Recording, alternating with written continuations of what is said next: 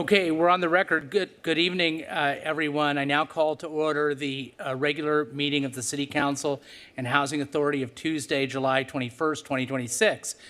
Now, normally we have the national anthem and Pledge of Allegiance, but tonight we're going to change things up a little bit. In lieu of the national anthem, we're going to play a video that our Costa Mesa TV team, who are award-winning, they made, and it's going to have the America the Beautiful. We're going to have the choir, the Voices in Unity America 250 choir that's going to sing. And what you're going to see in the video is images of our July 3rd event and a rehearsal before that event of the choir. Then after we do that, and if you want to sing along, you may. It's the words are on the video. And after that, we're going to do the Pledge of Allegiance. So let's stand for this, if we could. Please stand.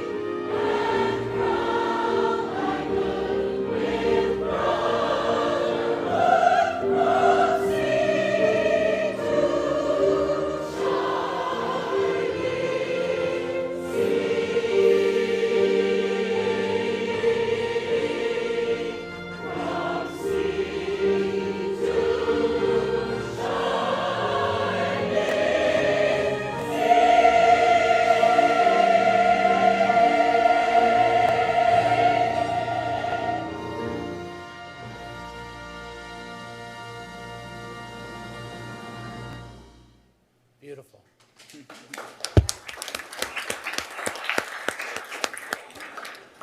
Ready, begin. I pledge allegiance to the flag of the United States of America and to the republic for which it stands, one nation, under God, indivisible, with liberty and justice for all.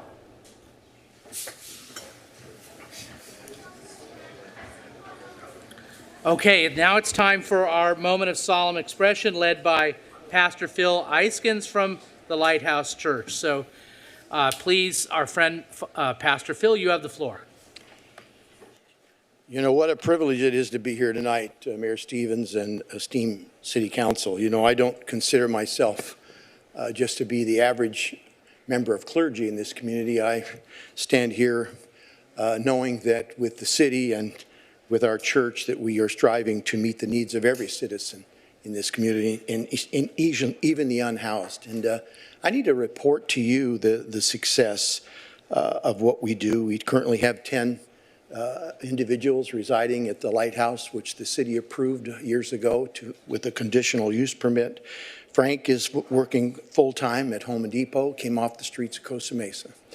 We have Arturo, who is just recently got a full-time job with the Bridge Shelter, who came off the streets of Costa Mesa.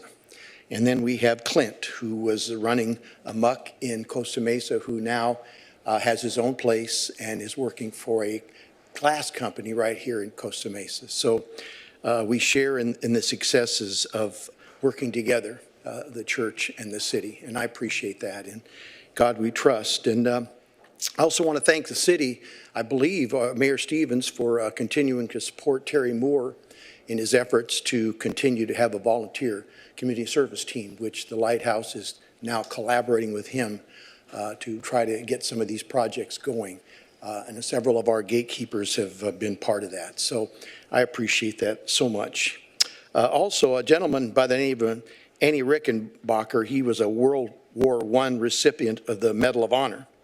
Later, he pioneered air transportation in our country, and he said this: "I pray to God every night of my life to be given the strength and power to continue my efforts to inspire in others the interests, the obligation, and the responsibilities that we owe to this land for the sake of future generations, so that we can always look back when the candle of life burns low and say, thank God I have contributed my best to the land that contributed so much to me."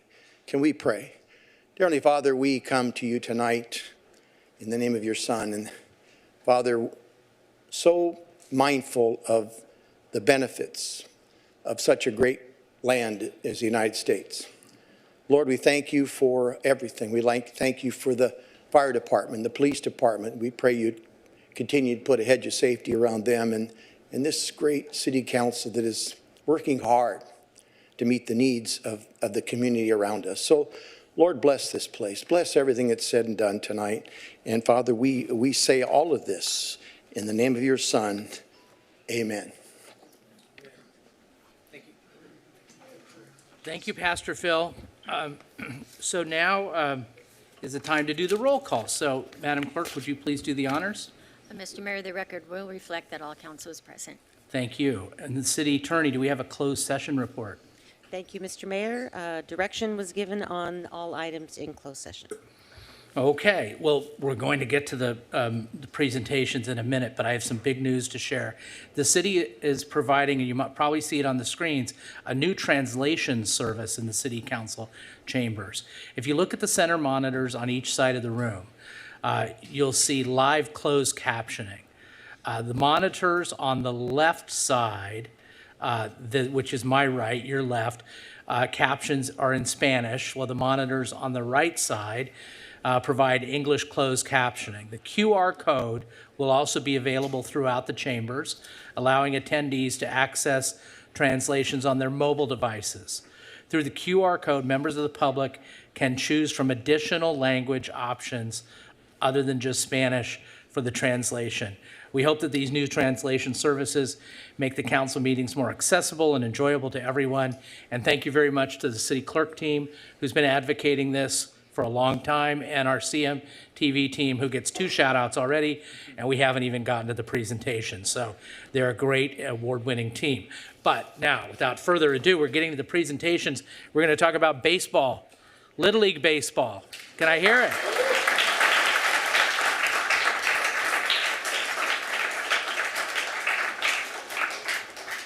We have two remarkable teams to talk about. Interesting coincidence between the coaches, their buddies and neighbors and stuff like that. And so it's a great Costa Mesa story. Both teams are champions in the, well, wait a minute. No, they're not both champions in the district tournament of champions. You guys won the All-Star. Yeah, got it. Okay, but first we're going to talk about the Brewers, the Brew Crew. The Minor B Brewers had an unforgettable season in 2026, and their remarkable achievement as champions of the District 62 Tournament of Champions. This team demonstrated incredible persistence and perseverance throughout the season. They started the year with a 2-8 record. They have a great coach. I talked to him. And they refused to give up, this team, these boys, finishing the season on a 13-2 run. You can clap.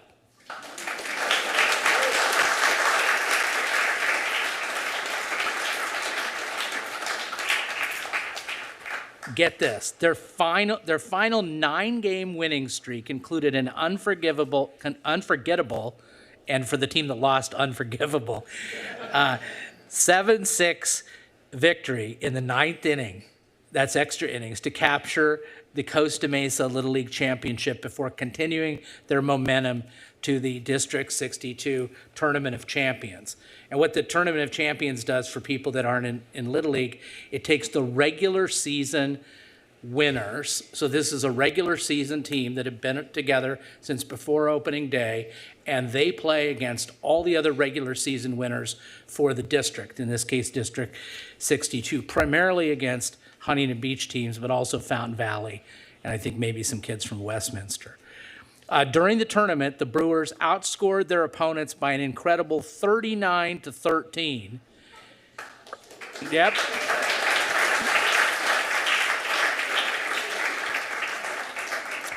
Earning the District 62 championship and becoming the 5th Costa Mesa team since 2002, only the 5th since 2002.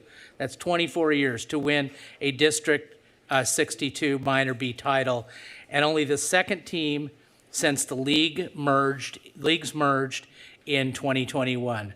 Your determination, resilience, teamwork, persistence, sportsmanship are a testament to what can be accomplished through hard work in believing in one another. We're really proud of you. Your city is proud of you, and the council is proud of you, and certainly your mayor. So at this time, I'd like to call up their coach, Josh Ryan, and he's going to provide a few remarks and pass out the certificates.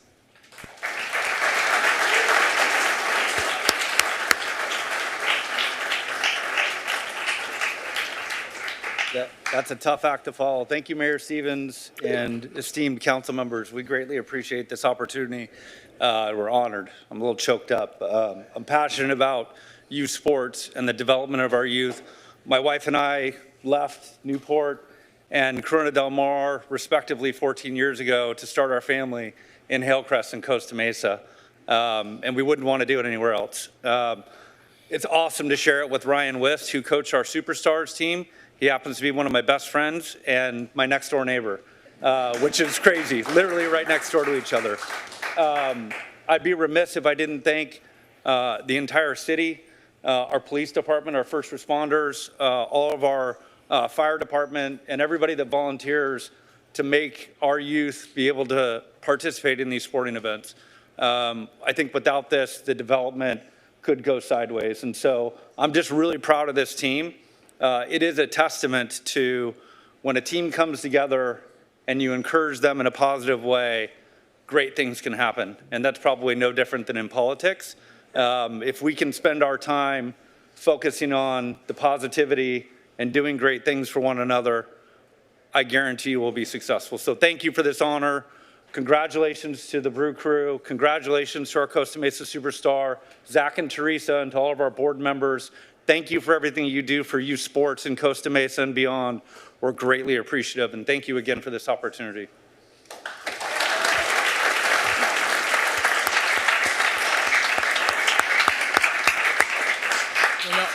You get to call them up. Call them up.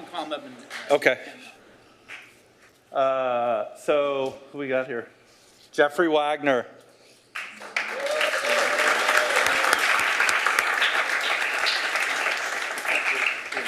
Oh, it does? Yeah. Okay. Oh, and by the way, one of our assistant coaches was Lieutenant Matt Grimman. He just retired from the City of Costa Mesa Police Department. He can't be here today.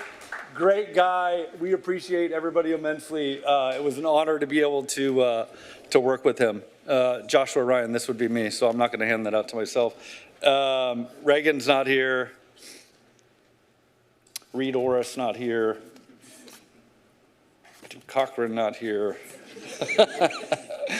Not here. Max Murphy. Elliot Ogden. Evan White.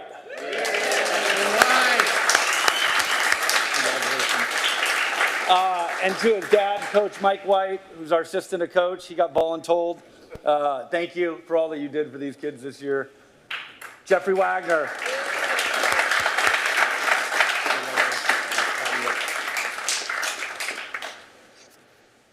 Roman, not here, Roman Sanchez. I'll just call their names in case. Levitt Ryan, my son.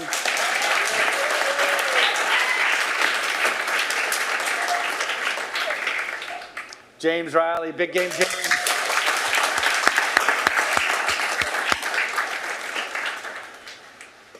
Colby. Miles. He's the one kid that didn't smile, so we got him to smile as a big accomplishment for this year. Maverick Manning, not here. Great kid, coached him the last few years. River. River Feinstein.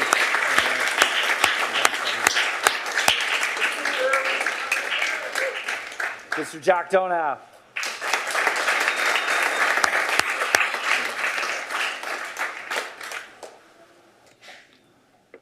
Damian Cortez.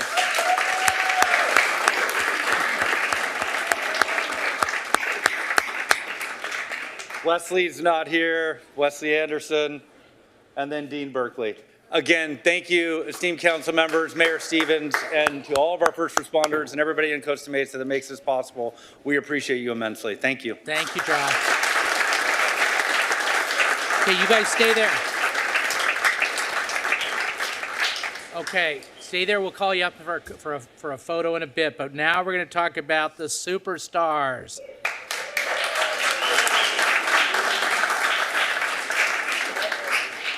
Now, the coach will say, but the superstars, is it 8, 9? What's that, Al? 8 and 9. 8 and 9 years old? Yeah. Okay. All-star team. Okay. Opened their all-star tournament in dominant fashion, winning the first 3 games, outscoring their opponents 19-1.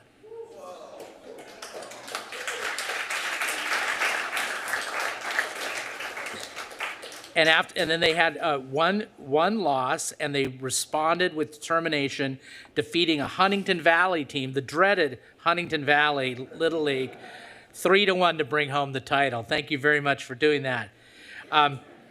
With this victory, the 2026 Superstars became just the second Costa Mesa Little League Superstars team to win the district championship since the tournament began in 2013.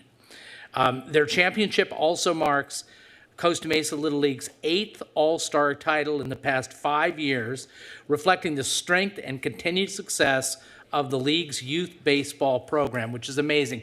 I think you had the presidents here. You had, what, like 668 kids this year or something like that? Yeah. About that? Yeah. Amazing. I mean, it's twice the size as when I coached back in the Stone Age. Okay, so what makes this accomplishment even more amazing is both these championship teams come from the youngest tournament divisions in Costa Mesa Little League, and their continued success speaks for a bright future. So we're expecting more championships from all you players in the future in the baseball community. At this time, if Ryan Wist would come up and say a few words and give out his certificate.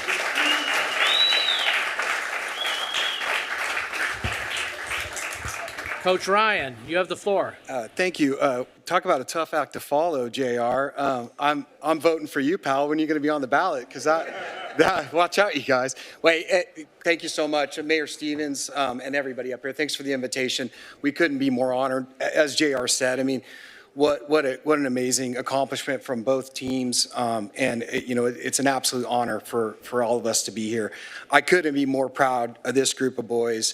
The challenge that they faced, and just they came together like brothers right away. Like immediately first practice, we knew we had something special with this group of kids, and it really is the testament to the families. And I think that, both sides, the Brewers, which I know a lot of you guys, and the Superstars families, the coaches can't do it. There's no way we could accomplish what we accomplished without this group of families. Like, we felt like a family, from day one. And I think, it takes a village, it takes a city, to bring, a group of 12 9-year-olds, as you guys can imagine, together for one goal and one purpose. And to have fun too. And I think that was the key for us, is that it wasn't always about winning. Coach Wist, wants to win, but it was about them having fun and getting better and coming together as a group. So the families, all you guys, thank you so much for everything you sacrificed to put into this team. Super proud of everybody that was involved. Again, JR, you absolutely nailed it. First responders, we appreciate everything that you bring to this community. We're neighbors. We love our neighborhood and our community, and youth sports, and so we're here to stay. And hey, we want to be back next year, Mayor Stevens. So we're looking, we're going to do our best to make that happen. So thank you very much.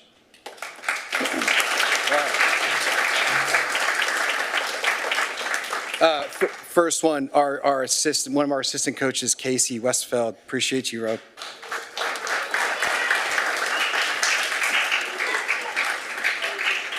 Hey, these assistant coaches had to wrangle me in because I'm sometimes like a panther. PJ McKeag, other assistant coach that can't be here today, out of town. Myself. All right, first one up, Kipton Westfield. Attaboy.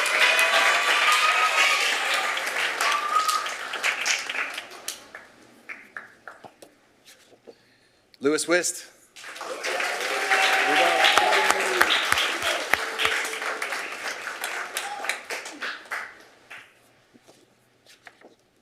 Mason Willison.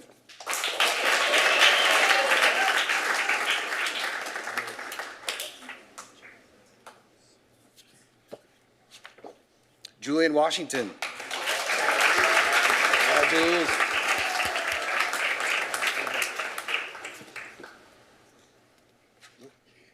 Nixon McKeag.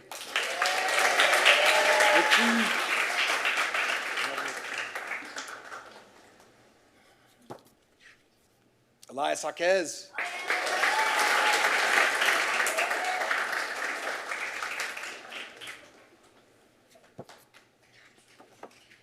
Isaac Hernandez is in Hawaii today. Brody Gutierrez. Yeah, Brody.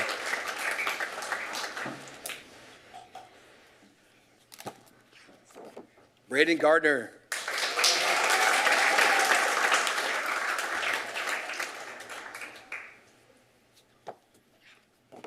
Kenny Feather, K5.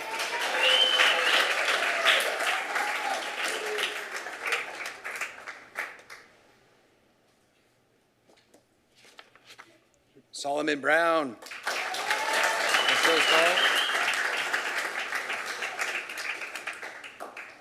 Last but not least, Case Boyer.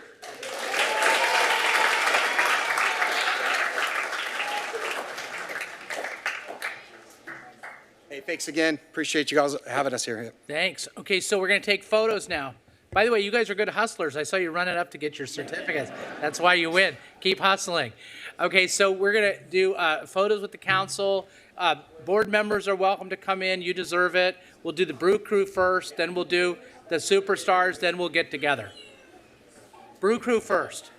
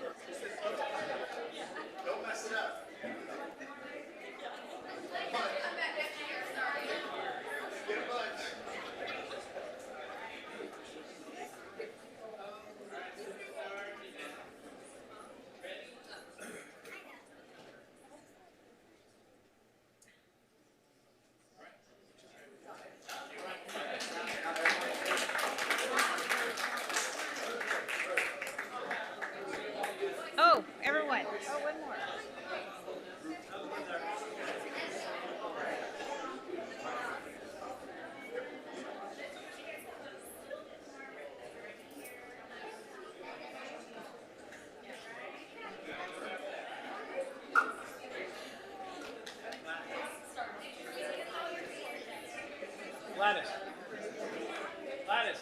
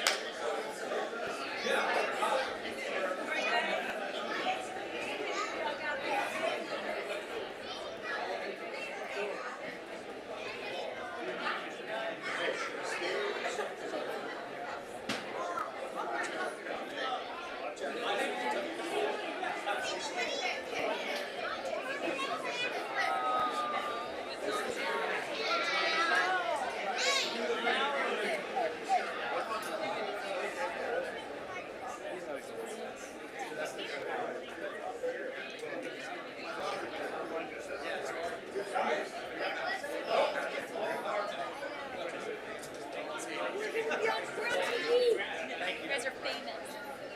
I did this. Yeah.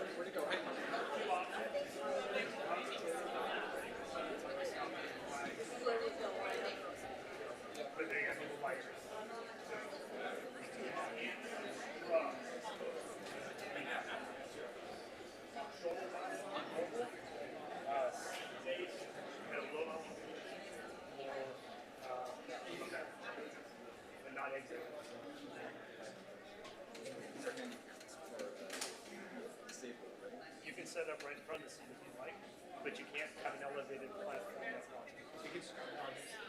Back there, you said you can't be the next one. There's a both of these rig styles. Obviously, I'm so empty in front of those doors where they all push out and all panic carpet pushes out. So there, or okay. This is any of those two seats or any three over there. Oh, he's going to put it on show. Yeah, okay. Yeah, that's cool. Thank you.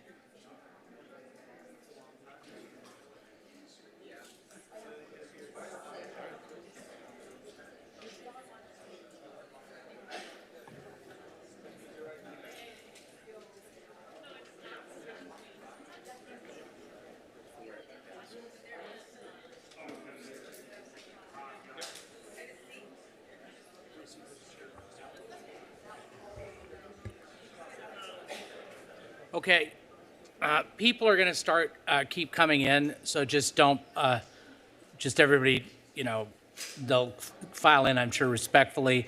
Let's get going, though, on our public comments. Before we start tonight's public comments, I just want to take a moment to address one thing. That's our ROCKS program, just in case some of you were here to talk about that. Earlier this year, the staff evaluated the program as part of our ongoing budget discussions. ROCKS currently operates at 9 schools, three locations. There's a lot of information here, okay? I'm going to skip some of it. After we were going to cut it down, but after further review, the staff learned that the alternative programs we were considering were not available, and so we reversed our decision. We've determined that the ROCKS program will continue to operate at all 9 school sites, just as it did before. Registration began today and is available online. Thank you to all the community members who brought this to our attention so we could fix the issue. And, you're welcome to talk about it if you wish at public comment, but we've addressed that issue before tonight. So with that, oh, by the way, 3 minutes. You get 3 minutes. When you have 1 minute left, you're going to hear a sound. You're going to see a light. The difference tonight, there's a lot of little differences. Normally, if you speaking in Spanish translations, you get 5 minutes. From now on, it's 6 minutes. So if you speak Spanish translation, you get 6 minutes. And then, of course, English, you get the 3 minutes. After the 3 minutes, your mic's cut off. You could talk about anything other than what's on the agenda. So you could talk about pretty much anything except for the flock issue or our issue about the ballot initiative, which is our second item we're going to take up after we discuss the flock issue. So with that, Flo, you have the floor. Thank you. Flo Martin, 59-year resident of Costa Mesa. For the last few years, I have been filing a public records request to get the number of car collisions, both driver to driver and driver to pedestrian and driver to cyclist. As a longtime member of the Active Transportation Committee, public safety on our streets has been my primary focus. I applaud Public Works because of Public Works' effort to make our streets safer for pedestrians and cyclists and drivers. Our crash incidents have dropped drastically. In the last few years, it was up to 200 or 300 crashes a month. This last month of June, it was down to some 35 or 40. So Public Works is making Costa Mesa safer for us all. Thank you, thank you, thank you. Thank you.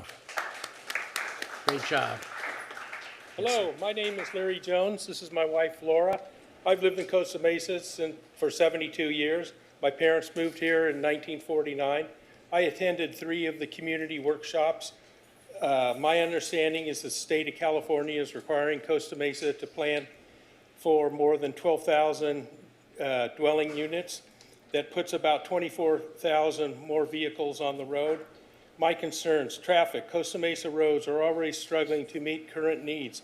Large new developments, including those proposed for Fairview State Hospital, Trinity Broadcasting site, would place additional pressure on the majority roads throughout the city.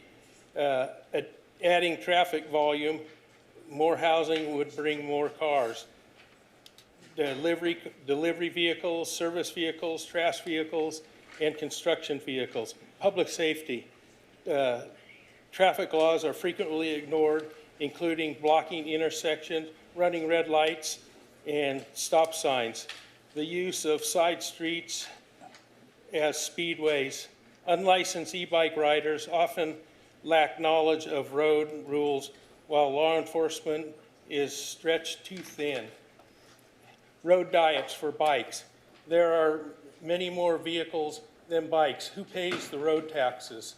Parking, side streets are always filled up with cars, and double parking is becoming a common occurrence. ADUs not required to provide any parking. New rules to allow 4 dwellings on a single family lot. Our current streets can't accommodate the vehicles already here. Business climates, 746 West 17th Street, 15 units, approximately 45 employees, told by the owner of the property to vacate by February 2027 to make the way for more dwelling units. Most are trying and failing to find affordable rentals in the city of Costa Mesa for their businesses. Utilities, do we have enough? Example, water, electric, sewers. The quality of life is being ruined for existing residents. Thank you. Thank you for your time.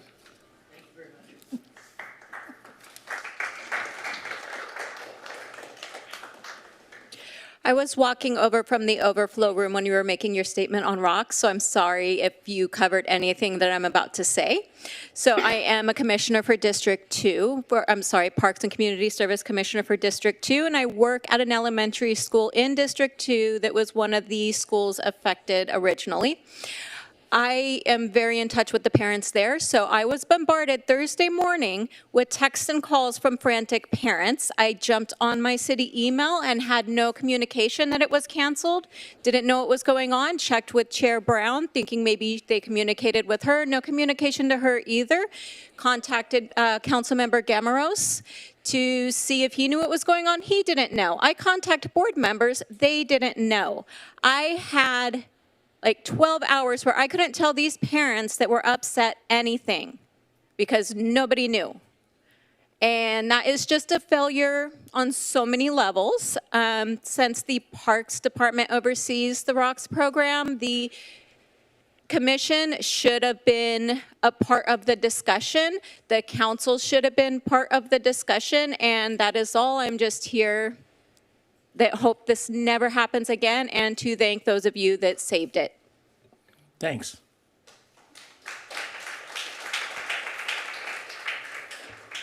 Yes.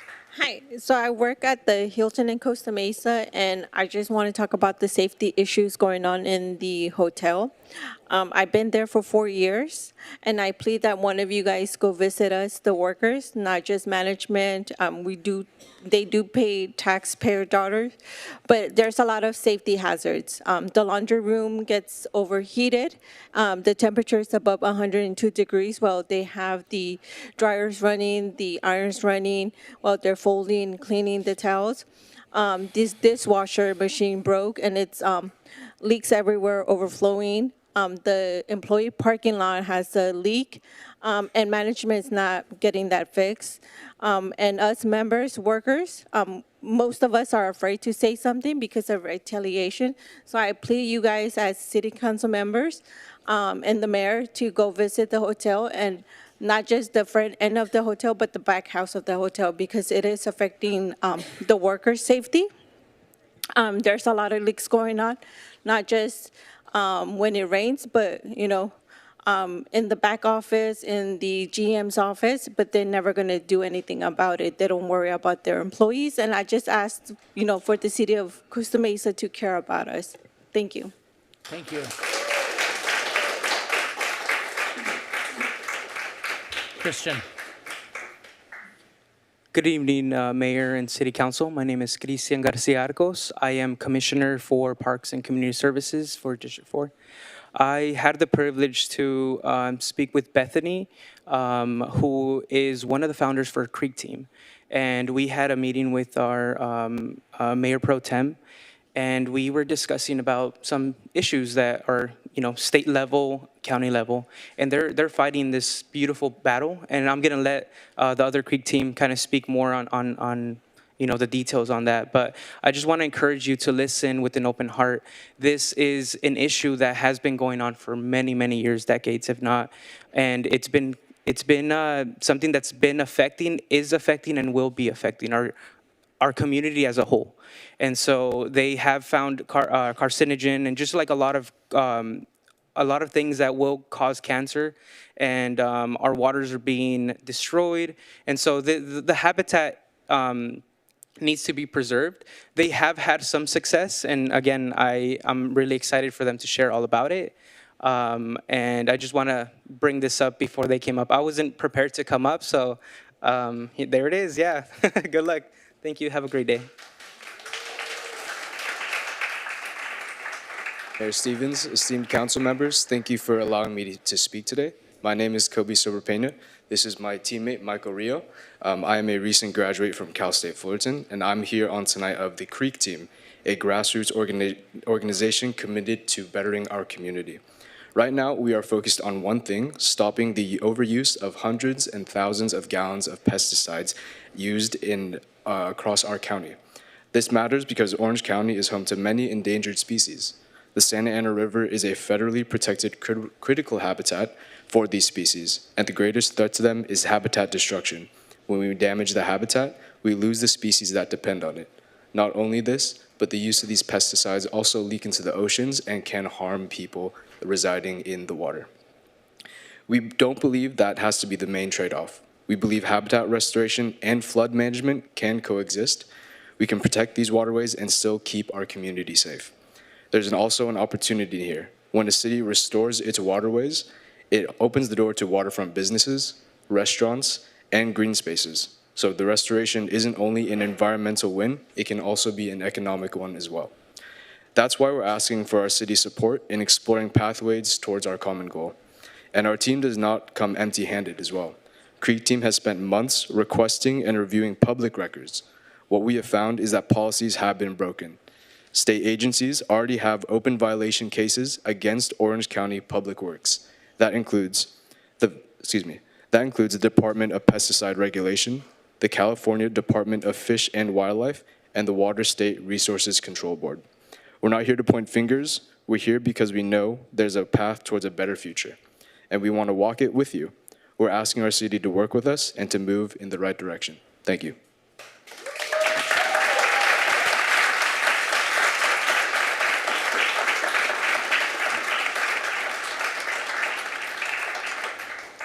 Hello, Council. My name is Michael Rio.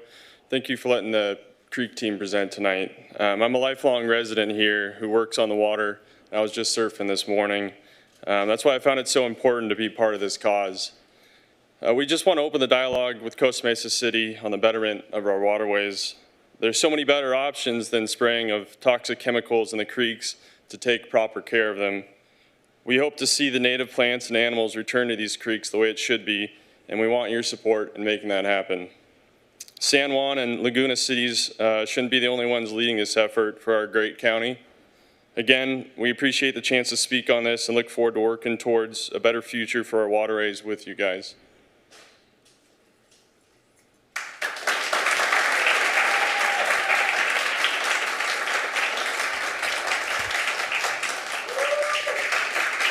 All right, nobody on Zoom? Okay. Okay, there's nobody on Zoom, so we'll close public comments, and then we'll move on to council member committee reports, comments, and suggestions. The first one up is from District 3, council member Andrea Marr. I'm going to hold my comments for tonight. We've got a long meeting. Thank you. Thanks. Okay, next up is from District 5, council member Arliss Reynolds. Well, with that, thanks for everyone who spoke. Thanks, Mrs. Martin, for your comments on safe streets. I agree with you that I'm very, very proud of the work that we're doing, very, very proud of our Public Works Department. And it's wonderful to be able to see the outcome of the safe street work in terms of real data and reductions in collisions and injuries in our city. So thank you for calling that out. Just very quickly on rocks, there's been a lot of conversations in the last couple of days, and definitely discussions about process of decision-making and communication to make sure we avoid that kind of 48-hour craziness going forward. Creek team folks, thank you. I've actually engaged with some of your members on behalf of the Sierra Club. My understanding is what you're working on is outside of the jurisdiction of the city, but I would welcome bringing a resolution to the city that we could support since the Santa Ana River is along our border. An update for council and the public. We did complete the work of the Randall Preserve Advisory Committee. I was a representative on that committee for the city of Costa Mesa. Staff submitted a letter to represent our goals and our concerns about the planning process. The advisory committee, I think just last week, made a final recommendation on the plans for that preserve. And we're still about a year away from public access, but it's very exciting to reach that milestone. Maybe I'll send some info to the city to share to the public. One part of the next phase of planning process will be continued engagement with between MRCA, Coastal Corridor Alliance, kind of the stewards of land and our police department, our fire, of course, and public works, because we do want to make sure we have a really solid plan for safety, of course, but also circulation when that park opens. We're also nearing the 10-year anniversary of saving that park to be a preserve for the public. One other quick announcement, I think we have a flyer showing. Costa Mesa Alliance for Better Streets is hosting their first ever bike repair event this Sunday at Donald Dungan Library. So this is an opportunity if you have a bike that's been in the garage for 10 years or something happened recently. I didn't make it to the fair opening on Friday because I had a bike incident I couldn't fix. Bring your bike down, meet some biking folks. They'll do a free tune-up for you, give you some advice on bike maintenance. It's going to be a great event, and it's totally free. Thank you. Thank you. Next, we're going to go to District 6, Councilmember Jeff Pettis. Thank you, Mayor Stevens. Welcome to the public. And hey, listen, so we had the East Side Exchange, which is my quarterly pop-up. Several weeks ago now, we've been off for a little while. It was at the Jordan Park. And you know what, at first I'm like, does anybody care about these things or anybody watch? And it turns out they do. I had a visitor from a gentleman named Jeff Holt with the Project Independence Group, which is a special needs and developmental disabilities group. They help people in that community get out and live independently. And he had heard about my pop-up on the previous council meeting, showed up and told me about what they're up to and their annual walk they do, which I'm going to be showing up to. So I thought that was great, and I appreciate meeting Jeff that afternoon. And we went to the July 3rd celebration for the city. 16,000 Costa Mesa residents, maybe not just Costa Mesa residents, but there was a record number of people there, and I was proud to be a part of it. Thank you to police that was there. Orderly event, lots of fun. And I'll be doing that annually going forward for sure. And also getting a chance to open up the OC Fair, which I've been going to since I was a little kid.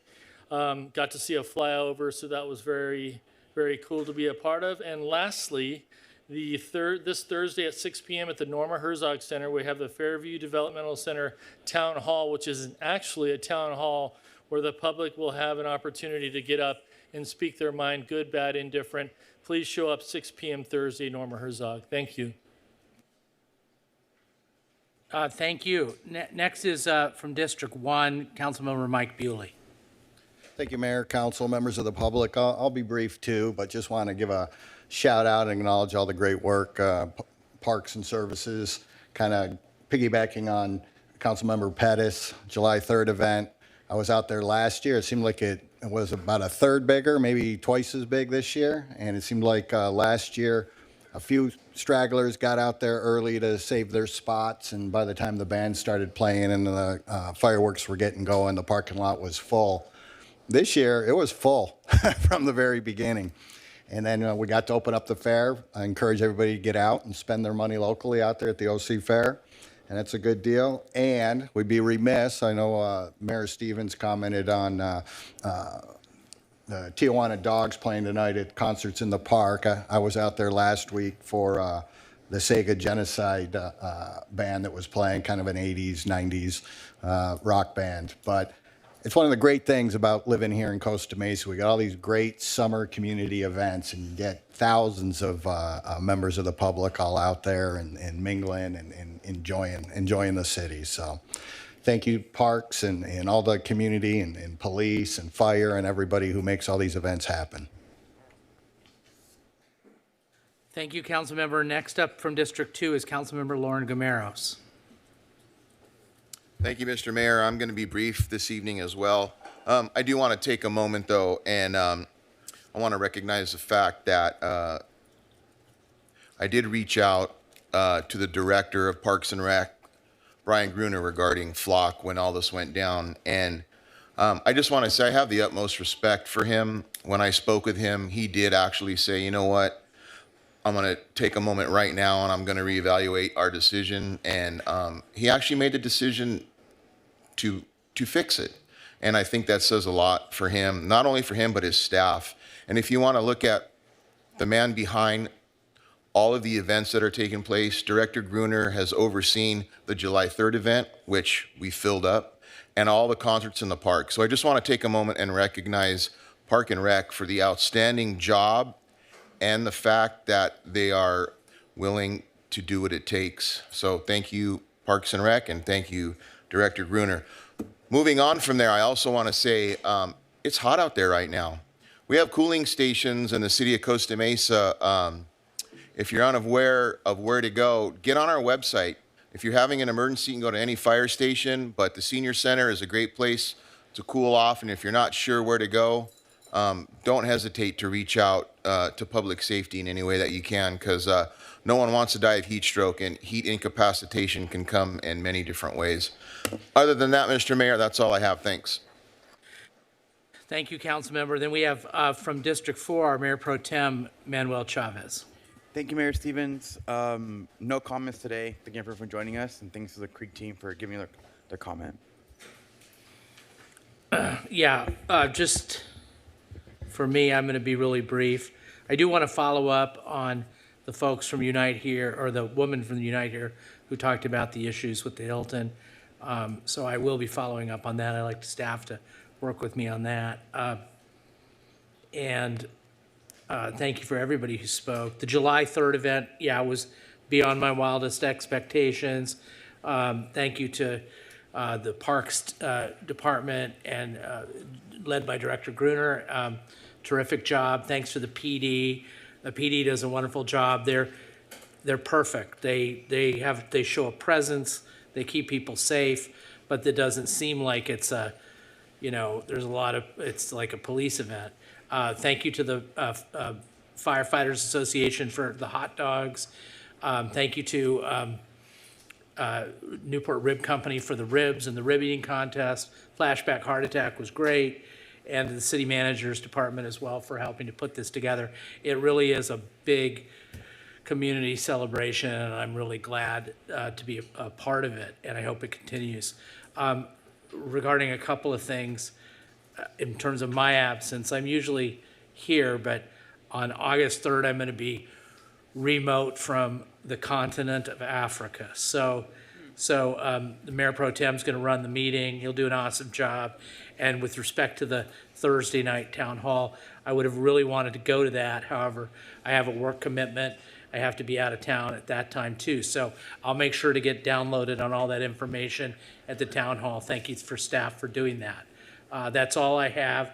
Now we're going to hear from our city manager, Cecilia Gallardo-Daly. I have no report out tonight. Thank you. All right, good, excellent. City Attorney, Ms. Hall Barlow. I'm going to say ditto. Ditto. Okay, so consent calendar is next. All items on the consent calendar will be made in one motion. They're considered to be routine. Some items can be pulled by the staff, by the city council, or by the public. Madam Clerk, has anybody pulled anything? No, Mr. Mayor. Okay, and then Councilmember Gameros, do you need to be recused from? Okay, he needs to be recused from the warrant resolutions because his wife used to work for Priceless Pets. Okay, with that, can we get a motion? I'll move consent. Okay, Councilmember Reynolds is moving the consent calendar. Mayor Pro Tem Chavez seconds. Let's call for the question.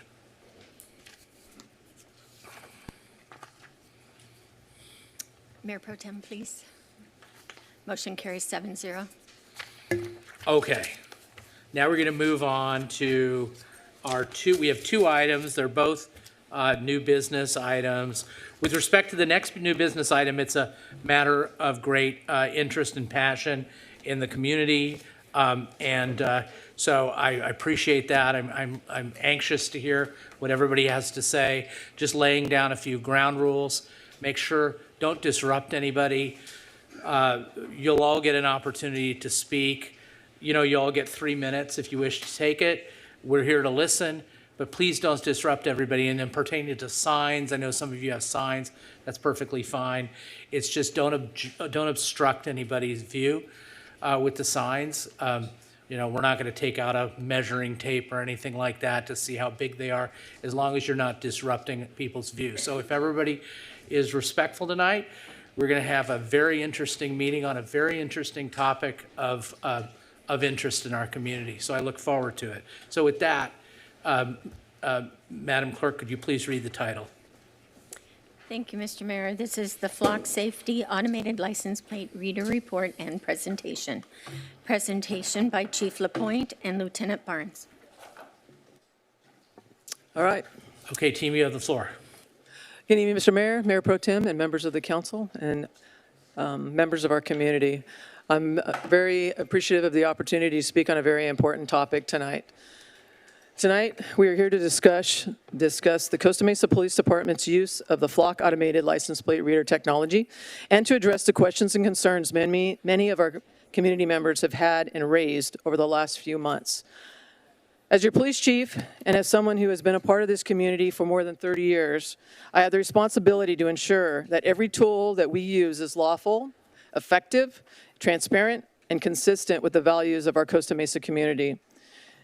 As your police department, we are responsible to protect our community while respecting the rights, the privacy, and the constitutional protections to every person who lives, works, and visits our city.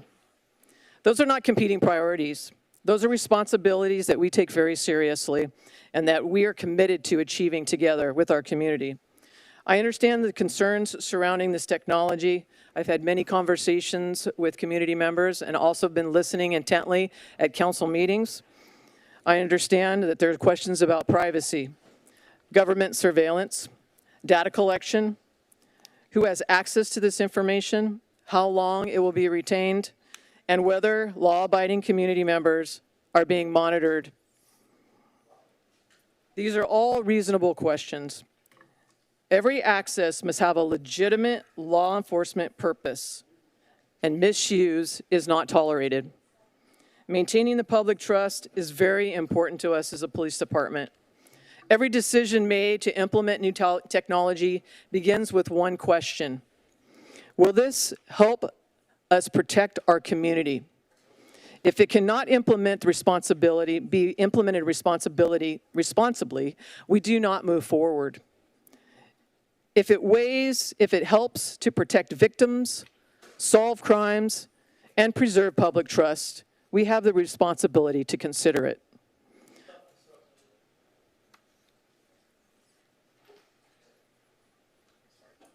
It's okay.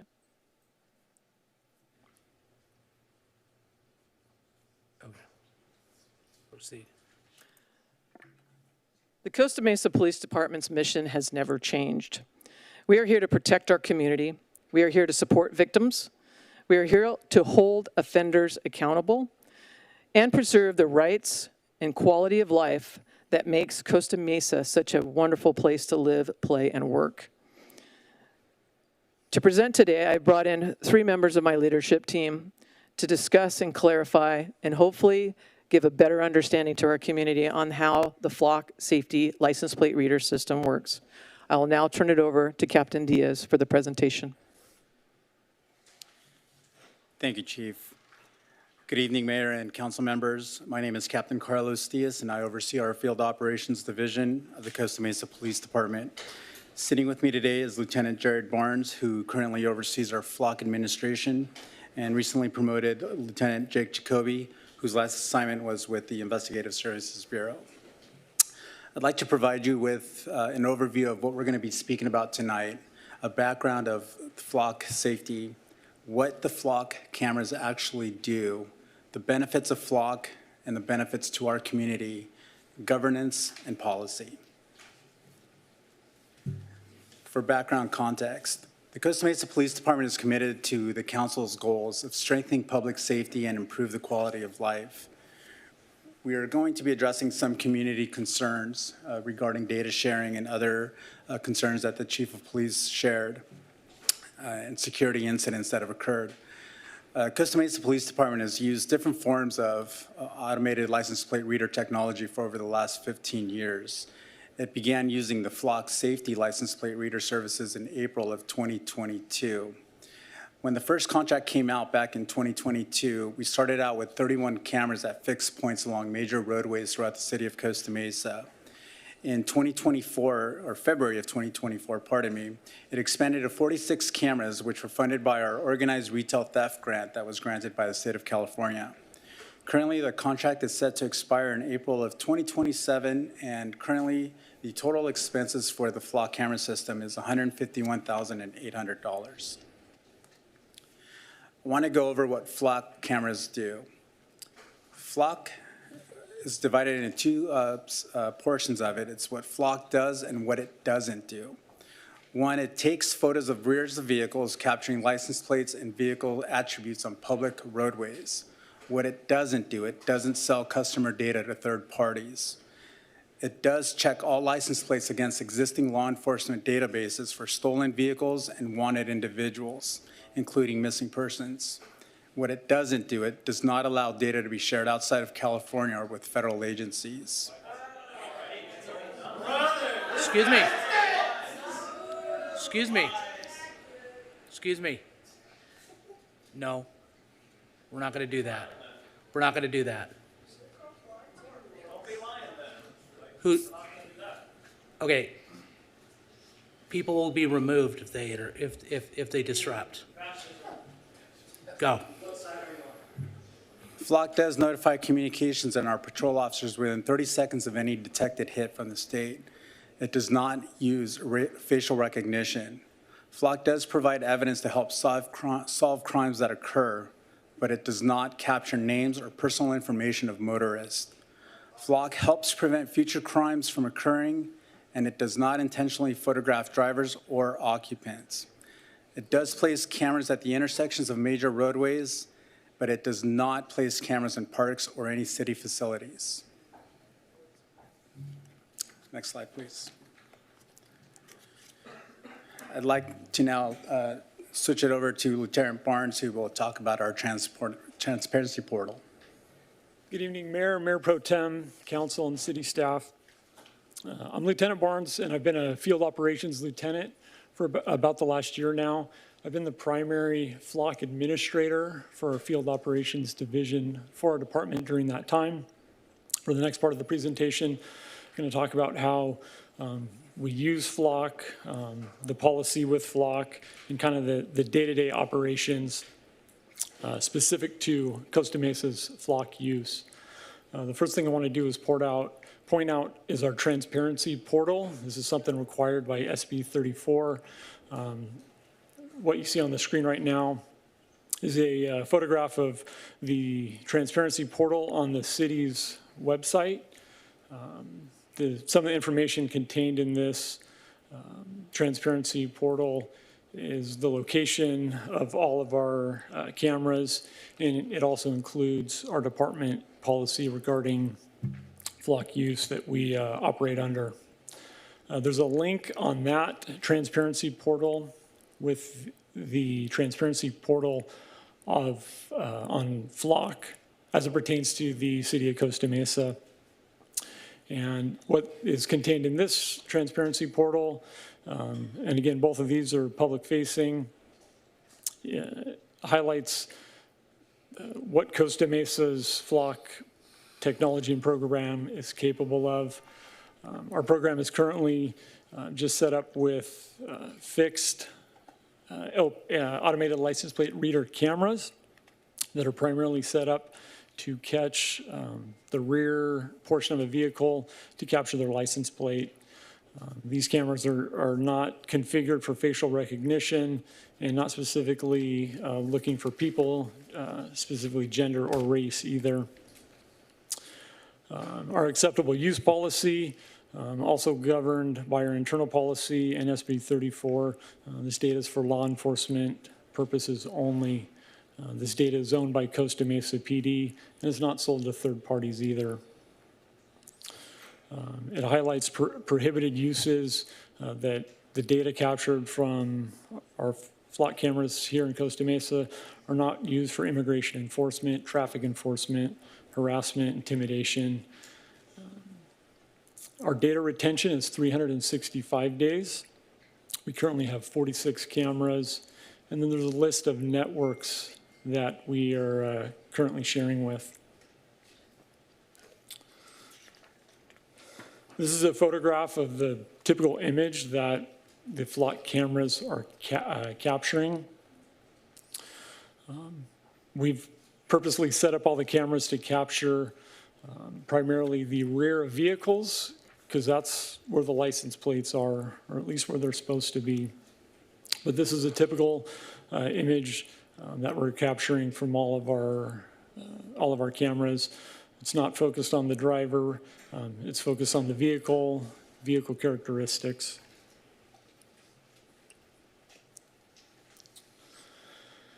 Flock technology is used to deliver real-time intelligence, and that's where the power and the benefit of Flock really is seen. This is not a novel technology. It's used nationwide, currently by well over 5,000 law enforcement agencies and over 1,000 private businesses. Statewide in California, there's currently over 400 law enforcement agencies. Orange County alone, there's 21 law enforcement agencies that are using it. It's almost every city, except for I believe it's 2 of the smallest cities in the county. All of our partner and local agencies are using Flock. And then locally, here in the city of Costa Mesa, we have our PD that's using it. And then it's important to highlight some of the private partnerships we have with businesses that believe and see the value in Flock. One of those being South Coast Plaza, that's invested in their own Flock cameras. Another private business is Home Depot. And then there's even HOA that see the value of having Flock cameras. And there's an HOA in Costa Mesa that's invested in their own camera.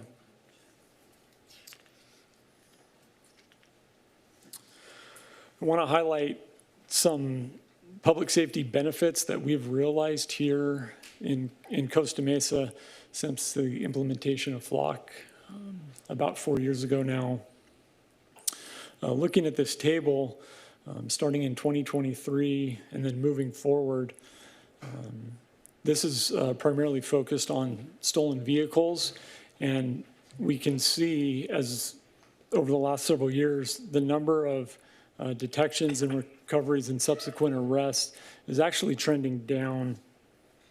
And it's our belief that this is showing the success and benefits of Flock, because not only Costa Mesa, but all the surrounding agencies have it. It's creating a decrease in crime, particularly in the stolen vehicles.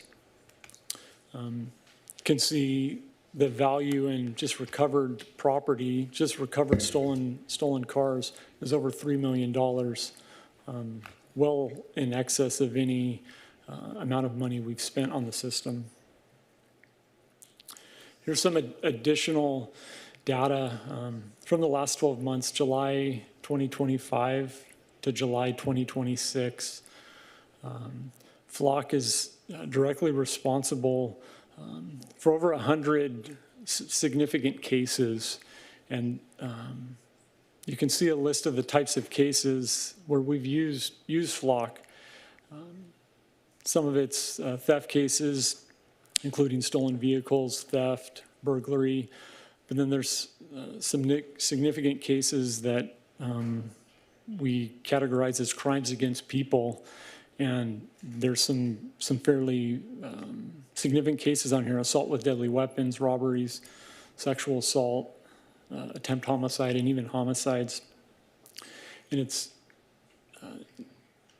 easy to look at this as a number, but without Flock, these cases would not have been solved as quickly as they were solved, and it's potential that we may not have solved them.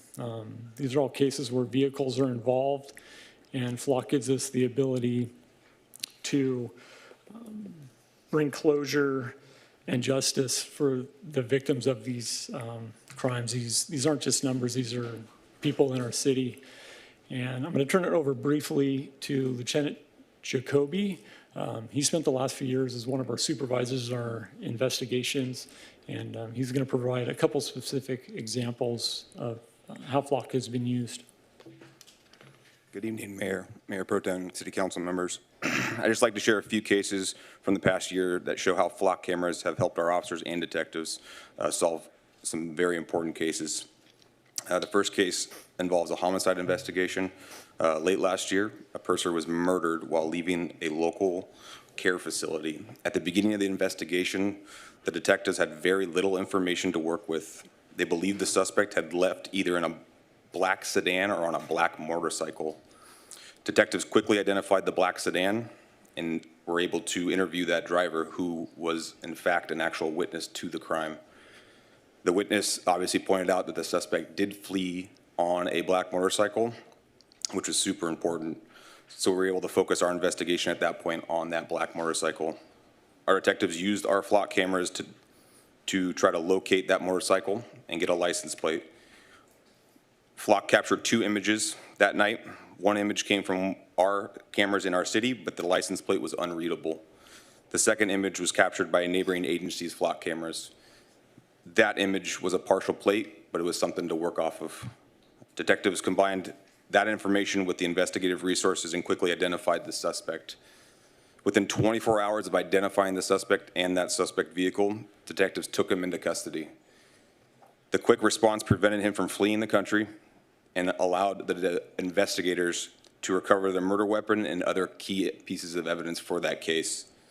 I can honestly sit here and say without those flock images, the investigation would have been significantly more difficult and may have remained unsolved for a much longer period of time. This was huge because we were able to give the family closure immediately. The next case I'd like to talk about was a critical missing adult. Earlier this year, officers responded to a report of a critical missing adult who suffered from dementia. The family believed he had been missing for several hours. As the investigation went on, officers learned that the family vehicle was missing. At that point, we didn't know if it was a kidnapping or if the elderly male had just gone for a drive. Because he hadn't driven in years due to his declining health, every minute mattered. Detectives immediately searched the vehicle using our flock camera system. The camera showed when the vehicle had left and the direction of travel. We immediately put all of our resources in that area to hope to find that individual missing. As we were searching for that vehicle, the vehicle was captured again by another flock camera in a neighboring city. We were able to work with that agency and we sent our officers in that direction, and we were able to locate the missing safe and unharmed. That investigation from start to finish lasted about 25 minutes. Without that information provided by Flock, finding this individual would have been like looking for a needle in a haystack. The last example I'd like to highlight is a case earlier this year in February where our detectives investigated a rideshare accused of sexual assault and kidnapping. We had surveillance footage from local businesses and residents that captured the suspect vehicle, but we had no plate information. Using our flock cameras, investigators were able to identify the vehicle, which led directly to identifying the suspect. Detectives obtained an arrest warrant and entered the vehicle into our flock system. Within 18 hours, that vehicle returned to Costa Mesa. He was working rideshare again that night, and there was a potential that there was other victims that he was going to prey on. We got him in custody, which was amazing.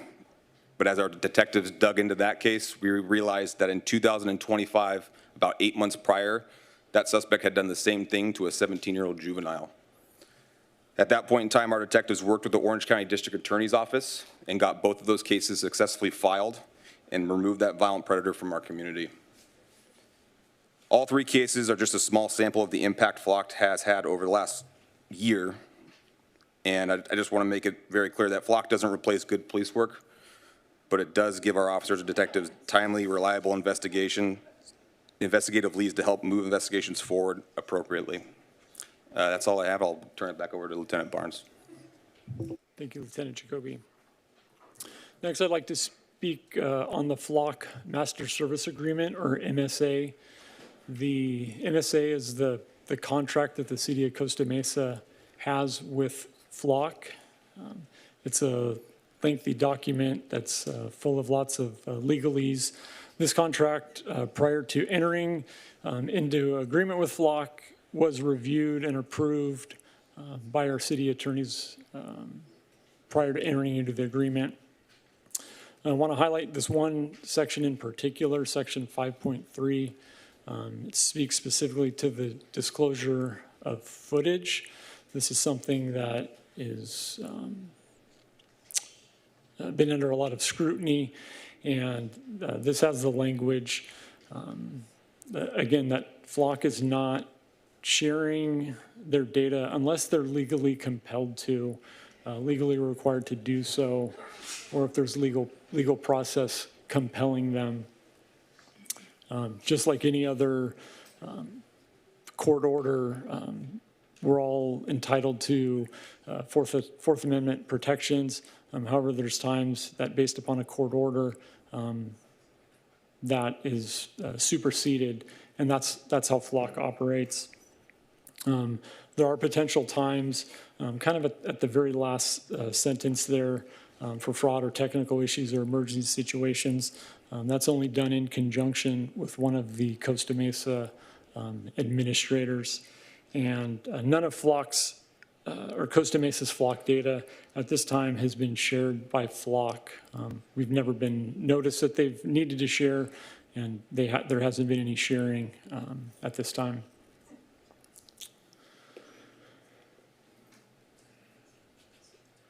Our Flock use is further governed by, it's really SB 34 that was then codified in the Civil Code sections, 1798, and there's several of them there.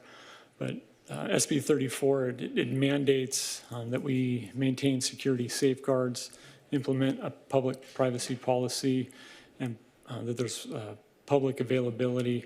And all of this is referencing the policy that we have in place at our department and the Flock security safeguards with the cloud data and our internal security, and then our transparency portal. Further, there's accountability required for use of Flock, and that is happens through, there's several different things, but one of those is a multi-factor authentication login that helps ensure that only authorized users are gaining access to Flock. As officers are searching in the Flock program, one of our policies internally and in the civil code, it has to be for a legitimate law enforcement purpose. And when searches are conducted now, officers are required to enter a search reason. And then we've continued to develop and refine procedures to ensure no unauthorized users. And Flock is continuing to develop and refine their technology with the addition of audit assistance, which helps detect anomalies that would indicate unauthorized use of the Flock system. I'd like to speak briefly on our department policy and operations now. This can also be found on our transparency page. Again, the use of Flock, it's supposed to be for official law enforcement use only. As mentioned earlier, our data collection and retention it's for a full year. It's for 365 days. That's something we believe strongly in because it aids in that extended retention in our investigation. Some investigations or crimes come to light well after the 30-day time frame. And so it's important for the investigators to have those images for a longer period of time.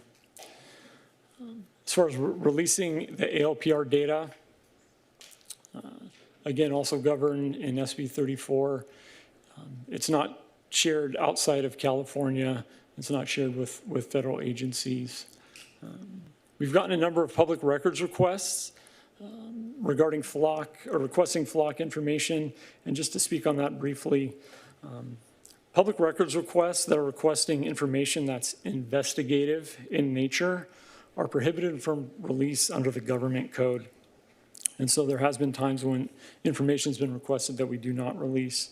Other information that doesn't meet that criteria is released, and we do release it. Occasionally there's requests for information that it's a little bit of a gray area, and we simply pass those on to our city attorney for guidance. They're the legal experts, and we rely on their legal expertise of whether that information will be released or not released. Speaking a little further on system access controls, those are all set by the FLOC administrators. There's several in the department.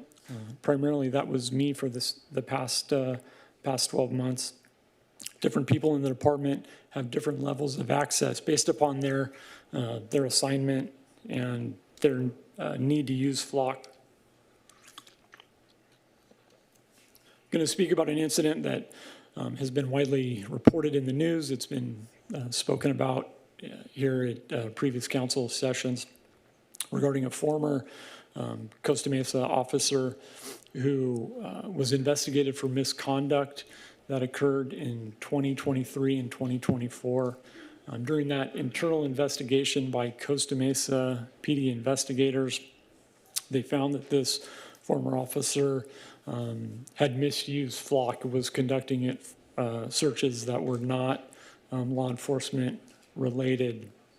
During that investigation, that employee was placed on leave and the case was filed with the Orange County District Attorney's Office. The officer ended up pleading guilty in that case. There's further internal review that was conducted and was resulted that further refined Costa Mesa's audit and oversight to ensure that the system is being used for official law enforcement use only.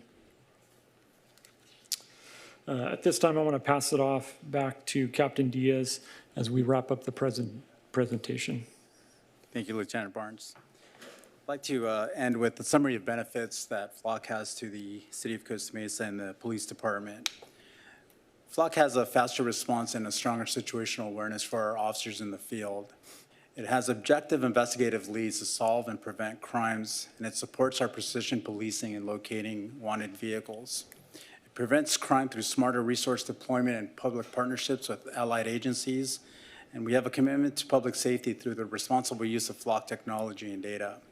And we also support multi-agency response to regional crime trends with our regional partners throughout Orange County and the state of California. The Costa Mesa Police Department recommends that based on demonstrated success of the Costa Mesa Police Department's automated license plate reader program, staff recommends that the City Council approve the continued use of FLOC Safety APLR system. Another consideration that the city can have is to provide direction to strengthen the language into the master service agreement to ensure data security. And we welcome any questions from the council. All right, now it's time for questions for council. Looks like we've got Councilmember Pettis is up first. Yeah, I'm not sure if this question is for the police or staff in general, but can the staff commit to, if this was to pass, to an annual or quarterly or some sort of regular public report? Is that something you guys would be able to put together pretty? I know, yeah? Yes, we could certainly compile a regular report of how it's being used and the successes or cases where it's being used. With a report, could it include like arrests, recoveries, missing persons, searches, audits, violations, and corrective actions, things like that? I know it's a lot to ask, but that's the kind of detail it could include. So, yes, that's not a problem. okay. Will staff return to council immediately if state law, vendor policy, or system architecture is materially changed ahead of time? Yes, we can, anything that changes within the FLOC system, the administrator, it always goes through the administrator for approval or denial of any of those changes. If any law changes or any terms of the contract, obviously it would have to go through the legal department, but any changes related to the system, whether it's a software update or some kind of change that has a direct effect of our agency and the control of our data, obviously we would have to approve that before any changes were made. Last one. Will council have the opportunity to reconsider the program before the next contract period?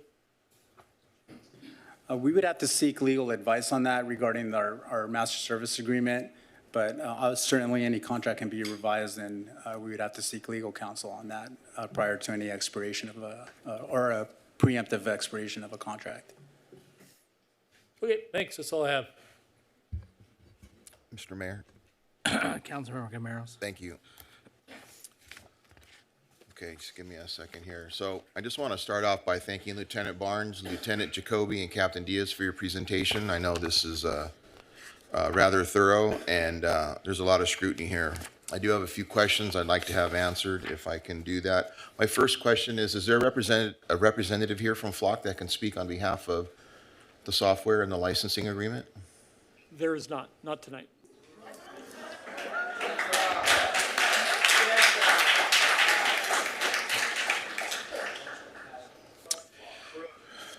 So if DHS or ICE wants to have a licensing agreement with Flock, can they do that in our city?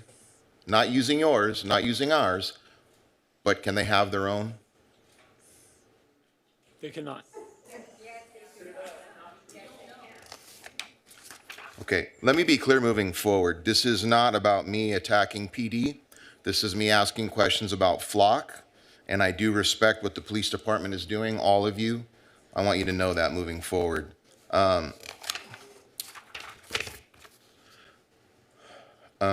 Okay.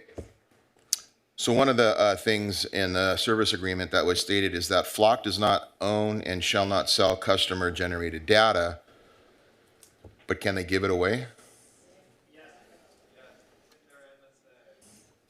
I can tell you what page I'm reading that from if you want me to refer you. Sure, that'd be helpful. It's going to be... Excuse Hold me. on one second. We can't have any disruptions, all right? We can't have this. He's asking questions. Here's the process, just so you know. If you have something to say, you're going to have the opportunity to do it. He's asking questions of the staff. Let's give him the opportunity to do that, and let's give the council the opportunity to hear the answers. Then you'll have an opportunity to come up and say whatever you want for 3 minutes, okay? Mr. Mayor, I just want to weigh in. They may not give it away outside a lawful law enforcement purpose pursuant to California law under the Civil Code.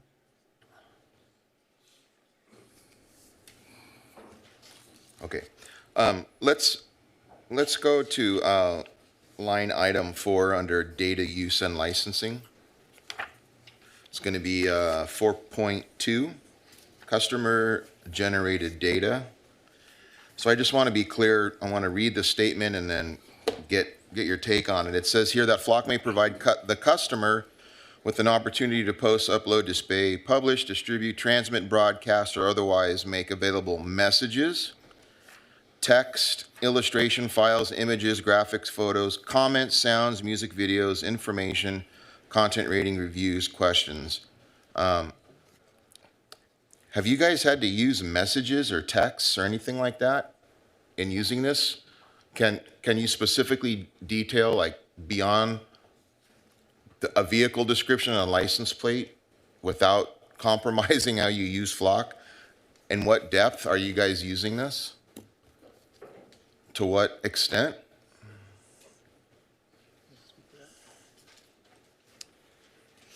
So are you asking if we're using videos or music? Well, okay, it says here that this is the customer-generated data. The police department needs a license plate, a vehicle description, and there's a possibility of facial recognition. But there's all kinds of other things that can be attached to that. So if you're not using it, Flock can use it if they want to for whatever reason? I mean, does it come up on I don't know what your screen looks like when it comes up. I know we saw the back of a truck, but what are you seeing? You know, what comes up when you say, time to start looking at Flock? Yes, I understand your question now. So the answer is that our camera systems only read license plates. They do not have facial recognition technology in them, and there's no other data other than the license plate reading technology that captures vehicle license plates. That's all that we receive on our end, and any other files we have no access to, and we're not distributing any of those files. So you would not know if Flock was expounding on the information. You're just getting this much information of this much information. Is that correct? I don't understand what you're. So you what you're get a asking. couple of things, right? But it says here there's a lot of other things that they can utilize. So would you know if Flock was utilizing information other than what they're allowing you to use? And can they do that? We own the data regarding license plate reading technology and the license plate information that comes through. Any other information, I believe that it is a standard contract language that there's on the master service agreement, but we do not see any illustrations or text, music sounds that are coming through our cameras or that we're actually distributing to third parties. Okay. Let's move on to 5.1 under confidentiality.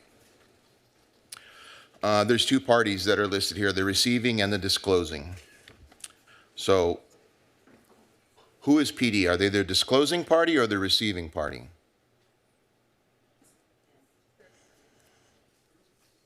Mr. Mayor, it depends. It Yes. depends on who is receiving the particular information that is deemed confidential. So if we are providing confidential information to Flock, then we are the disclosing party and they are the receiving party. On the other hand, if they're disclosing confidential information to us, like some access information necessary to get into their software system, for example, then they would be the disclosing party and we would be the receiving party. Okay. So the reason I ask this is because under 5.1 it says that each party, the receiving party, whoever that is, understands that the other party, the disclosing party, has disclosed or may disclose business, technical, or financial information relating to the disclosing party's business. I don't understand. I understand if we're buying a house, the buyer and the seller, but this is not clear to me. We don't have to answer it right now, but I'm bringing it up. It might get answered later. Let's move on to 5.2, please. It says here under usage restrictions on Flock IP. Customer, second paragraph here. Customer fully acknowledges that Flock retains the right to use the foregoing for any purpose in Flock's sole direction. So that right there would lead me to believe that they can take the information and do whatever they want. They put it in writing here. Is there any clarification beyond what I'm reading here, the actual language, that would clarify or subvert that statement? If I may, Mr. Mayor? Yeah, of course. Yeah, this particular language relates to their intellectual property, which is, for example, the code that they use, the software, and so on. It does, this particular paragraph applies to their proprietary information, and they are reserving the right to use that proprietary information. This provision doesn't relate to the data that they collect on our behalf. Okay, thank you. I appreciate that. Let's move on to item 5.3 under disclosure of footage. It says Flock may access, use, preserve, and or disclose the footage to law enforcement authorities, government officials, and or third parties if legally required to do so, or if Flock has a good faith belief that such access, use, preservation, or disclosure is reasonably necessary to comply with the legal process. I'm just going to say right now that Flock using the word good faith belief and reasonably necessary sounds to me like they're creating a loophole so that they can use this information for whatever they want.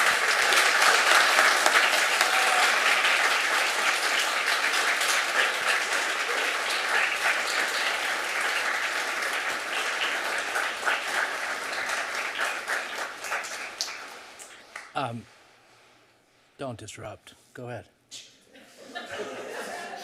I would just like to move on. I'm almost done. I just want to make sure I'm clear of what I'm reading here. Under 7.2 termination, it says here that upon termination that Flock will remove any applicable Flock hardware. Of the other cities that have terminated their agreement, did Flock actually come out and remove their hardware? Does anyone know? If you don't know, that's okay. I mean, Yeah, it's a the answer is question. we can't respond to other cities' Okay, that's okay. removal.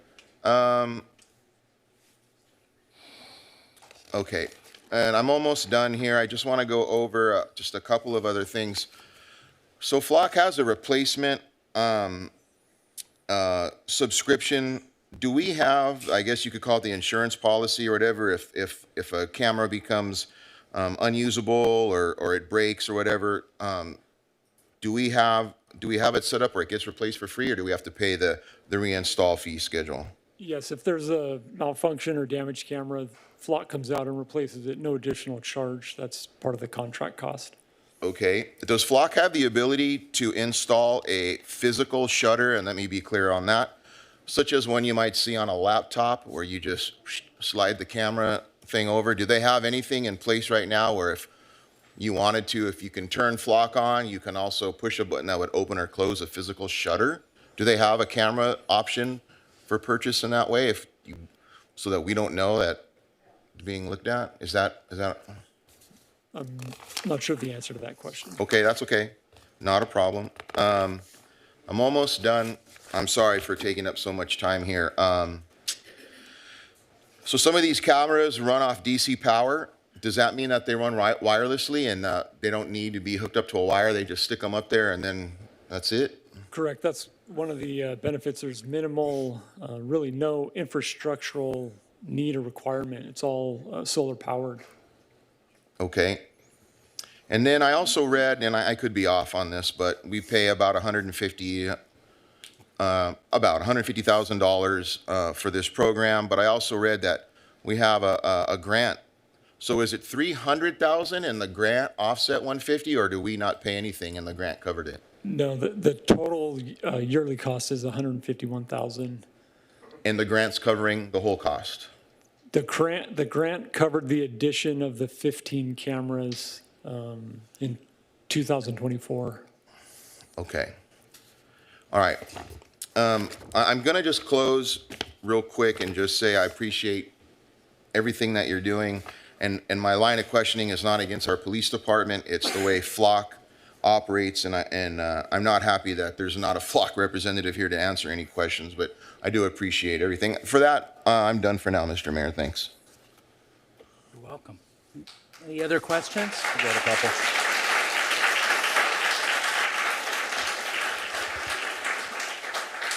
Councilmember Bewley.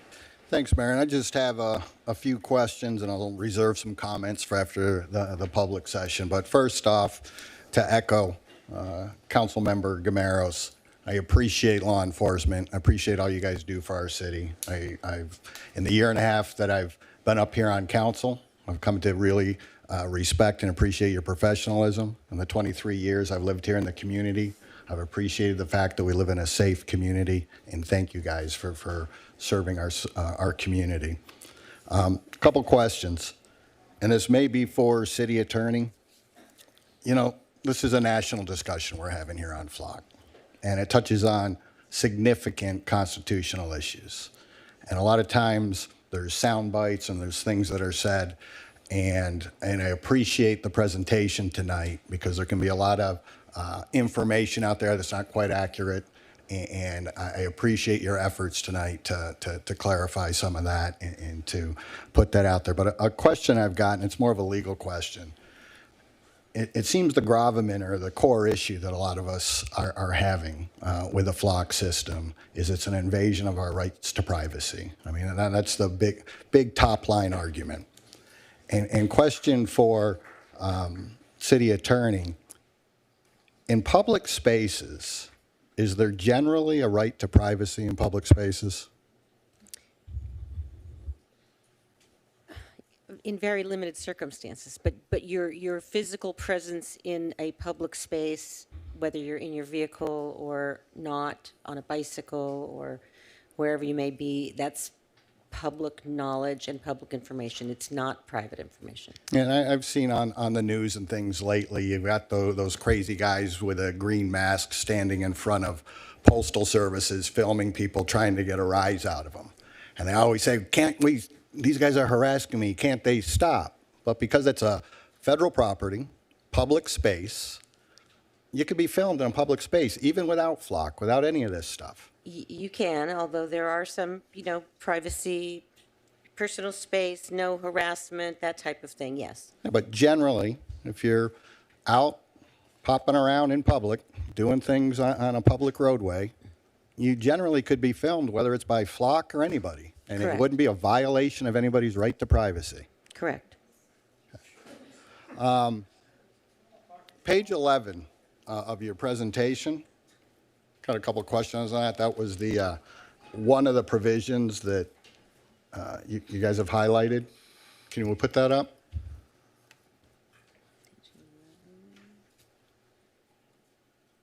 Where it talks about disclosing the footage to law enforcement authorities. That's 5.3, yeah, page 11. Yeah. Disclose the footage to law enforcement authorities, government officials, and/or third parties if legally required to do so.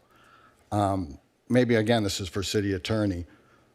One scenario that might be third parties, two private individuals involved in a lawsuit over a car accident or something, and in that instance, even private individuals would be third parties, wouldn't be law enforcement, wouldn't be government officials, but in a lawsuit, they could go get a subpoena, and they could serve that. And then that would be lawful process where they'd be required, in this instance, to turn over that information, assuming they complied with all the requirements. That would be a lawful process, provided that both Flock and the city would have to comply with existing provisions of SB 34 and 54, which include that we are not allowed to turn over disaggregated or non-anonymized data to other people. I think the answer to my question, my concern was where it said third parties. That sounded pretty ominous. But even in that scenario that I laid out, it'd be third parties attempting to comply with a legal process. And as you've pointed out, the city or whoever was in charge of this Flock data would have to review that legal process, make sure it was in compliance with California law and everything else. It's just not third parties got access to this stuff, correct?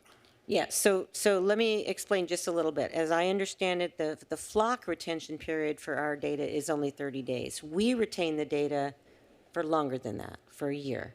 So the language in 5.3 refers to their 30-day retention period, and it allows them to preserve it or disclose it if they receive, yes, a lawful process. So that would be a subpoena. It could be a court order. It could be a warrant, is a type of legal process that might require release of that information. And potentially it could be a national security letter, which is typically only used in terrorism type investigations. So if they were to receive that, except in the case of a national security letter, and this only happens sometimes, they would be able to tell us, and we would have the right to object to whatever that legal process is, not only to review it, unless they have a court order that they can't share it with us. But again, that typically is not the case. Then we would be able to review it, and if necessary, we could appear to protect that data. Okay. And I think last thing on this particular provision, it was highlighted this preservation or disclosure is reasonably necessary. And that it was alluded to that appeared to be some vague wiggle room that opened it up to possible misuse. But if we read further, to comply with legal process. So disclosure is reasonably necessary to comply with legal process. So that's an instance where Flock or the city is approached, and they just don't have discretion to let it. It's got to have a nexus to legal process.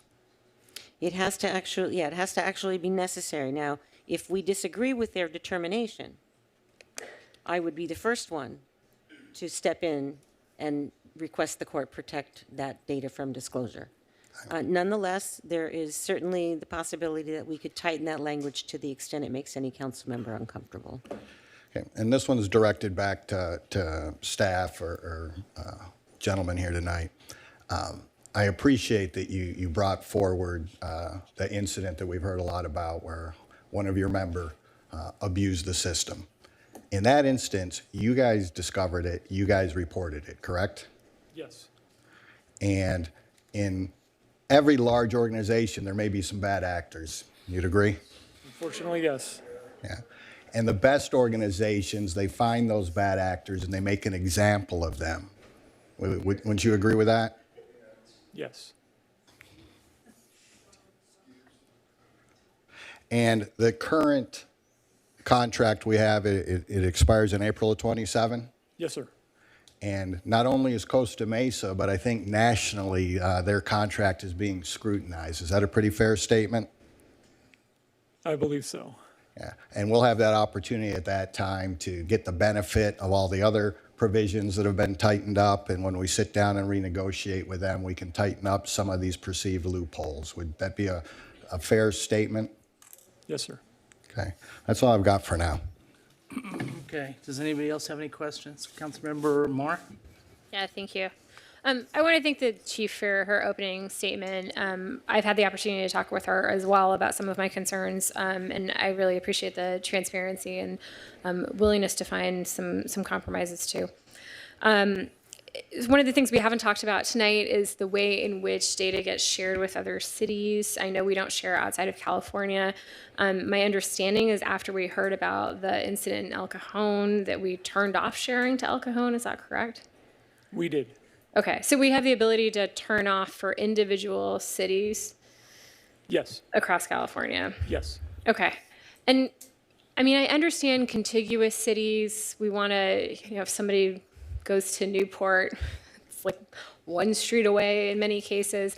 But what is the rationale for sharing more broadly than just the contiguous cities? We've just seen it where criminals travel. They're not confined to Costa Mesa or Orange County or even Southern California. We've had cases where crimes happening here in Costa Mesa and people are using vehicles to get around, and they're located far, far away from Costa Mesa. And so it's important to be able to have that network in California, to be able to track that down, to bring closure and close out cases. It's vitally important. But I'd argue that, there's parts of Arizona that are closer than parts of California. So is it just SB 54 that prevents us from deciding it's a good idea to share with Arizona? Yes, there are definitely parts of Arizona and Nevada that are closer than Northern California, but that's what we're limited to, and so we share throughout the state. Okay. And are there any other cities like El Cajon that we've decided are potentially bad actors or who we don't trust to abide by SB 54? Yeah, there were, let's see.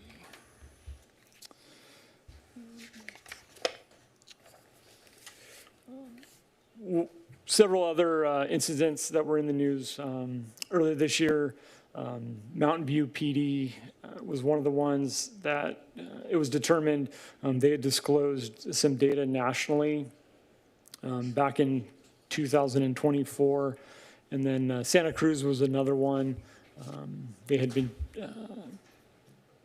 their data had been accessed by out-of-state agencies lacking some data sharing agreements, which was a violation of SB 34. And so Santa Cruz terminated their contract, and Flock restricted their audit record visibility as a result of that. And Flock has continued to examine their policies and practices and procedures.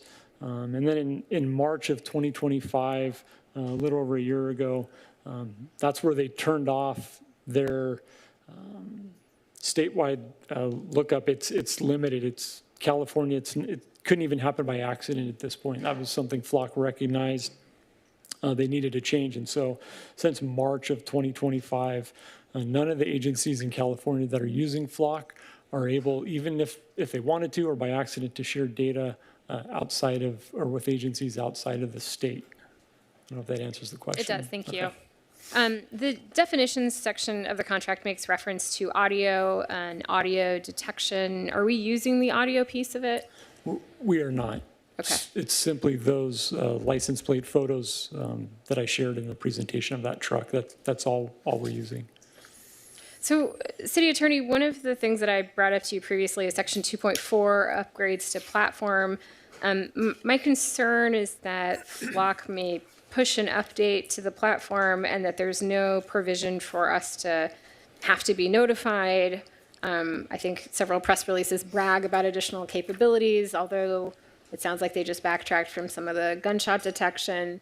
Is that a section you would feel comfortable tightening up in order to ensure that we are notified if any updates or features that we are unaware of get pushed to the platform? Absolutely, and we can update that language to ensure that they are not adding features or updates that we do not want. Okay. Captain Diaz, how many people in Costa Mesa have access to the Flock system? I think I can Sorry. speak. That's okay. Currently, it's 170 employees, and that's primarily our sworn police officers, a handful of civilian staff that includes our dispatchers. Our dispatchers also use Flock on their daily jobs. Do we really think that all 170 need access?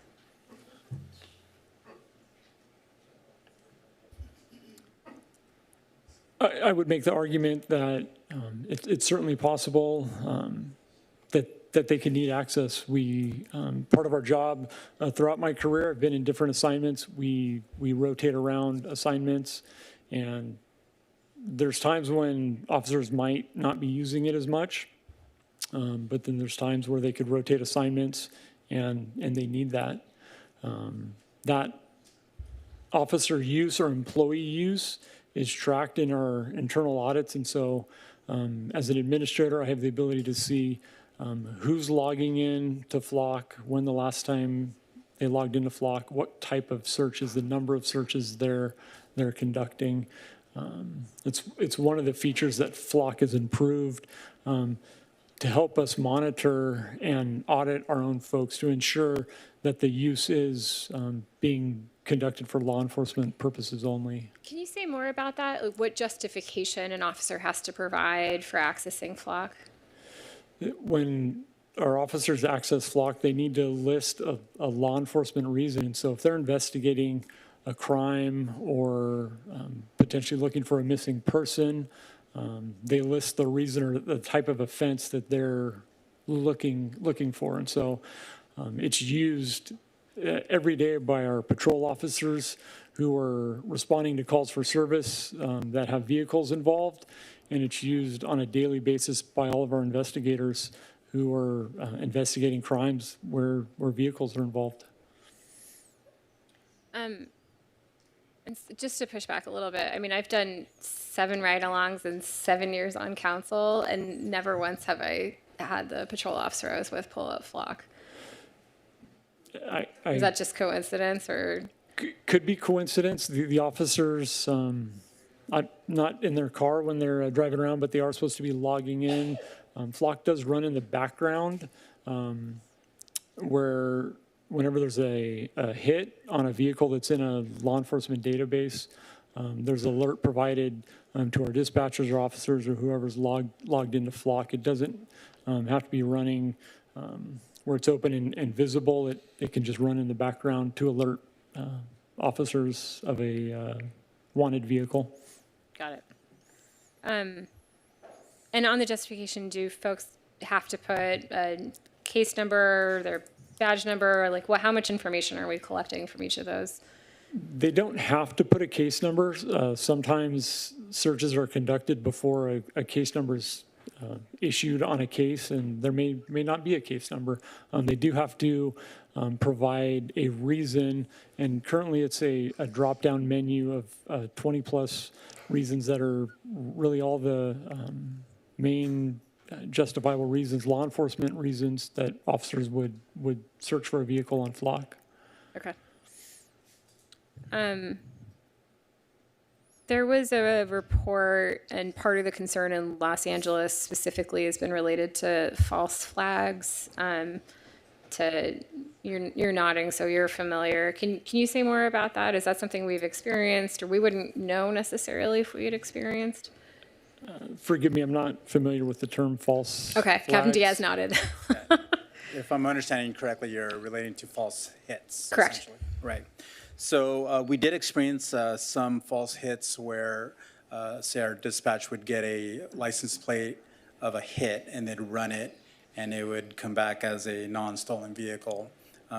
Through research, we found out, especially at nighttime, when we first obtained the system, that the license plates that were being read were incorrect. So like an F could have been an E, and it would have the wrong plate.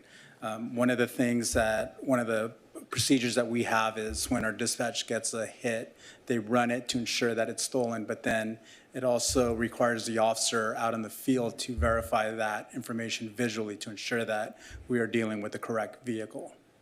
Okay. Flock's website says their standard retention period is 30 days. I understand we opted for the full 365 days. Has there ever been a period where we thought 30 days was sufficient, or we just went for the max? So you're correct. Flock has a 30-day retention period, and we opted for the 365-day.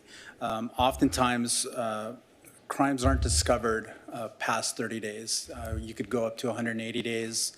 You could go 90 days, depending on the type of investigation that they're conducting through our Investigative Services Bureau. Especially with our organized retail theft, we have professional criminal crews that are going up and down the state committing organized retail theft.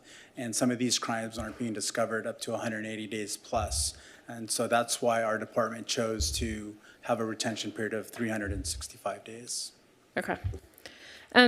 City Attorney, I think this one's for you. So the definition of retention period is the time period that customer data is stored within the cloud storage as specified in the product addenda.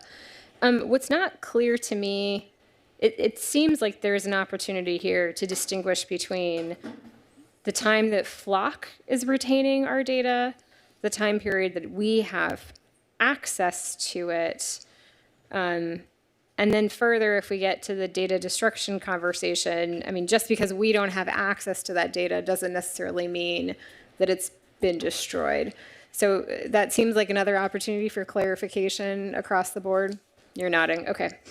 I think I talked about, yeah. So on 5.3, we're gonna keep coming back to this section. This entire room is gonna be familiar with 5.3 by the time we're done with this, but why, if it's our data, and they make a point of saying that, why would anybody go to Flock and not us for access to that data? Like, why do they have any stewardship at all? Guys, we're gonna have a really long night, so I appreciate it, but let's get to the answers to the questions. Mr. Mayor, if I may, so the reason that someone would go to Flock for that data is it might be, for example, a third party who doesn't realize that the information actually belongs to us. What their process and practice is, and they sent us the policy, I think it's attached to the report, is that they will tell whoever asks them for it, it's our data, and if they want it, they should ask us. So if they were to receive a Public Records Act request, for example, they'd say, we're not a public records agency, go and ask your public agency. And if they did that, then I would say, well, we aren't allowed to give that data under the civil code. We cannot give confidential information or information that would violate right to privacy. And there's a California Supreme Court case on this actually that says giving the raw data to someone of all of, for example, all of the hits for a specific period of time would not be permitted under the California Records Act. Forget the civil code section that prohibits it. That's SB 34. And so we don't release that data. The most that the court has said is that if there is some way to anonymize the data, and I haven't figured out how they do that, but it would be like taking every plate and assigning a random number to it, and so the data belongs to us. We understand, and I'm perfectly willing to work with, if the council so directs, to work on tightening the language, that if they receive a subpoena, a request, a letter asking for, a picture because there was a car accident or whatever it might be, they would refer that request to us. And then we would respond because it is our data. They do not own it. And to extend that, they would refer it to us and they would not respond by providing the data. Unless they received a federal court order or a state court order that told them they were obligated to do so. And if, as I understand it, based on their policy, if they receive such an order, unless they have, it is accompanied by what they call a gag order, which is very unusual, they would tell us that they received such an order so that we could take steps to protect the data. Okay. Yeah, I mean, I think there's two parts that are bothering me to that. And I mean, one is the requirement for provision of notice to us. I mean, as it stands right now, like they don't have to tell us anything. We can add it to the contract, but I'd want to be aware of all of the scenarios, right? If they get a third party request, if Apple comes to them for information, if they get a warrant from ICE, I mean, all of the various scenarios should conceivably be directed to us if it's our data. They should. The only exception would be, and this is, again, very, very unusual, if they were to receive, for example, a national security letter that sometimes comes with an order not to disclose it to anyone. And that's almost always, as far as I know, in terrorism investigation. Okay. 4.2, Councilmember Gameros raised this earlier. Honestly, I have no idea what this section is referring to. Flock may provide the customer with the opportunity to post all of this stuff. I don't know where we're posting it or why we would post it or why Flock is giving us that opportunity. Unless someone can tell me there's a reason for it, it seems like that entire section should be struck. City Attorney? Question? Mark? Yeah, it's to allow us to give them things that we want posted, transmitted. Where? Why? Well, it could be a war. I mean, I don't know if we had the type of system where it could, for example, broadcast something, right? It's like a Ring camera feed. Anyway, I think we should strike it because I don't know what it means and we're not using it. If we're not using it, I'll work with the police department on that one. And then on anonymized data, I mean, I do think it's funny. We supposedly own our data. There's this whole question of retention. And yet, we are granting them a non-exclusive worldwide perpetual royalty-free right to use and distribute anonymized data to improve their services. One, they should be paying us if they're going to use our data for training. Two, I would rather just strike that whole section and propose that they not use any of our data for training, anonymized or otherwise. City Attorney, do you have an issue with that? Okay. I think that's it for now.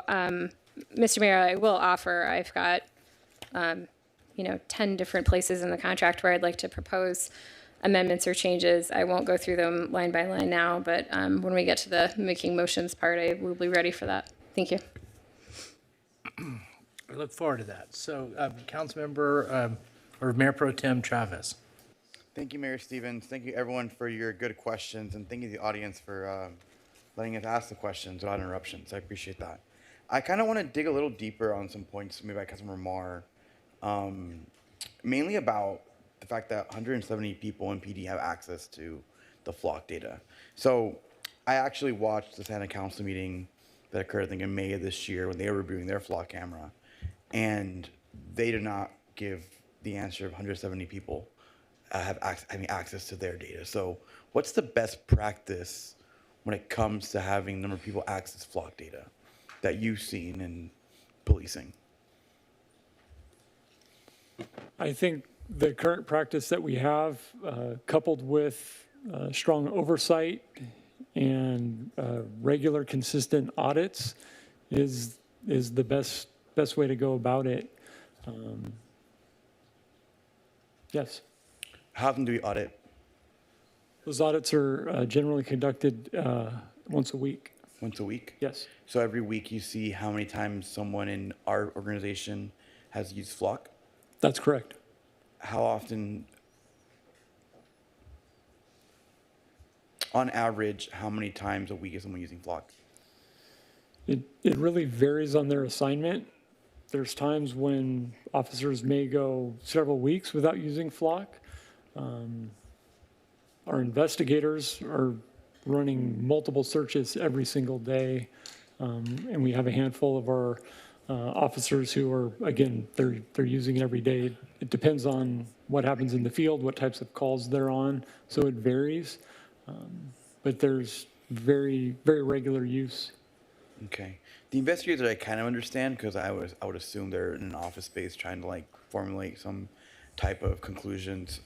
When would a typical officer who's on patrol have the time to even access Flock?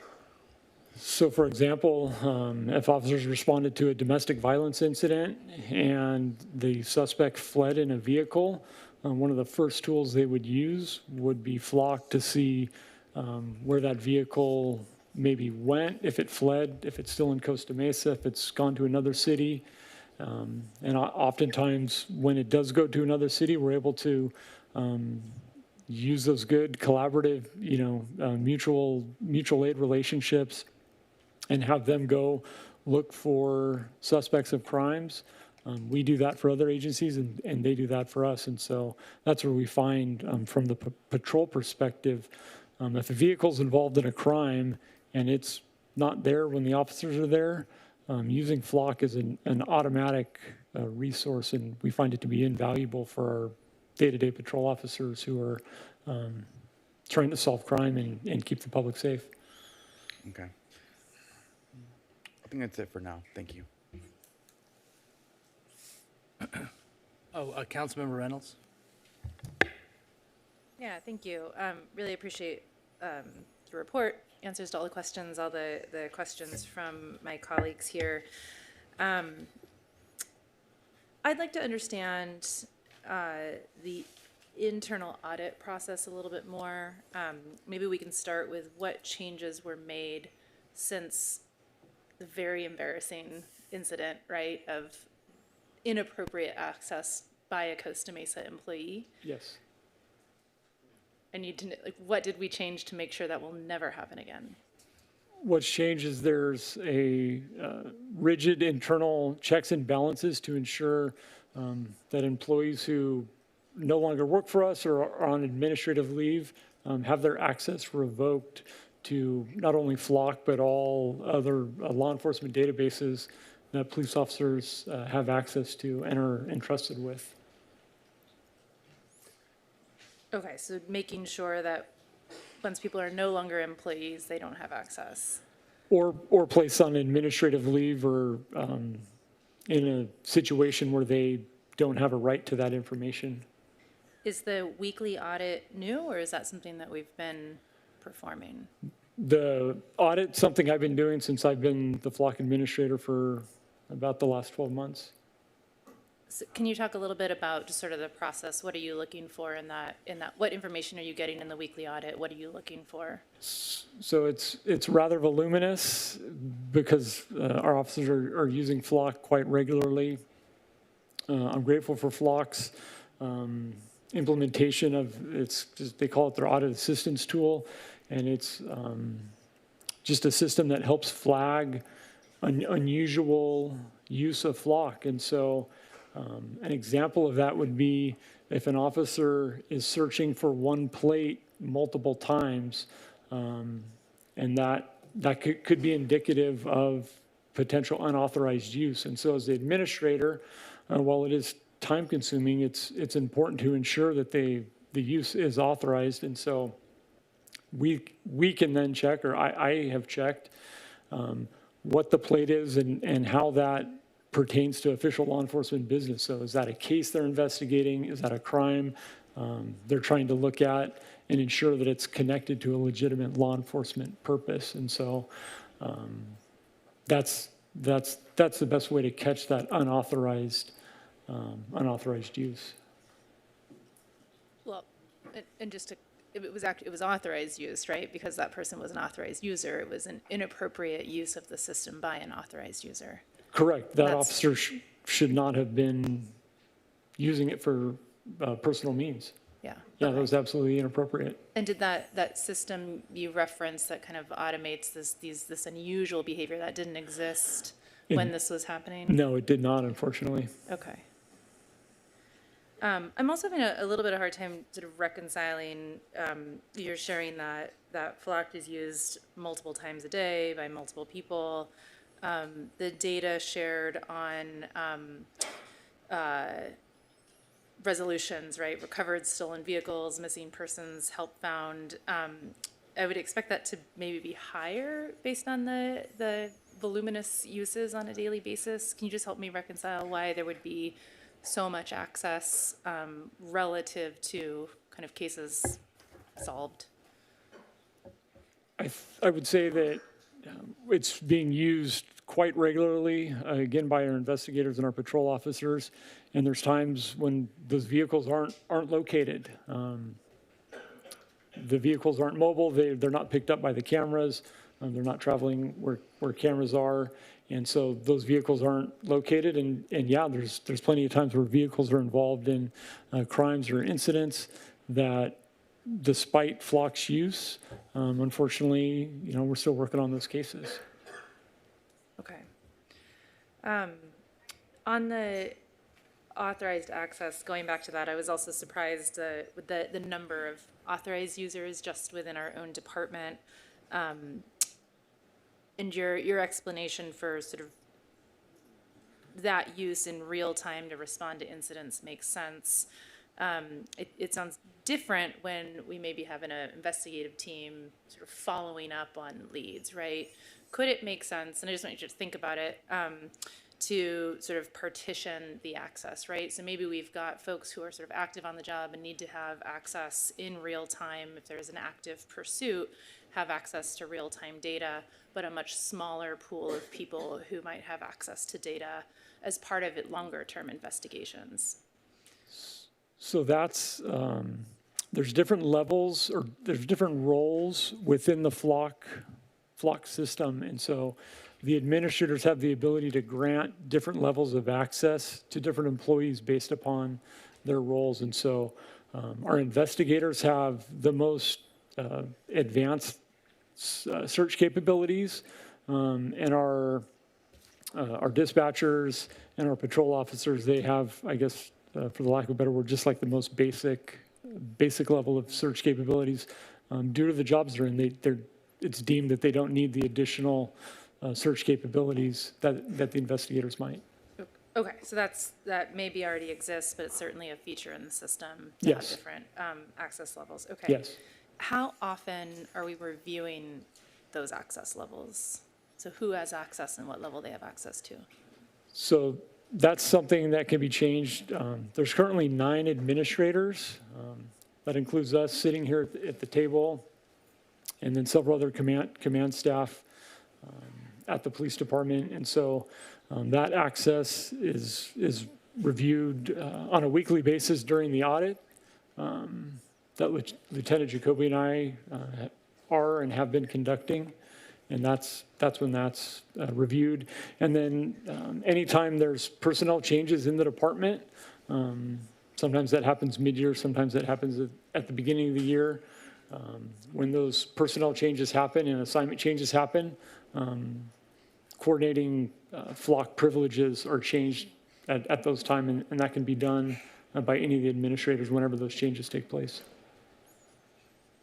Okay, it sounds a little bit ad hoc. Is that fair? Saying like when there's a personnel change, someone will log in and review access. We don't have sort of a regular rhythm of reviewing who has access? Or is there any reason that we couldn't have that? I guess I'm not following. The administrators can and do review the different role levels within Flock. That's part of the weekly audit that I'm conducting, or I conduct, along with Lieutenant Jacoby. And then when those personnel moves happen, again, those can happen throughout the year.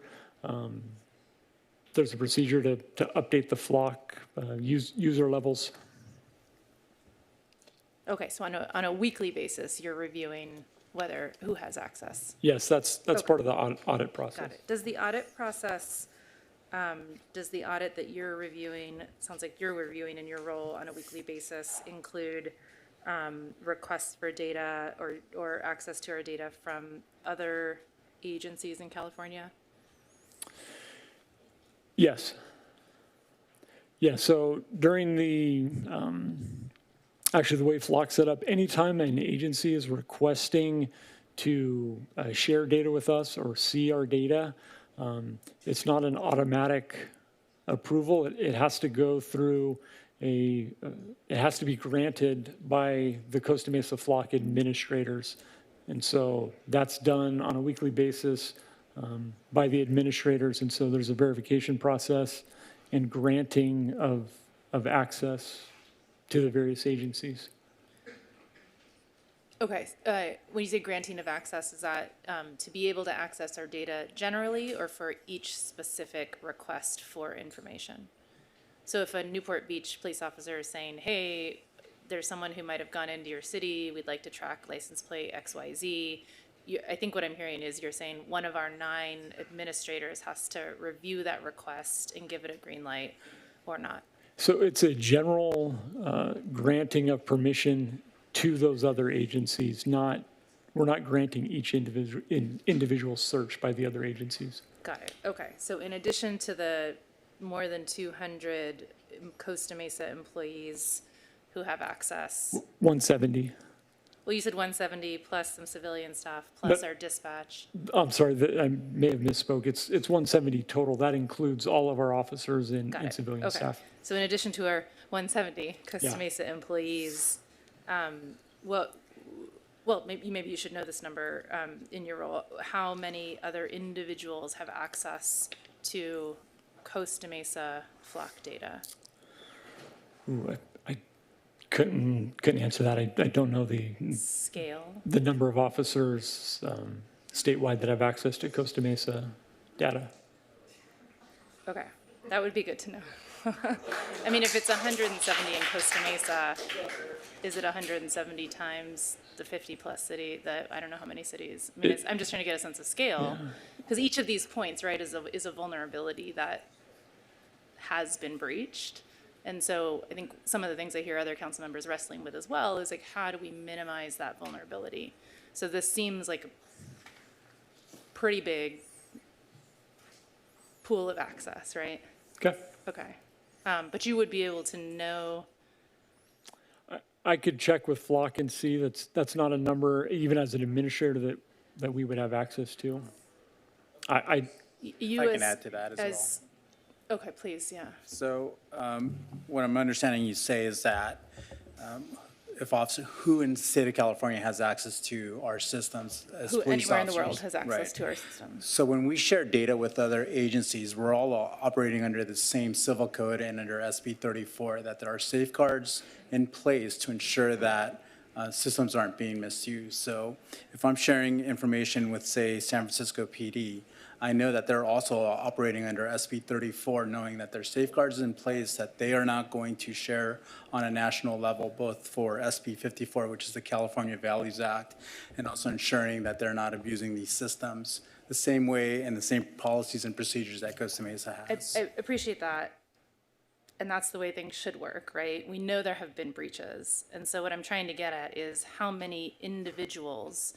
It's always a bad apple in a big group of people, right? How many individuals, and do we even know who those individuals are who can tap into Costa Mesa flock data?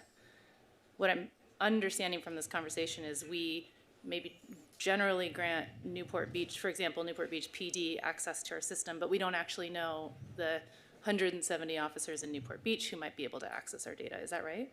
Correct. Correct. They are under the same scrutiny that we are, where they're also being audited.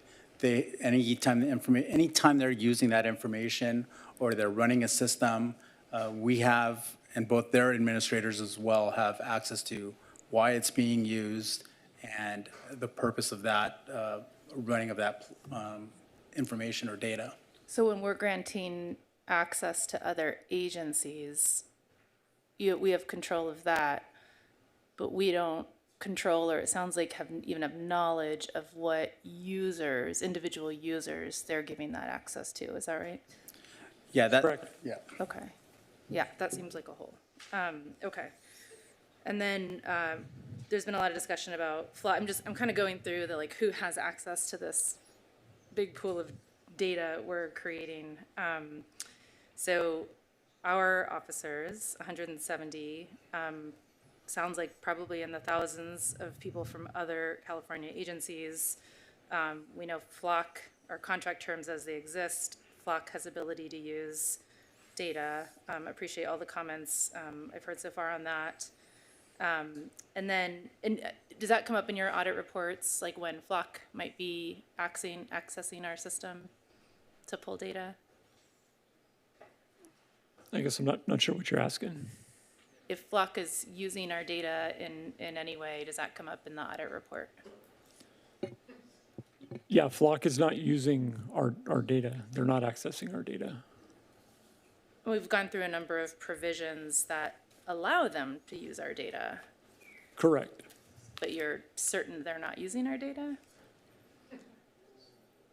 I haven't seen anything to indicate that Flock is accessing or using our data.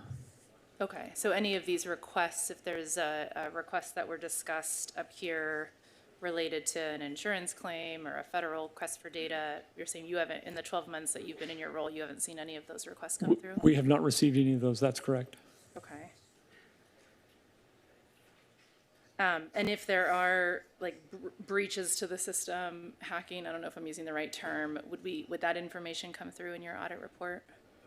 That's something that I understand, Flock is supposed to manage, but if there is a breach, have you gotten any information about that? I haven't got any information that our system internally or Flock has been hacked. Okay.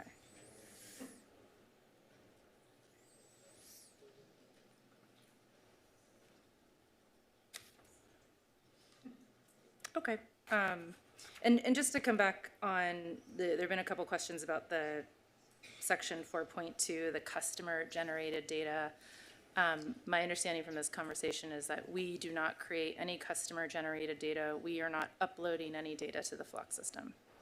That is correct. We are not. Okay. Okay, thank you.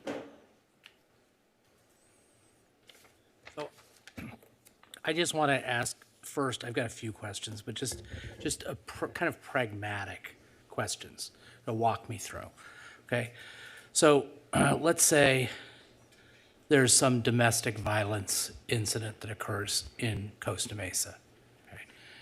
And we respond, and we get some information from the victim that the person who, it's usually her, right? The person who abused her left in a car, and she's got the license plate. Okay, what do we do?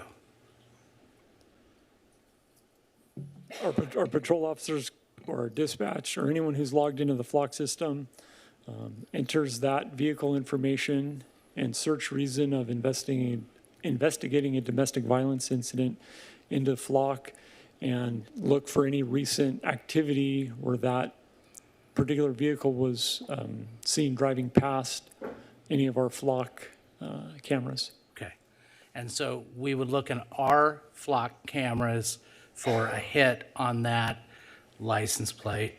Now, let's suppose we see that there were some hits, but that car is no longer in Costa Mesa.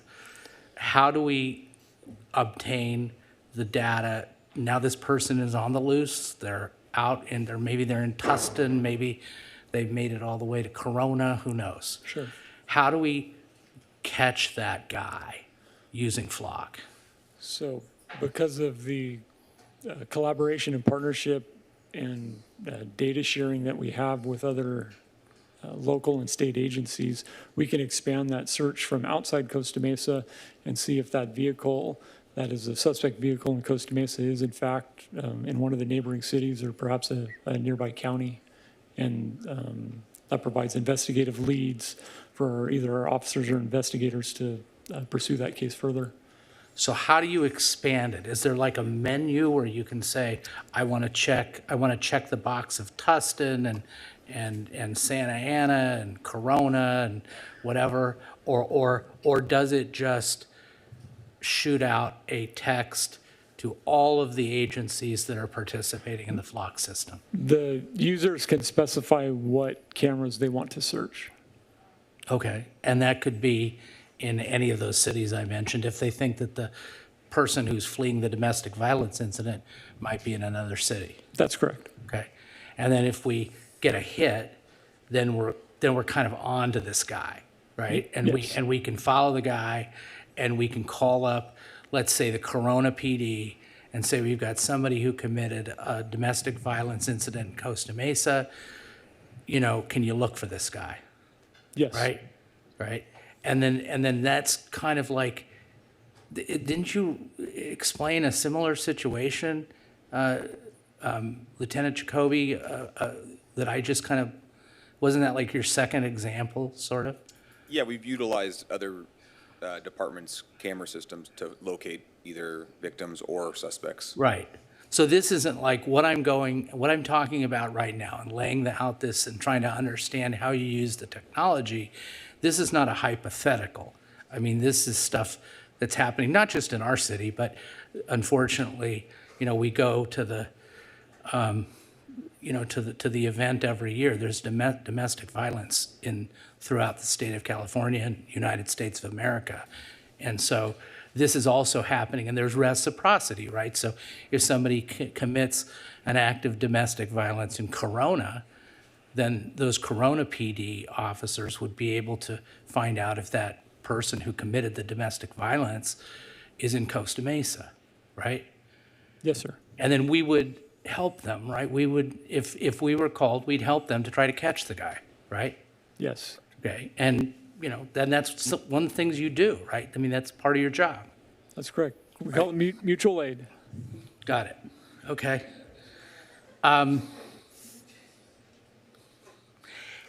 For the city attorney, has the flock, all the stuff we're talking about with flock, used by however many, I think it's in one of the slides, 500 governmental agencies, has it ever been challenged in court as being unconstitutional, either on privacy grounds or Fourth Amendment grounds or anything like that? There have been court cases, I don't know if they're specific to flock, but about ALPRs and similar systems. And I think, as Councilmember Bewley mentioned earlier, unless a technology like that is used to specifically track an individual on a prolonged basis, it is not unconstitutional. People are out in public. I mean, we see cameras everywhere, both in, private businesses, public buildings, and public streets. Some of them are traffic cameras, some of them are flock cameras, some of them are probably not even on. But we can't search inside people's cars. We can't we don't use our technology, and we couldn't use our technology, for example, to zoom in to try to see what is on people's phones or on materials in their car, et cetera. But if they're out in public, again, whether they're in their car or not, it's public, not a constitutional violation. Yeah, I think what the phrase you're thinking about is whether there's an expectation of privacy when you're in public, right? Correct. And you got your mic on? Yes, correct. And the courts that have ruled on this have said that when you're in public driving your car around, you do not have an expectation of privacy. Is that right? A reasonable expectation of privacy, correct. Okay.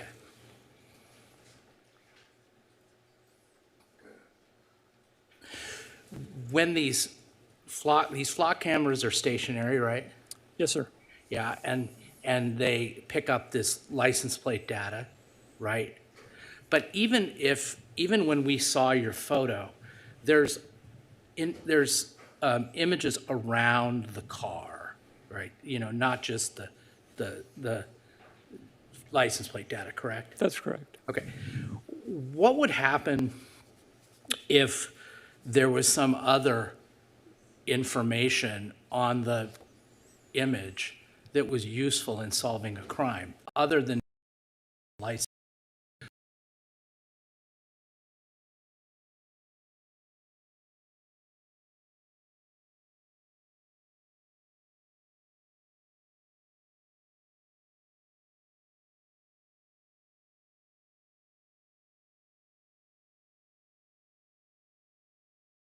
And over a certain time frame to see if there's any possible matches. And so that's all the capabilities that Costa Mesa has with our flock system is the license plate and then vehicle characteristics or descriptions. What about apart from a vehicle? Like, let's say, for example, just an example, let's say there's some like street fight. Like, let's make it something that's tangible. If we were the Newport Beach Police Department and we had the incident that occurred on July 4th at the Peninsula, and we had flock cameras there, and there was ability to detect people on the cameras, no vehicles, just people on the cameras committing crimes, would we use that information to solve crimes? Our flock cameras are not configured to capture that. It only takes pictures if vehicles are involved. We don't have a means with our contract and our system to search for things other than vehicles. So other than vehicles, it's not like a person like riding a bike or walking would trip the camera and you'd be able to see it, is that right? That's correct. Okay, With so our current configuration and system. okay. Would you be able to use the audit information that you've developed if, like, some of the council members want to do this, but if you want to do this, like, to narrow the number of people within the city that have access to flock by, for example, saying, look, we've done the math and it looks like, yeah, 170 in the city are available, but it turns out that only 100 have ever even accessed flock. So we're going to lop off the 70 that haven't accessed flock in the last year. Is that something you'd have the data would be able to do to make those judgments? Yeah, we can turn off or turn on the user access as administrators anytime. That doesn't change the terms or costs for our flock use. We could have as many or as few users as administrators as we elected or decided. But if you were to narrow the amount of people that had access to the data that work for the city of Costa Mesa and just eliminate people who rarely access the data, if ever, do you think it would impact the effectiveness of flock as a crime fighting tool? No, it would not have any impact on that whatsoever. Okay.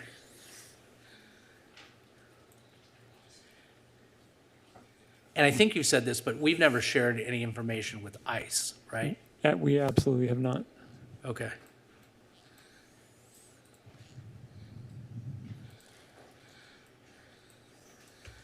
Okay, I don't have any other questions. If we don't have any other questions, let's open. I do. I'm Oh, sorry. okay. I'm sorry. We were almost Quick. there. We were almost there. Be quick. I'll be quick. Council member. Real quick. Yes, sir. Let's just say someone uses, not for like some sort of nefarious activity, but let's say someone uses the system for recreational purposes. Do we have something in place where they get a written warning, they get a verbal warning? How does that work? Where if somebody misuses it just on a light level? So, I'll answer that. Go ahead. That's a great question. So if someone were to use it for recreational purposes and not a law enforcement purpose, it would actually result in an administrative investigation within our own city with our Professional Standards Bureau. We have laws in place that regulate that. Any misuse of a law enforcement database, it would certainly result in an investigation of that employee. And if that allegation were to be found sustained, I'm more than positive that discipline would be imposed. So correct me if I'm wrong in making this statement. Every single use of flock by some sort of law enforcement personnel, someone at the department, is governed by a law, not a rule? It's governed both by policy and by law. It has to have a law enforcement purpose. So then, with that said, if someone deviates from policy but not the law, what happens? What's the protocol? Do you have a protocol? Well, our policy states that it has to be a law enforcement purpose, and if we were to discover a misuse of that, it would certainly result in an administrative investigation. Okay, a couple other questions here, and I'm sorry, but I just want to be very thorough with this. This is extremely important.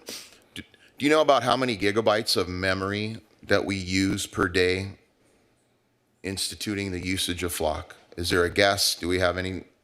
Is there a way to track it? It goes to the cloud, but it's Flock's cloud, right? I couldn't tell you the exact amount of gigabytes of data that's being stored or used on a daily basis. Is there a way that we could store that data on our own hard drive and eliminate it from Flock's use, say, for 90 days or something like that? Is that something that's possible? An internal storage? We would have to consult with our IT department. I know that there's proprietary systems in place with Flock, but it would be an IT question that would have to be answered by our IT staff. Okay. Lieutenant Barnes, when you do the weekly audit, Yes, sir. do you document on a form exactly what you've done? Is it a check and box, or do you just kind of look, okay, everything looks good? So the weekly audit is all that activity is tracked within Flock. So there's a record of everything as an administrator that's getting checked, that's happening, that's getting approved. So it's documented that one was performed, the following line items were looked at, and everything seemed fine. Yes, sir. Amber alerts. When an Amber Alert comes up, what is the protocol for this department for Flock if there is a contiguous city that raises it or whatever? What happens at that moment regarding Flock? Amber Alerts are one of the law enforcement databases that's automatically connected to Flock. So when a vehicle that's an Amber Alert vehicle is in that system, if it was to flag or hit on a Flock camera in Costa Mesa, we would be notified. Okay, those are the last few questions I just had. I thought of it. I really do appreciate you answering all my questions. Thank you. Okay. Do we have anybody from the public that wishes to speak on this? So the best way to do it is to line up on both sides, and then I'll go back and forth, and we'll get to hear from everybody more efficiently that way. Make some notes.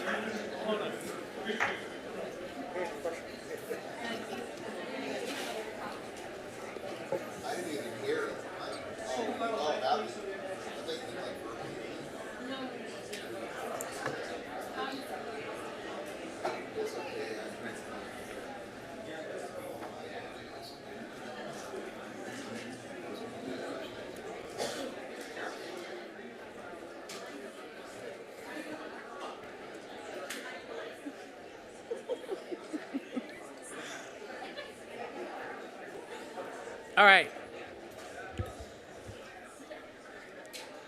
All right, let's everybody settle so we can hear each other. Settle down. Okay, folks, just be quiet, please. Settle down, please. Quiet, please. Thank you. Okay. Ma'am, you're first. You have the floor. Hello, City Council members. I am Crystal Guerra, a licensed clinical social worker and co-executive director of Underground Grit. At Underground Grit, our Walk Through Life model offers holistic mental health, re-entry support, and mentorship through programming like boxing and our art and fashion show. We provide a community where youth can replace the trauma of the justice system with leadership and connection, effectively breaking through the school-to-prison pipeline. My life's work is dedicated to the well-being of the youth and families who call the Shalimar neighborhood and the broader Costa Mesa community home. Every day I witness the profound resilience of these families as they navigate complex systems, but I also see how easily the sense of safety and trust essential for mental health can be eroded. In my direct observations, many residents have expressed a deep sense of unease and fear about being constantly tracked. They have shared that they feel watched rather than protected, a dynamic that directly undermines the very trust and mental stability I work so hard to support. Costa Mesa's 46 flock safety cameras cost taxpayers over $150,000 annually. This warrantless surveillance represents a direct threat to our community's privacy and dignity. True safety cannot exist without privacy, yet this program has already sparked intense debate due to data misuse scandals.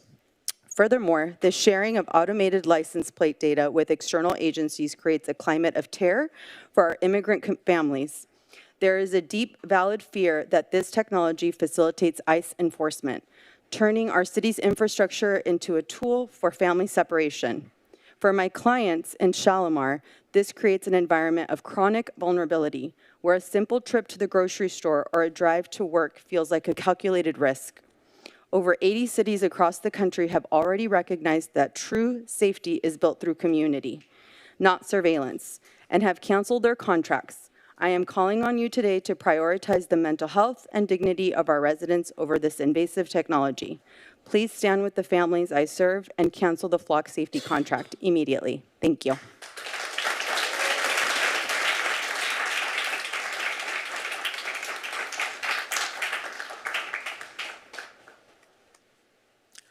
Good evening, everyone. My name is Francesco, and I'm a pediatric psychologist who lives and works in the city of Orange. I frequent your city, and many of my patients live here. The reason I am against automated license plate readers is because, despite the many claims that we've heard tonight, they do, in fact, gather much more information than just license plates. They gather information on everything they capture, that is, people's faces, likeness, and body types. And they save it on a database for users, authorized or otherwise, to use later. Now, a lot of our community members have taken it upon themselves to walk your city block by block, and they have discovered cameras not pointed at traffic stops, but at playgrounds and at bike paths, where children play. Now, these companies have shown that the data they collect around the country are not as secure as it seems. They've left hours of live-streamed data not protected by username or password up for grabs, where any bad actor can use for any nefarious purpose. So that means that the images and the videos that are being captured of children nationwide and right here in Costa Mesa can be used for any such nefarious purpose. Now, I've heard your questions. I know that many of you are concerned about the numerous loopholes that Flock could potentially use with the contract as it currently stands. I urge you to consider that regardless of the potential benefits of Flock's data and technology, none of them are worth the potential risks of the movements and likeness of children being captured and used for any purpose. I urge you to consider that regardless of the numerous amendments you may make to the contract, nevertheless, it would fall on a private, profit-driven company to protect this data, not on you all who are public servants. We cannot trust ALPR companies to keep the images they capture safe. I urge you to not only cancel the Flock contract, but to never again even consider any contract with any company that uses ALPRs. The future of the children in our community is at stake. Thank you.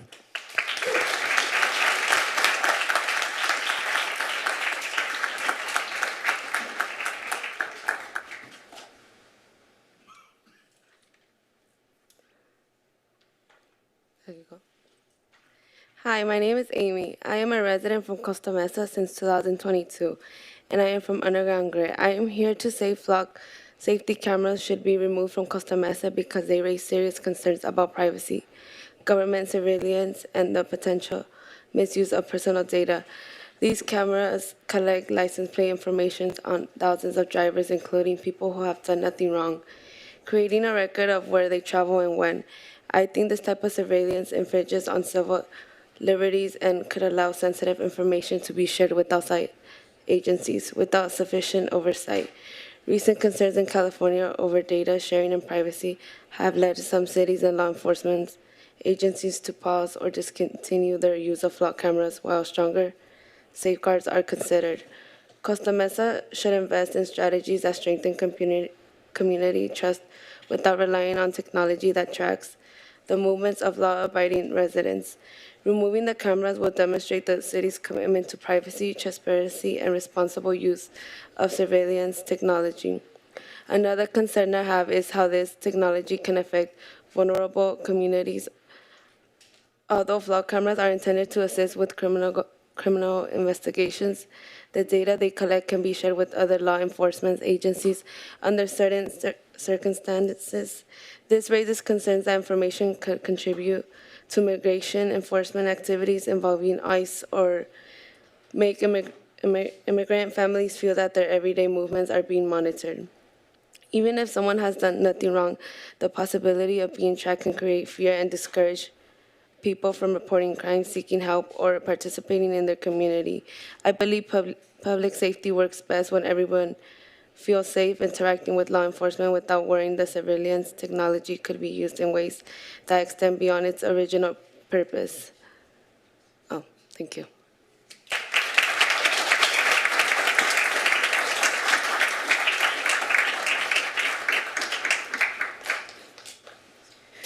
Good evening, Mayor and City Council members. My name is Leslie, and I'm a junior in the NMUSD, and I'm part of ROC, and I'm here today to ask you remove flock safety cameras from our city. Flock cameras are not what our community needs. Constant 24/7 surveillance does not create a real safety. Watching people everywhere they go does not solve the root cause of crime. It simply creates a community where innocent people are monitored every day. Real public safety comes from investing in people, not surveillance. Imagine if the money spent on these cameras were invested in programs for the youth. This gives young people opportunities and strengthens our neighborhoods. Many residents are also concerned about privacy. Every car that passes these cameras has its license plate recorded, even if the driver has done absolutely nothing wrong. No one should have to feel like they are being tracked every time they go to work, school, church, or visit their family. We should not normalize constant surveillance. For many immigrant families, these cameras create another layer of fear. We do not have control over how this data may be shared or used in the future. While these cameras may be installed for local public safety, we worry that this information collected through surveillance systems could eventually be assessed by federal agencies, including immigration authorities. No one should have to live with that fear. We all want safer neighborhoods, but safety is not measured by the number of cameras on our streets. Safety is measured by whether families feel supported and whether young people have opportunities. Because of this, I urge the City Council to remove flock cameras and redirect those resources toward programs that invest in our people instead of expanding surveillance. Let's invest in our community and the youth. Thank you for your time.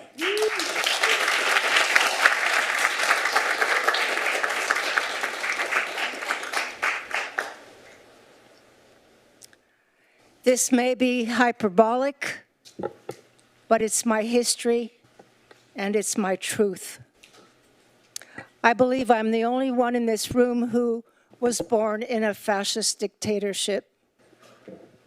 I believe I'm the only one in this room whose grandfather was marched to a firing squad by communist police, whose father was sentenced to death in absentia by communist police. I'm the only one in this room who has lived for months at a time in communist dictatorships. I'm the only one in this room who has traveled to East Berlin during communist dictatorship.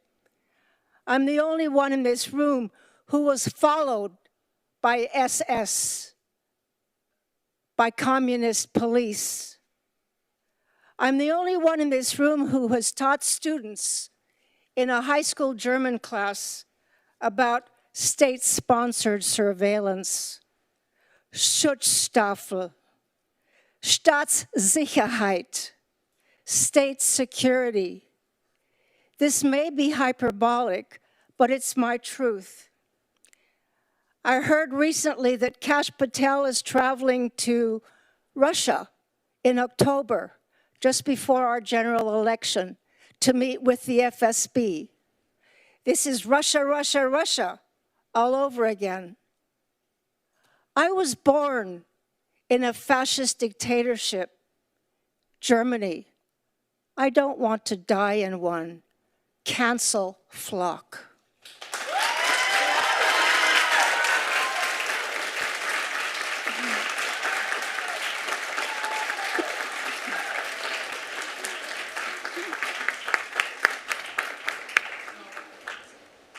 Well, here's what you're going to do. You can clap, but I tell you what, Madam Clerk, when one person stops, start the time on the other person. Go. My name is Rachel. I have a presentation for the overhead slide.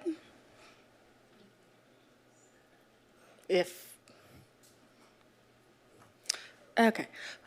Good evening. My name is Rachel. I'm a resident of Costa Mesa.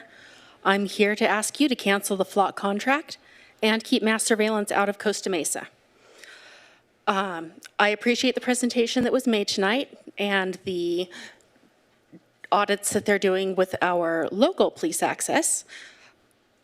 The staff report for this agenda item states that no Costa Mesa data has been shared with out-of-state or federal agencies. I believe that they have never enabled the national lookup settings, but claiming that no Costa Mesa data has ever been shared with outside agencies after private citizens have found records showing otherwise, this claim is absolutely meaningless without solid evidence, and I have seen none of that tonight. Next slide, please. We have documented searches made by Costa Mesa Police for outside agencies. We have documented proof that Costa Mesa has sharing agreements with Anaheim, El Cajon, now canceled, thank you, the NCIRC, and the Orange County and Riverside County Sheriff's Departments. Journalists have uncovered misuse of ALPR data from all of these organizations. Council needs to understand that when we share with another agency, they can and do run illegal searches on our data. Costa Mesa PD has refused to provide audit and safety logs to prove their claims. They want to track people, they want to track vehicles, and yet they don't want to be held accountable. Ultimately, both the Costa Mesa Police Department and the City Council are responsible for how Costa Mesa uses the system and how you allow others to use the system. Next slide, please. And let's briefly talk about Flock, the company. I do not want my tax dollars going toward Flock. Their position is technology is neutral, and their customers decide how to use it according, quote unquote, according to their values. So the values of the current administration and the Texas and Florida governments, their values are literally getting people killed. Flock sells ALPR cameras and even the more advanced surveillance like Condor, which I think you've heard about some tonight, the facial recognition, gait recognition, et cetera, to places like Texas and Florida. They seem to be okay with that. I am not okay with that. Next slide, please. The choices that you make here tonight will help shape our future, not just in Costa Mesa, but across the country. Flock would have you believe that dragnet surveillance is inevitable. That is not true. It is not inevitable. We ask you to end the Flock contract and not replace them with another ALPR vendor. Thank you.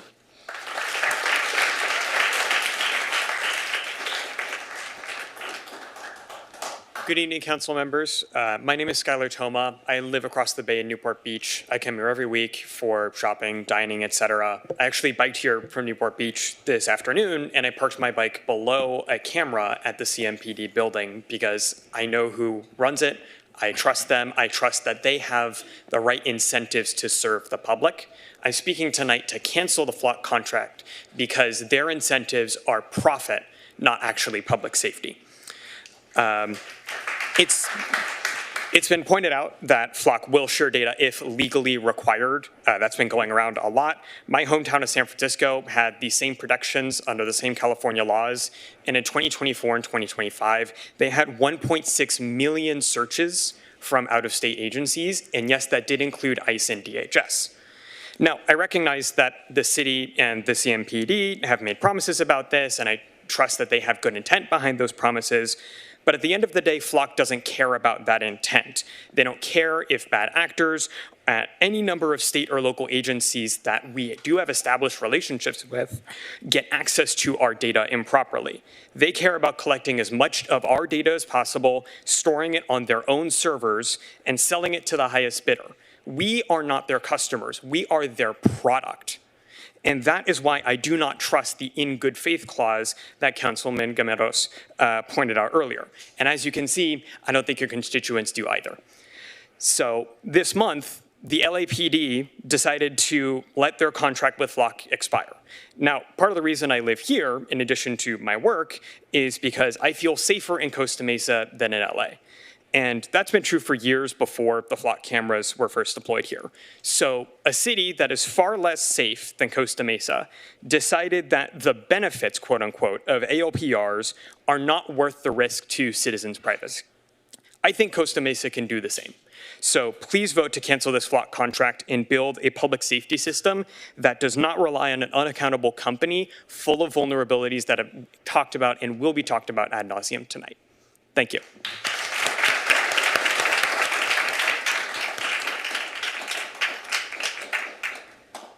Good evening, City Council. I am a resident, college student, and part of Resilience OC in Costa Mesa, and I'm here to express my concerns about the growing use of Flock cameras in our community. I understand that these cameras are intended to help law enforcement solve crimes and improve public safety. However, we must also consider the impact they have on privacy and freedom of residents who have done absolutely nothing wrong. Flock cameras continuously collect and store information about vehicles, including license plate numbers, locations, and travel patterns. As a result, ordinary people can have their daily movements recorded without their knowledge or consent. This creates a system of mass surveillance that many residents find uncomfortable or intrusive. Another concern is where these cameras are being installed. Many residents have noticed that Flock cameras appear to be concentrated in neighborhoods with larger Latino and minority populations in Costa Mesa. Whether intentional or not, this creates a perception that certain communities are being subjected to greater surveillance than others.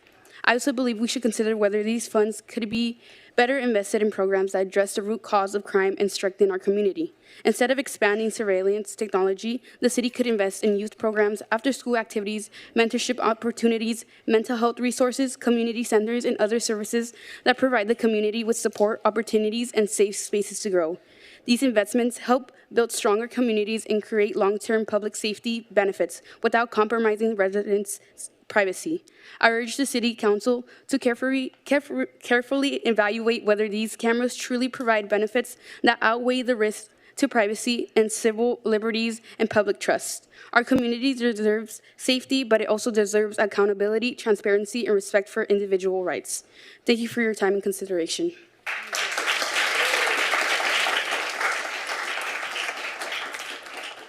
Hi, everybody, and thank you for every single community member who took the time out of their super busy schedules to show up today. My name is Vidhi. I'm a member of the Party for Socialism and Liberation, and I'm a resident of the South Coast metro area. I'm commenting today to urge Costa Mesa City Council to say no to mass surveillance and end its contract with Flock. Personally, I cannot fathom why this contract was even entertained to begin with, let alone recommended to be renewed. The mass surveillance enabled by these cameras has absolutely no tangible benefit to the working people of Costa Mesa. Not only was this data used to stalk women for no reason right here in Costa Mesa, the data that these cameras collect nationwide is being shared illegally with ICE and Border Patrol, who just this week have murdered two completely innocent men whose names were Lorenzo Salgado Araujo and Juan Sebastian Guerrero. Costa Mesa, yes, shame. Costa Mesa has paid roughly $450,000 in tax dollars, our money, to install cameras, train Flock's AI, access the data, and share our movements without any warrant or consent given. And for what? Finding more ways to send people to private prisons run by billionaires and putting more of our money into their pockets? No way. Here's a thought. Instead of finding more ways to infringe on the rights of our community, try actually investing in its future. You could have made the choice to use our money to invest in secure jobs, fund schools, help small businesses, build affordable housing, expand public transportation, and renew our infrastructure, you name it. You could have built a better future for the working people that actually make Costa Mesa a great community to live in.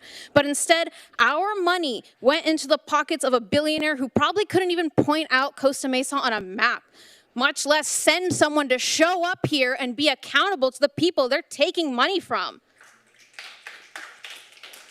Stop giving our money to these parasitic billionaires who will stop at nothing, even our constitutionally guaranteed freedoms, to squeeze more money out of working people, and get Flock and all of ALPR out of Costa Mesa now.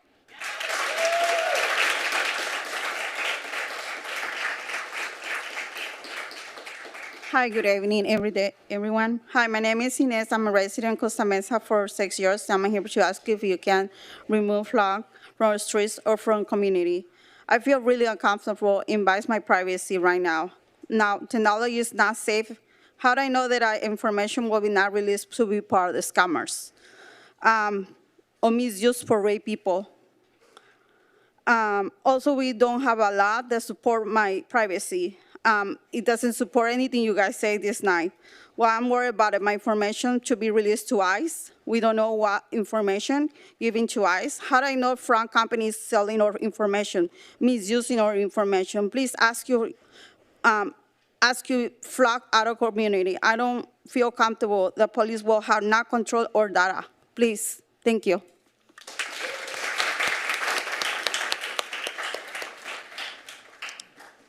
Hello, good evening, Mayor Stevens and the Costa Mesa City Council. My name is Zoe McEwen. I've been a Costa Mesa resident for nearly a year. I love it here. I care about this city, and as a concerned citizen, I'm urging you to vote against renewing the city's contract with Flock Safety. I understand why some believe the cameras are a net positive, offering resources to the police department and helping reduce crime. I appreciate the difficulty of balancing public safety with civil liberties. However, I believe Flock ALPR cameras ask residents to give up too much privacy without informed consent. There are aspects of the staff report that deeply concern me. A Costa Mesa police officer used Flock cameras and other databases to stalk his ex-partner and his own wife. He pleaded guilty to unauthorized use of surveillance technology after prosecutors found his use was tied to personal reasons, not legitimate police work. This illustrates that Flock technology can be abused by those most trusted to use it responsibly. Additionally, Flock has a history of privacy sharing failures that have affected cities across California. Data leaks are not hypothetical, they have already happened. Additionally, these cameras don't just capture criminals, they're constantly scanning, recording, and storing the information of everyday Costa Mesa residents. While reducing crime is important, the number of arrests does not prove that ALPR cameras are necessary. The fact that Flock cameras were involved in an investigation does not in itself demonstrate that those arrests could not have happened without them. We all expect our personal movements not to be tracked by default. ALPR cameras create the possibility that our everyday movements can be monitored, including where we worship, seek medical care, attend political events, or visit family. The use of intense surveillance technology changes the relationship and trust between citizens and their government. I urge the mayor and the city council to consider whether this technology is helping build the city we want. Public safety should not come at the expense of our civil liberties. Please vote against renewing the Flock contract. Thank you.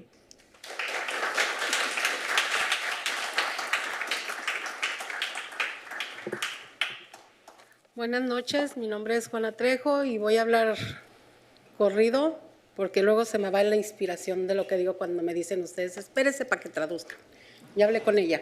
Good evening. My name is Juana Trejo, and I'm just going to speak continuously because I don't want the inspiration that I have speaking to run out when you always tell me to kind of stop. So I've already spoken to her about it. Bueno, dice, las cámaras de seguridad de Flock no violan la cuarta enmienda por el simple hecho de tomar fotos en la vía pública, sino por crear una red de vigilancia masiva que rastrea de forma prolongada, automatizada y sin orden judicial los movimientos diarios de los ciudadanos. A mí me hubiera encantado que algunos de ustedes les preguntaran a ellos Se están compartiendo nuestros datos, pero no preguntaron, ¿también están compartiendo los datos de las personas que no tienen un estatus migratorio?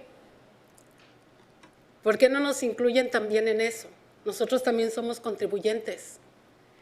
Y hay veces que nosotros hemos trabajado mucho tiempo con el Departamento de Policía tratando de que haya una comunicación de confianza con nuestra comunidad. Ahorita, cuando ven un policía en las comunidades, alguien dice, ¿a quién mataron para que esté la policía aquí presente? No porque existan esas cámaras quiere decir que han parado los crímenes en nuestras comunidades. Si ustedes no han escuchado reportes de nuestras comunidades, es porque ya no hay confianza y hay temor hacia los agentes de policía. La otra vez yo fui con una compañera a un evento y cuando ella vio que iba un oficial de policía al lado de nosotros empezó a temblar. Yo le dije, quiero pensar que ¿tienes récord criminal? No. ¿No tienes licencia? Sí. Le dije, ¿por qué tienes esa actitud? Dijo, porque yo no confío en ellos. Ellos ya no me dan seguridad. Ellos están para atacar siempre a la comunidad por nuestro aspecto latino. Tenemos reportes de vidas que se han perdido y de crímenes que no se han reportado porque no hay confianza. No hay confianza en nuestros representantes públicos, no hay confianza en la policía y eso nos duele. Porque en manos de quién estamos nosotros. ¿A quién le importa lo que estamos viviendo en nuestras comunidades, que nos está costando mucho trabajo sobrevivir porque ya no vivimos? Estamos viendo, y no se vayan tan lejos, hagan una llamadita a la ciudad de Los Ángeles porque allí ya fue rechazado el contrato con esta compañía de Flock y hay testimonios donde se han perdido vidas. Entonces, por favor, yo no sé qué fue lo que les inspiró a ustedes estar aquí representando a qué clase de gente. Pero nosotros también somos seres humanos y merecemos vivir con dignidad y respeto. Porque la vida de nosotros estamos viendo que ya no vale nada para nadie.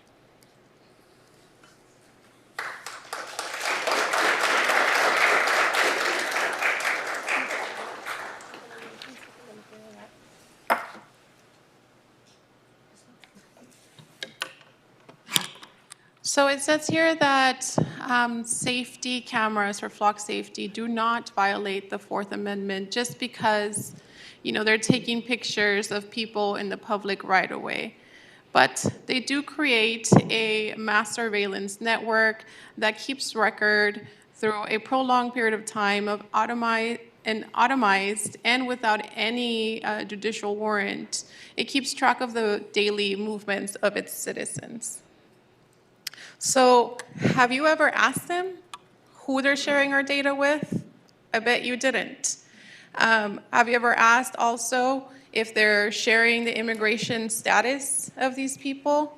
So my question is, why not think about us? Why not include us?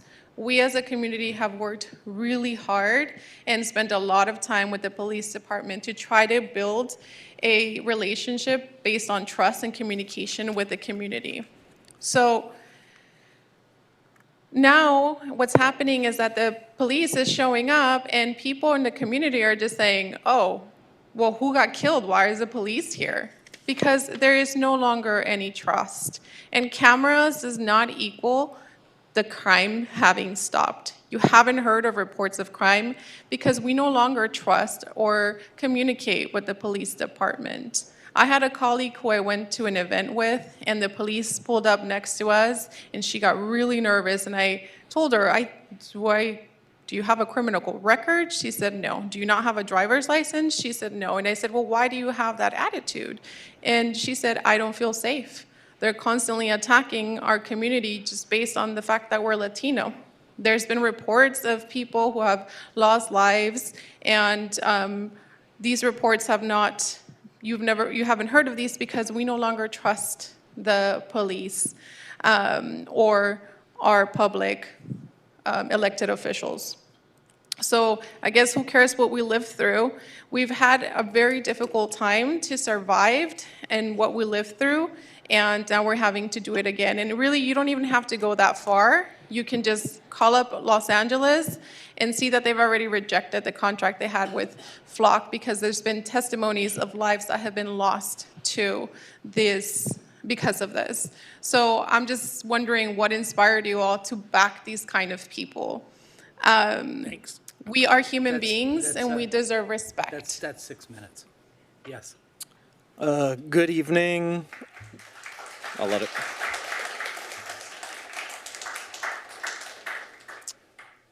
Good evening, Costa Mesa City Council. My name is Adam Frazier. I'm 27 years old, and for most of those 27 years, I have been a resident of Costa Mesa, despite, a brief fling with the city of San Francisco, but it was college and I was experimenting.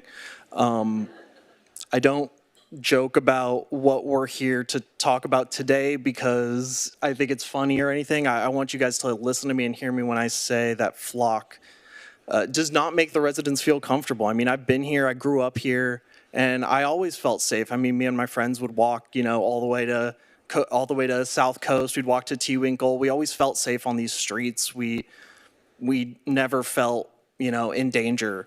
The last few years driving on the streets, I don't feel particularly safe, or it doesn't make me feel good when I drive past a Flock camera on Fairview.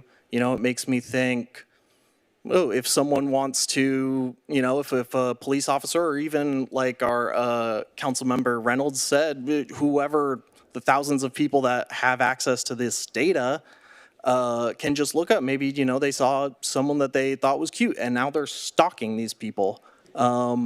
I think it's wrong. I think it's a violation of our privacy, and it doesn't make me feel protected. It definitely does not serve. Thank you.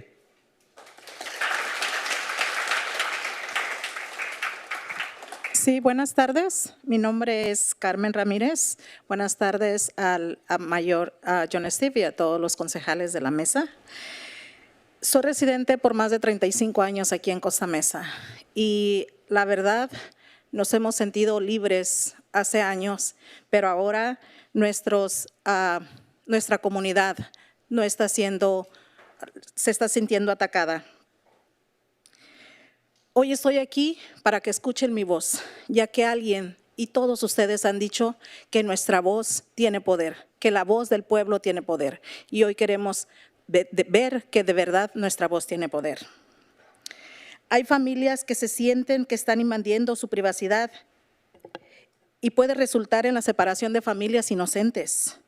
Nuestra comunidad necesita sentirse segura y libre y de vivir sin miedo a estas cámaras. ¿Por qué no mejor invertir en nuestros jóvenes? Tenemos muchos jóvenes en Costa Mesa, en academias de policías, en deportes. Nuestros jóvenes necesitan más apoyo. Nuestra comunidad, nuestra ciudad de Costa Mesa no necesita cámaras Flock.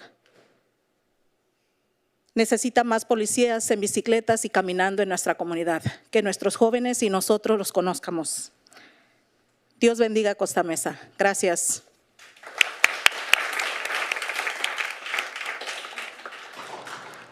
Good evening, everyone. My name is Carmen Ramirez, and good evening to Mayor and all council members. I've been a Costa Mesa resident for over 35 years, and honestly, I want to say that we used to live freely years ago, but now our community is feeling attacked. Today, I'm here to have my voice be heard, because you've all said that voice is power, and the community has power in their voice, so I want to share that power today. There are families who feel like their privacy has been invaded, and this could lead to innocent people and families being separated.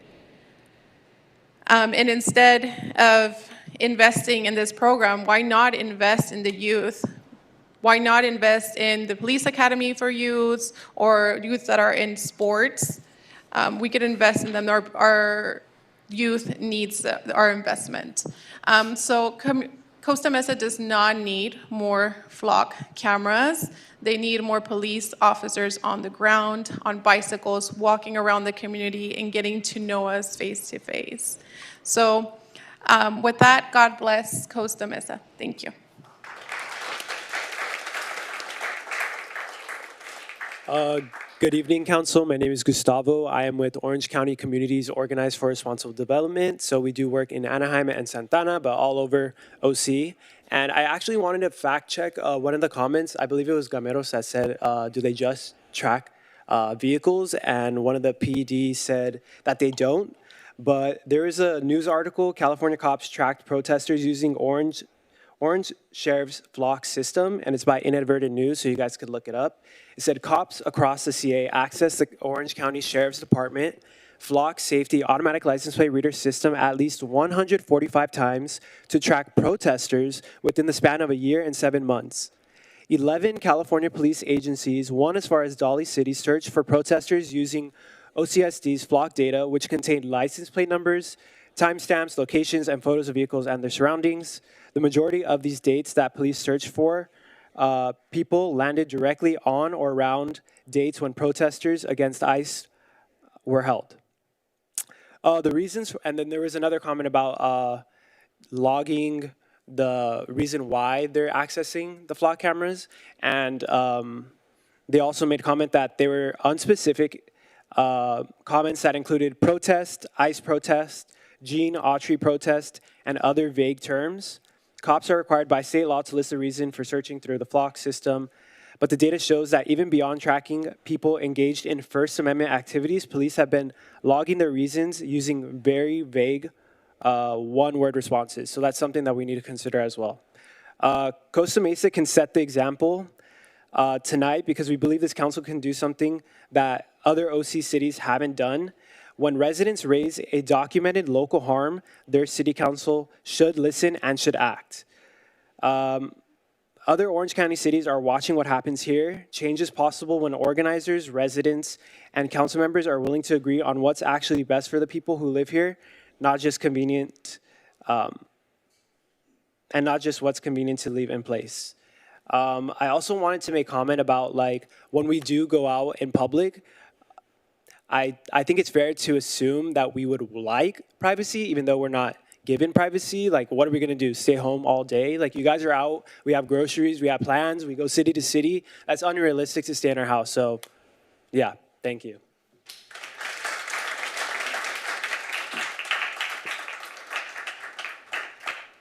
Hi, my name is Julian. I grew up around the corner. I'm a journalism student. And as a journalism student, one of the very first things you learn is you ask before you film somebody.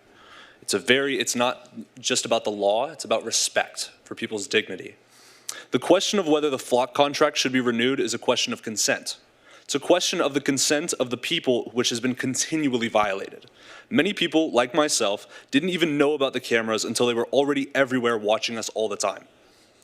We were never given a choice in this matter. At every stage, Flock, the company, avoids transparency while demanding total subservience. Even after this whole presentation, does anybody in here know what it looks like when people are actually watching the screens? What are they accessing? We saw pictures, we don't know what the actual screen of people looking at it looks like. Was it anywhere? No. Flock CEO Garrett Langley described people who oppose his system last year as terrorists.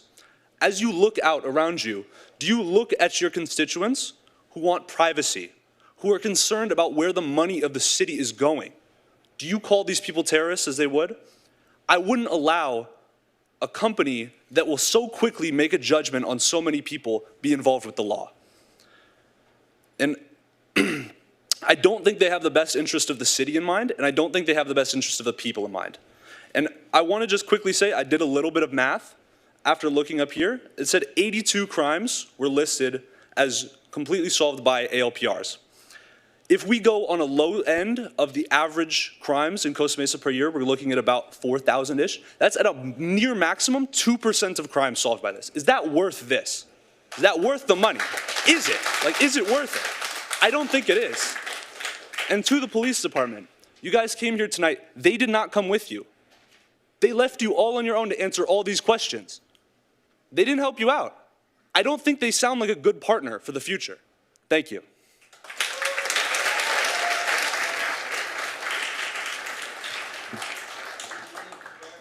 Hello, my name is Daniel Negrete, and I'm here on behalf of the Student Civil Liberties Union. The proliferation of government snooping and data collecting is threatening to destroy our traditional freedoms. government agencies seem to be competing to compile the most extensive set dossiers of American citizens. Computerization of records makes it possible to create cradle-to-grave record profiles of every American. What you just heard was the argument in favor of amending the state constitution to list privacy as an explicit right in the 1972 voter guide, since the Supreme Court has held, quote, individuals have a reasonable expectation of privacy in the whole of their movements, end quote, and that, quote, a person does not surrender all Fourth Amendment protections by venturing into the public sphere, end quote. Yet the city attorney incorrectly claims that one's expectation of privacy in public exists only in very limited cases. Are you stuck on 20th century Fourth Amendment jurisprudence? Have you read Jones, Kelo, Carpenter, Leaders of a Beautiful America, or last one's Supreme Court opinion in Chattree? Or any Fourth Amendment case since your time in law school? An investigation recently revealed that the Northern California Regional Intelligence Center conducted unauthorized searches across their user pool.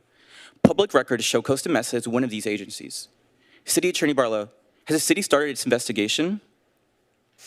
Once done, will it post notice of breach as required by statute?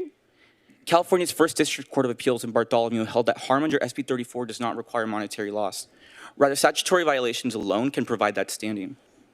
Councilmember Gomeros, you asked what happens if the agency does not break the law, but rather its policy.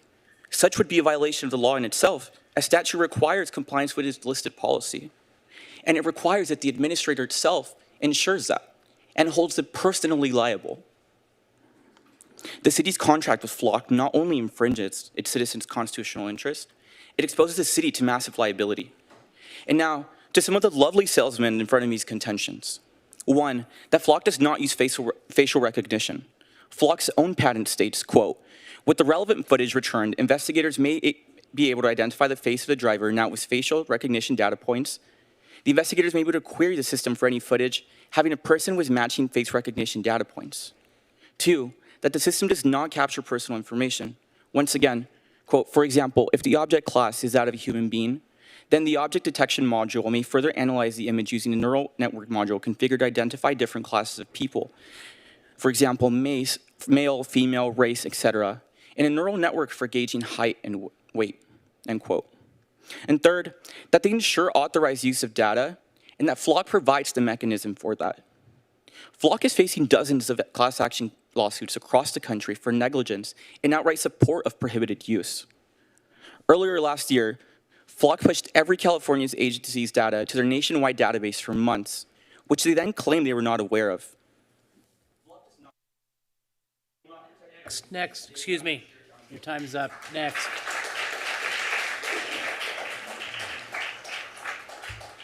Good evening, Mayor and City Council members.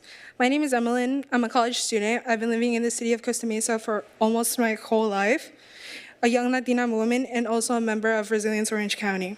I understand that Flock cameras are presented as a public safety tool, but we also need to recognize the harm that constant surveillance can cause, especially when these cameras are concentrated in neighborhoods where many Latino families live. One was placed directly outside my house. It's a school. There's a school there, right? Especially where that can make residents feel targeted and watched rather than protected. This concern is not hypothetical. A former Costa Mesa police officer pleaded guilty after using law enforcement tools, including Flock license plate readers, to track his wife, his mistress, and other people connected to them. He also admitted to violating a restraining order. I heard the update. He was placed on administrative leave, and I don't know if that makes me feel any safer with him still being the possibility of coming back. What makes these cases like these especially alarming is that these are not strangers or obvious bad actors. They are people who walk among us, wear a badge, and are trusted with access to powerful technology. The community places its trust in them to protect us. Yet in these cases, that trust was used against the very people they were supposed to be keeping safe. This was also not an isolated incident. The Institute of Justice identified at least 24 reported cases across the country involving officers using license plate readers systems to monitor romantic partners, former partners, or other people for personal reasons. The report explains that most of these cases were not discovered through eternal safeguards. Instead, the behavior came to light only after victims reported that they were being stalked. As a young woman, this is deeply concerning to me. A system that records where people travel can become extremely dangerous when it's accessed by someone who wants to control, intimidate, or harm another person. Women, survivors of domestic violence, immigrants, and communities that already experience over-policing may face that greatest risk.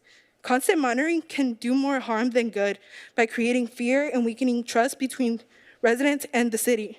People should be able to drive to work, visit family, attend a protest without feeling like their movements are being tracked and stored. I ask the council not to expand flock surveillance and consider ending its use. True public safety should be built through trust, accountability, youth programs, housing, and community resources, not constant surveillance. Thank you.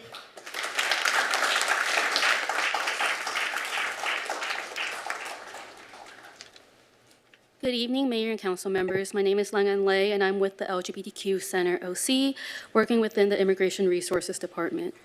I am here to share a concern about our city's contract with Flock, given the security, privacy, and safety concerns of our communities, and respectfully urge the council to reconsider Costa Mesa's contract with Flock.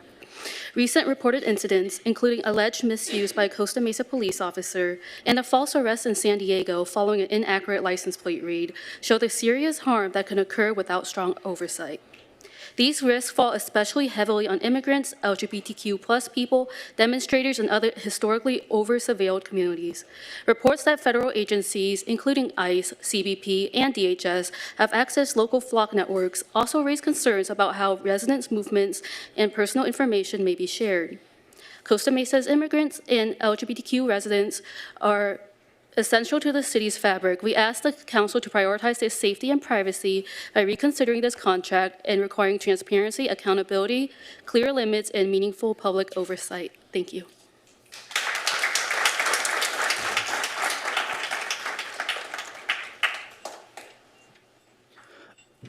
Good evening, City Council and Mayor. My name is Christian, community organizer with Resilience OC and Costa Mesa Unidos. Today we're here to call on the City Council to cancel the Flock contract and not to pursue any future contracts with any other AL automatic license plate reader companies. The current federal administration time and time again has said that they are only going after criminals. We have seen that here in our own community for that to be false. They have taken gardeners working, jornaleros looking for work, and family members on their way to work in the mornings.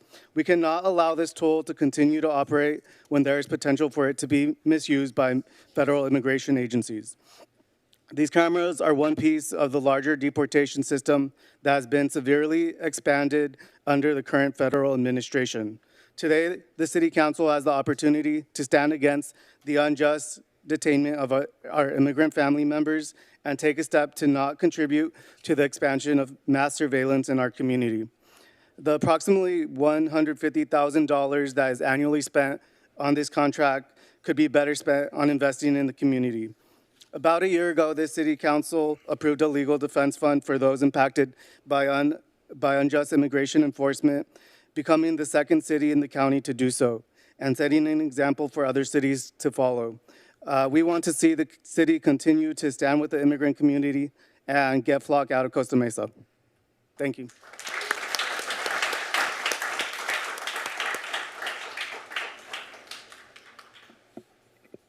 Hello, City Council. My name is Tanya Navarro, and I'm the organizing director with Chispa.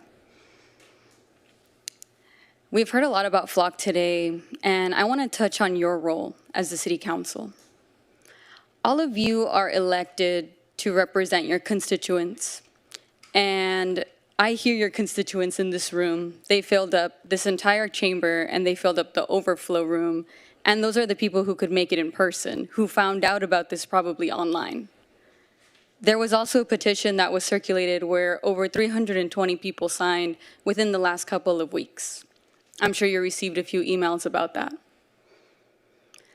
This council is making a decision today and in the future about prioritizing what their community is clearly demanding from them or prioritizing a private company that has predatory practices around data.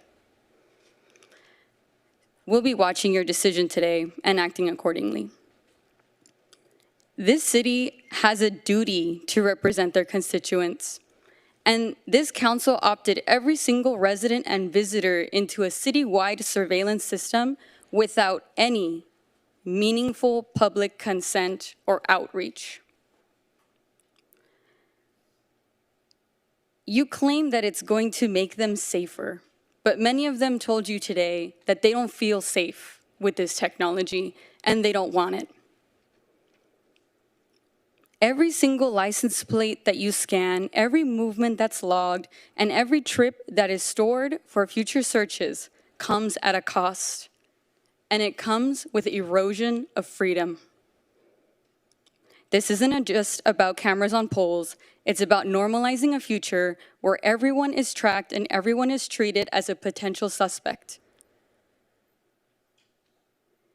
Today, in this political climate, it is increasingly and incredibly irresponsible to collect and retain data on community members and their movement patterns when we're seeing our immigrant communities hunted and in some cases killed. We're seeing protesters labeled as terrorists for disagreeing with the current administration. We're seeing the Black community be increasingly criminalized and over-policed, and we're seeing anti-Muslim sentiments, and the list only grows. If this council votes to continue their flock contract, do not claim to stand with our communities. Do not claim to be unaware when it comes out that this data can and will be weaponized against us and you all. The question today is... Excuse me, your time is up.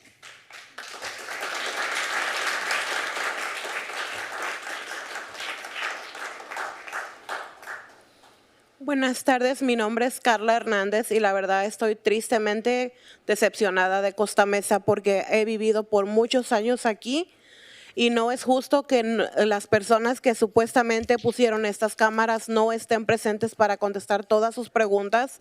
Y quiero dejarles algo muy claro, que gracias a estas cámaras he tenido que encerrar a mis hijos en mi casa casi las 24 horas del día.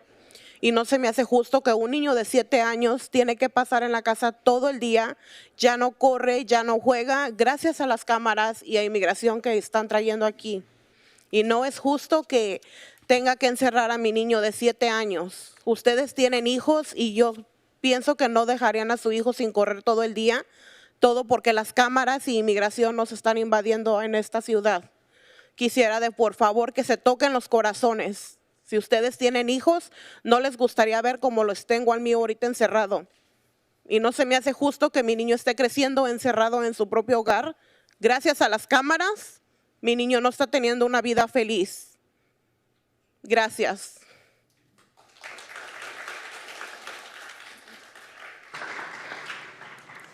Good evening. My name is Carla Hernandez, and I'm honestly really sad and really disappointed. I've lived in the city for many years, and I honestly don't think it's fair that the people who came and installed these cameras are not here to answer the many questions we have.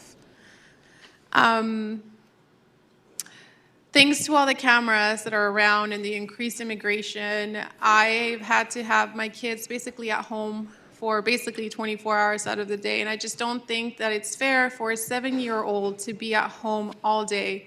He no longer goes out for runs, no longer goes out to play because of the increased immigration presence here. I just don't think it's fair for a 7-year-old child to live that way. And if you have children, and I know that you do, I don't think that you would like them living that way. And all that is because of the cameras and the immigration that has been coming here. And so I hope that that touches your heart some. If your child had to live that way, you would not like it at all. So I just don't think that my child is, it's fair for him to be living that way. So it's just not good. And I would like for him to have a happy life and a good life. Thank you.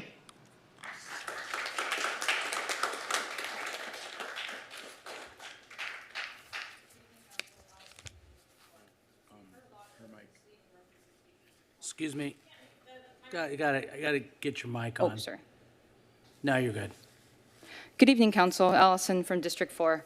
We've heard a lot of misleading representations of Flock's technology tonight. It isn't a single fleeting photograph of a license plate. It captures such great detail that Flock calls it a vehicle fingerprint. And we're captured indiscriminately, 24/7, without a warrant or probable cause and not even reasonable suspicion. A legitimate law enforcement purpose is not a real legal standard, and they know that. Our patterns of life are being tracked and monitored continuously and retroactively with no legal basis as to why it is needed. This is mass surveillance infrastructure, and our data is the asset. The city refuses to release Flock audit logs in response to public record requests, but expects us to believe that their categorical statement that no Costa Mesa data has been shared with out-of-state or federal agencies. We presented evidence that Costa Mesa PD made searches in other cities' Flock databases for HSI and ATF, which is side door access. The department claims to conduct sufficient audits, yet won't produce them while other cities in the region have. They have the burden of proof, not us. Law enforcement's claim that Flock helps solve and reduce crime are anecdotal and unknowable. They fail to cite any independent studies showing that ALPR deployments reduce crime. It's been around since the 80s. That's because there aren't any. In fact, studies have shown that although ALPR may increase the rate at which police detect stolen vehicles and identify individuals with warrants, they yield limited to no statistically significant reductions in overall neighborhood crime rates. The only thing the police have established is that they can't be trusted with this technology and that they need help catching criminals like Officer Josette. It took them 6 months to catch the officer who was eventually convicted for stalking, but when they put him on leave, they let him continue to commit those very crimes using Flock 6 months later. There are at least 70 known cases across 28 states of police abuse of ALPR technology. Existing laws didn't stop them. Why don't we invest in addressing the root causes of crime instead of treating everyone like criminals? Police don't get to define safety. The community gets to decide what safety looks like to them.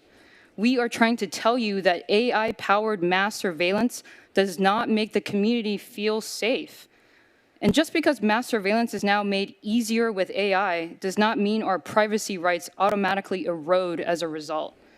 Replacing the vendor or negotiation of guardrails will not prevent these inescapable harms. The only data that is safe is the data that is not collected. Thank you.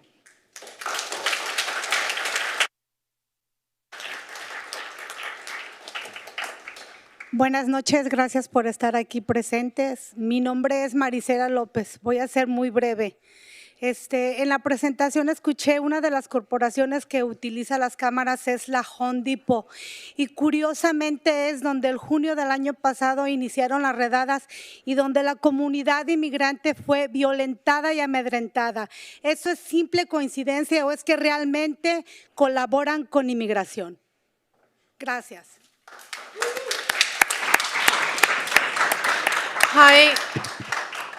Hi, good evening. My name is Marisela Lopez, and thank you for being here tonight. I'm just going to be very brief.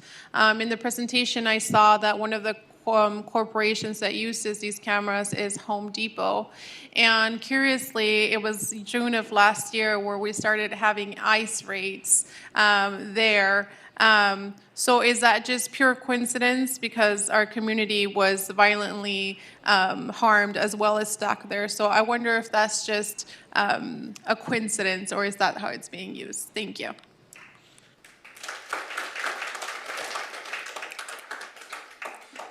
Good morning. Thank you for agendizing ending the Flock contract and restoring American virtue to Costa Mesa with the overwhelming support of our residents. Everyone here wants public safety. We, the people, have a right to decide the value of liberty in pursuit of that.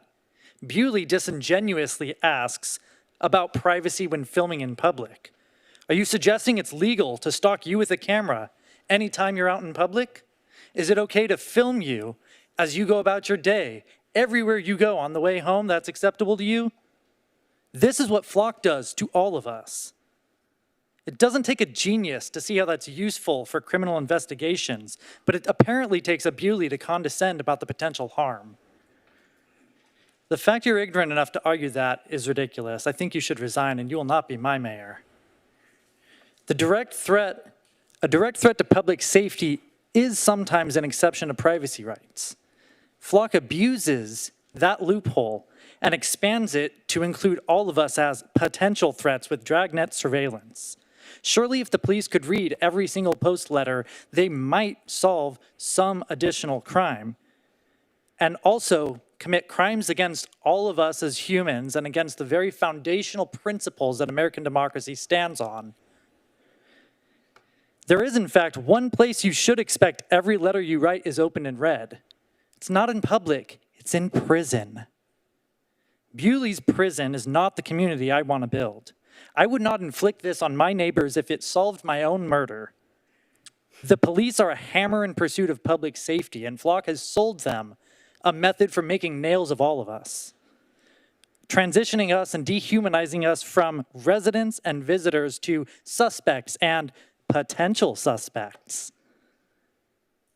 They did it by misleading you, like with that falsehood-riddled presentation, evidenced by your continued misunderstanding of the basic principles of its use, despite that knowledge being publicly available in the community and well-publicized by reputable orgs like the ACLU who wrote directly to you about this. There's a reason in America police don't have carte blanche authority to search every house and stop every car. It's because it's the responsibility of the people to determine the scope of police power and the value of our liberties. Flock clearly and grossly surpasses the public's tolerance for such intrusions. This meeting had almost 50 pages of emails sent in, people citing like it's a research paper to indicate to you how abusive this technology is. Not one of them asking to keep mass surveillance. The will of the people is unambiguous and overwhelming in demanding an end to Flock, not improving the contract, not installing guardrails. Flock use is abuse.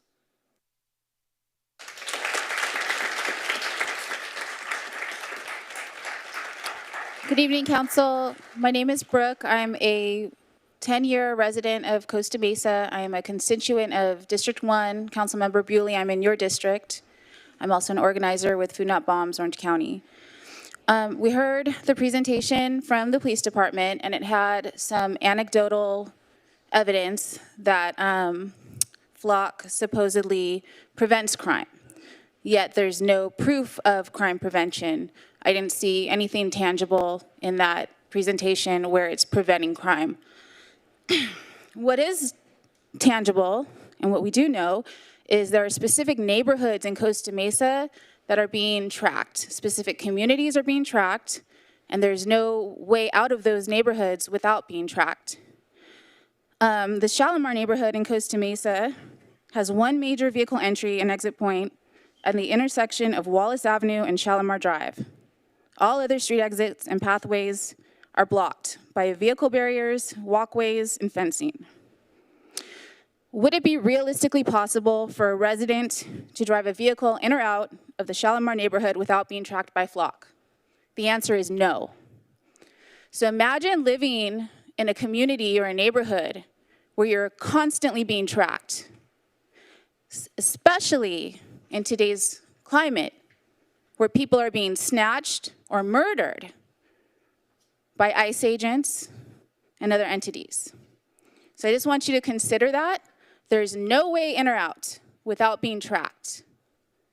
We have no way of knowing who's looking at the Flock database because it's in the cloud.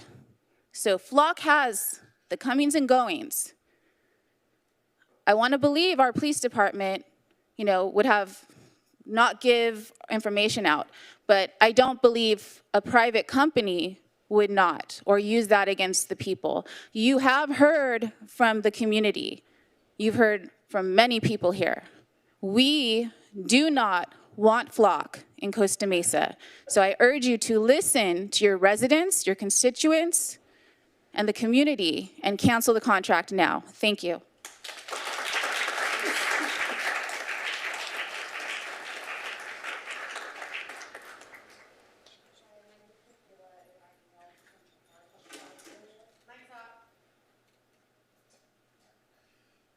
Thank you.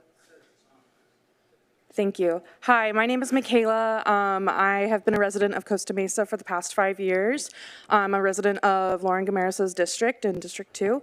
Thank you so much for being here and for giving us your time to hear us out. I'm just going to kind of recap on some points that the community has spoken out about.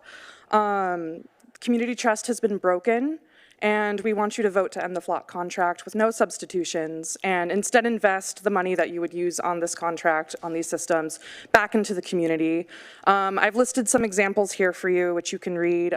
Increasing pedestrian safety via road design will greatly decrease accidents and traffic crimes.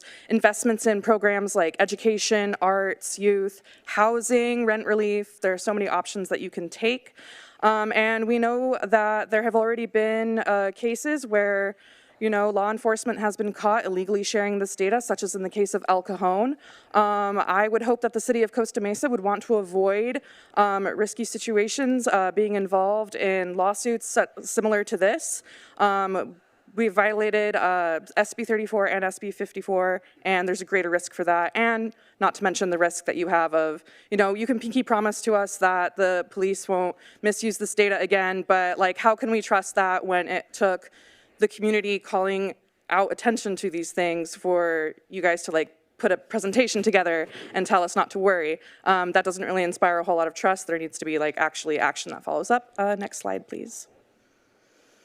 Okay, so we have talked a lot about flock, but I'd like to talk a little bit about the U.S. history of mass surveillance. It's a very American thing, dating all the way back to the 1700s with the lantern laws, which required Black, mixed race, and indigenous enslaved people to carry lit lanterns when in the city after sundown and unaccompanied by a white person. 1819, we have the formation of the slave patrols. South Carolina General Assembly enacts a law requiring all white men over the age of 18 to participate in slave patrols. These organized groups of armed men tasked with regulating the activity of slaves and often terrorized Black people and raided their homes. Next slide, please. California wiretapping law. The first person convicted was a stockbroker with the Pacific Telegraph Company. He was caught listening to corporate telegraph lines and selling information to stock traders. 1925, the panopticon. This might be a phrase that many have heard of, invented by English philosopher Jeremy Bentham. It is the basic idea that if everyone is watching each other and there's Big Brother, everyone will be on their best behavior. Next slide, please. These are two cases in which the Fourth Amendment was found to have been violated and unlawful. In the case of Kylo versus United States, about thermal imaging devices aimed at a private home from a public street without a warrant. United States versus Jones talks about GPS. That's your time. Next.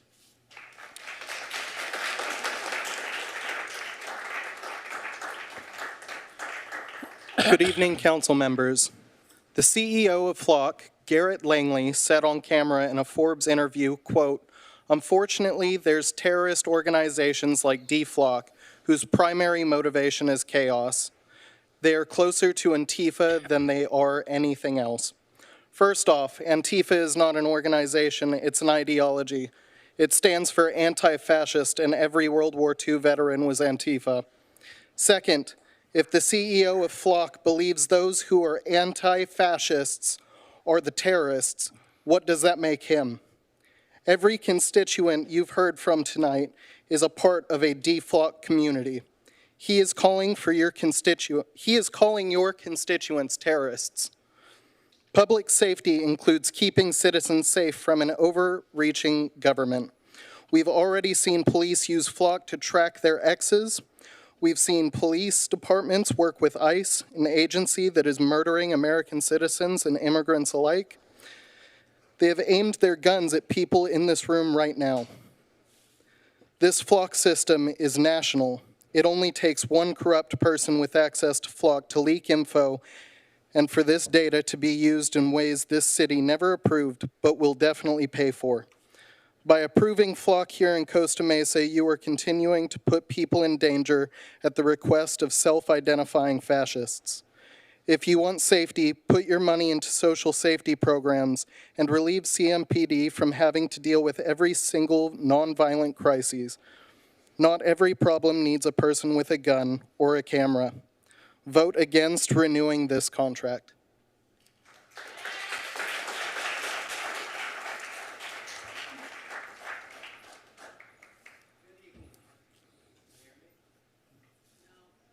I don't know. Can you hear me now? Okay.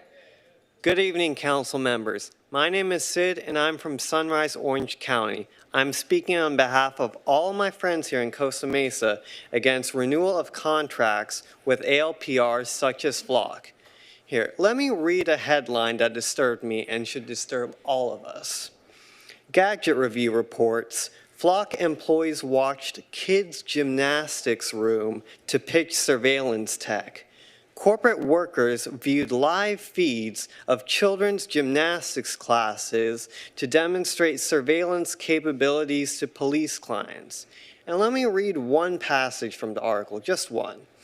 The details uncovered through public records requests by resident Jason Hunyar are unsettling. On July 23, 2025, Flock's Randy Gluck viewed cameras labeled Jim Mendel -1 and main pool right.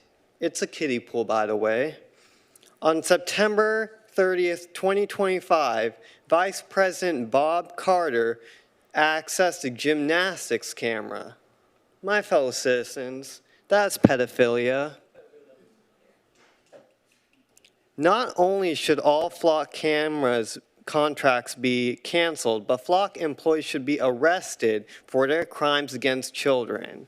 They didn't even show up today. They're hiding their criminal and predatory behavior. This extends to all ALPRs too. Motorola Solutions, Axon, Gene Tech, Leonardo, Neology. Do you think your kids are safe from ALPRs? Think again. End these contracts now or forever be complicit. I want a unanimous vote from this council to say no to ALPRs, not just a majority. Otherwise, Costa Mesa will remember you and will vote you out. Vote no to end all ALPR contracts. Thank you.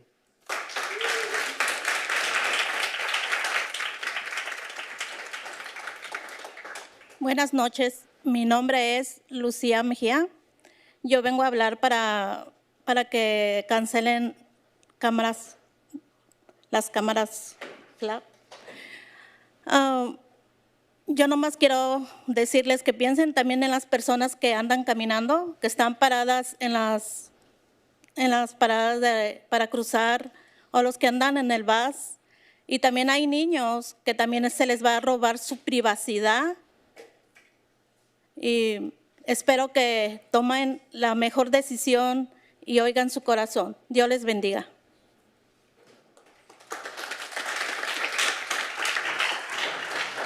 Hi, good evening, council members. My name is Lucia Mejia, and I've come today to tell you all to cancel the Flock cameras. I just want to tell you to think of all the people who walk, who are out walking, who take the bus, and the kids.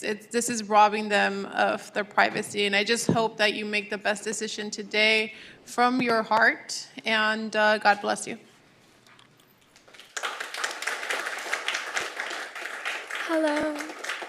Hello, council members. I'm Raquel. I work in the field of public health, and I'm a member of Sunrise Movement Orange County. I'm asking Costa Mesa to join the other cities that have successfully removed the ALPR cameras and set an example for other cities across Orange County. Mass surveillance does not keep us safe, and it's not worth the cost. These cameras are different than previous cameras we've seen, whether it be red lights, speed cameras, etc., due to the continuous collection of data. And they put us at risk, especially for communities that have been historically over-policed and surveilled, by turning us into products for data that we're told to trust in good faith. CMPD code may state that they don't share the information, but as we've said, Flock isn't upheld to these same standards.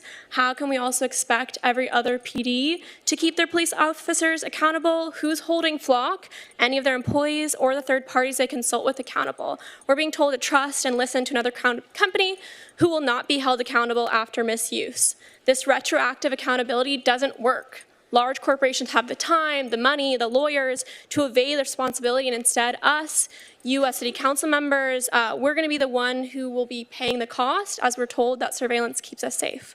Why should we have to wait for the harm to occur again in Costa Mesa now that we've already seen it happen here and elsewhere? These cameras can have life-threatening impacts when we've seen wrongful arrests. In addition, the infrastructure depends on AI, which, as we've seen in terms of the development of these data centers, taking our electricity and water.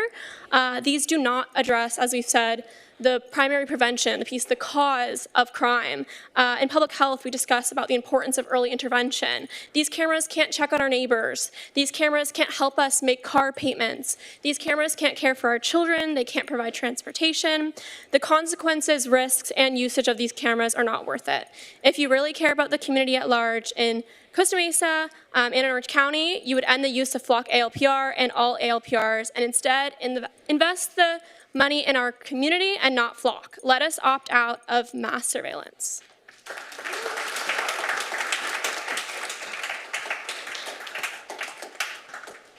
Good evening, Council. My name is Gabe. I'm here with Sunrise Orange County, and I'm here today to talk about Flock. My grandmother lives here in Costa Mesa, and I've spent a lot of time at local businesses, at South Coast Plaza, at Segerstrom Hall as well. I'm not comfortable with my grandmother or anyone else I've met or hung out with having their privacy violated here in Costa Mesa. As we've heard, there is protocol to protect citizens with how the data is collected and managed, which has been questionable as seen by the extensive questioning by council. I feel that the bigger issue is with the fact that the data is collected at all. From what I understand from the lines of questioning from council, there is a general concern that many of the procedures surrounding Flock are not up to par. As we've seen today, there is a lot of concern about a right to privacy. As a community member, I'm not asking you to commit more money to a new project. I'm simply asking that you restore privacy and dignity to people in Costa Mesa and that you represent the wishes of all these people here and those that cannot be here today and cancel Costa Mesa's Flock contract. Thank you.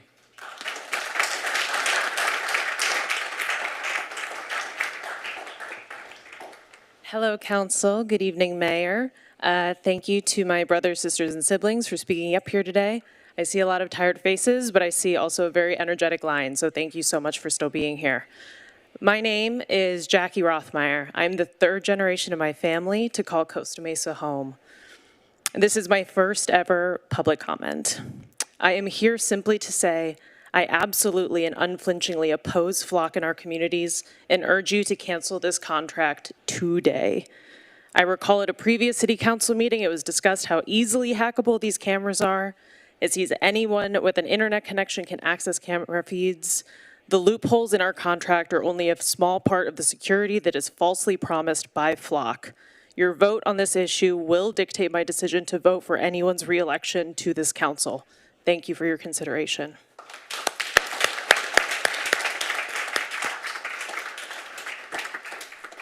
Good evening, Council. My name is Eden, and I've spent my whole life in this city. I was born here. I went to school here, elementary school through a little bit of college, and the Flock cameras have made me feel less safe than ever before in this city.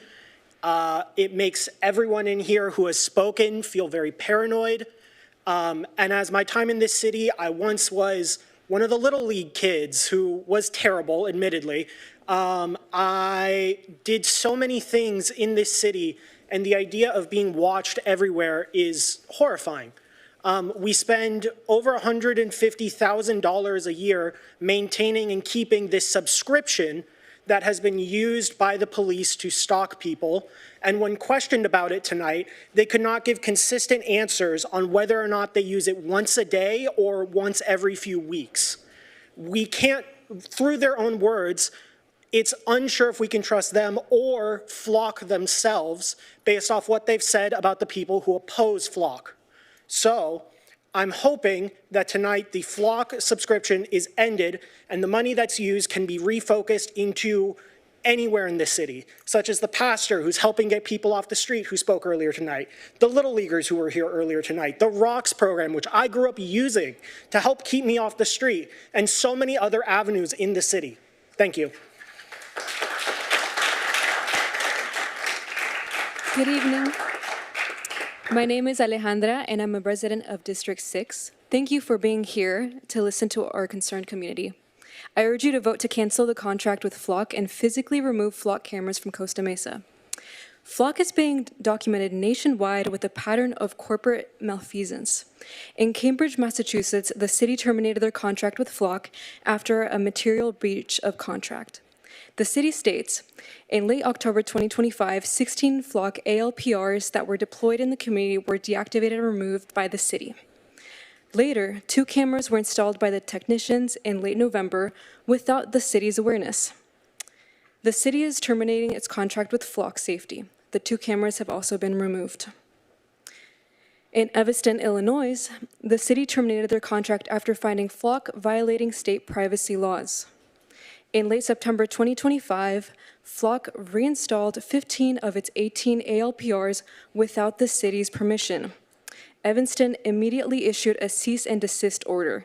The final devices were fully removed in March 2026. These are not isolated instances. We cannot allow companies with patterns of corporate malfeasance like Flock to have a contract with our city.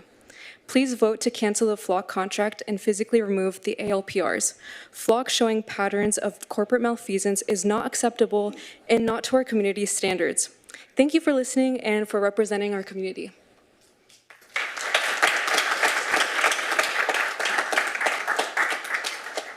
I'm Danny Livingston. I'm a marriage and family therapist here in Costa Mesa at a low-cost clinic called California Family Institute. A key part of my job is helping people to imagine futures that they want to live in and determining how their values can help get them there. What does Flock's presence say about Costa Mesa's values? What does contracting Flock to monitor every person in Costa Mesa say about this city's vision for the future? Flock's responsibility isn't to make Costa Mesa safer, it's to monetize our movements, then deliver the profits to their investors. Their abysmal data privacy practices, like the leak this year of 2.3 million Flock surveillance logs, prompted other cities to immediately cancel their contracts. Their representatives have been caught blatantly lying to city officials like yourselves, and it happened just this April in Wisconsin. Add this to the recent stalking conviction of CMPD Officer Jossett, it's clear how easily Flock can be used to harass and terrorize. Plus, Flock didn't even flag Jossett's abuse of the data. It took an internal audit way after the fact to even notice. Even if you believe ALPRs are beneficial, this incident alone should disqualify Flock as a contractor. So what does all this say about the future Flock and, by extension, Costa Mesa envision for us? Well, we don't have to guess. Flock is telling us with their recent actions. In 2022, they were granted U.S. Patent 11416545B1 for a system that uses AI to classify people by race, gender, height, weight, and clothing. This isn't just about license plates. They're already deploying advanced surveillance drones. Their Flock Raven audio surveillance has expanded beyond its original purpose, gunfire detection, to identifying human voices. Flock's scope keeps metastasizing. If you choose to renew this contract, you're co-signing and funding Flock's vision for the future, an inescapable, unaccountable surveillance state. I want to ask you directly, is this the future you want to inhabit? Is that the future that you would choose for your families and your neighbors? Please consider the future and then vote to cancel Flock's contract. Thank you.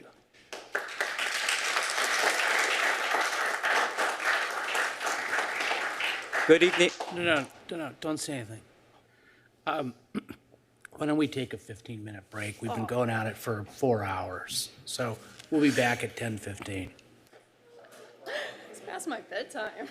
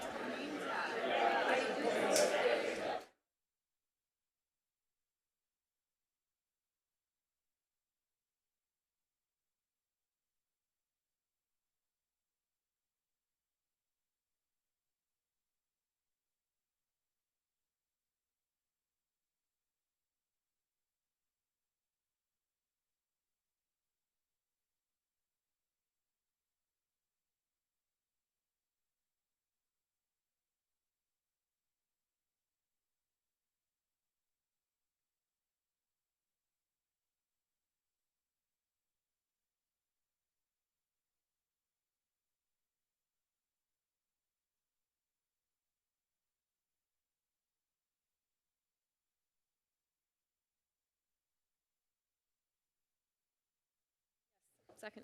Okay, call for the question.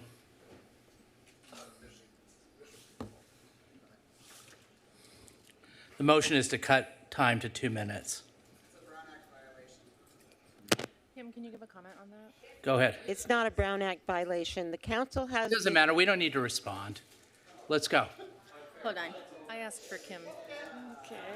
Wait, hold on just a minute. I asked for the city attorney's opinion on it. Oh, you did? Yes. Okay, sorry. Go ahead. Respond Yes. then. The council may cut off debate, particularly after a prolonged period of time. It could postpone it, and it also has the authority to shorten the time in order to get through the rest of its business. Okay, call to the question.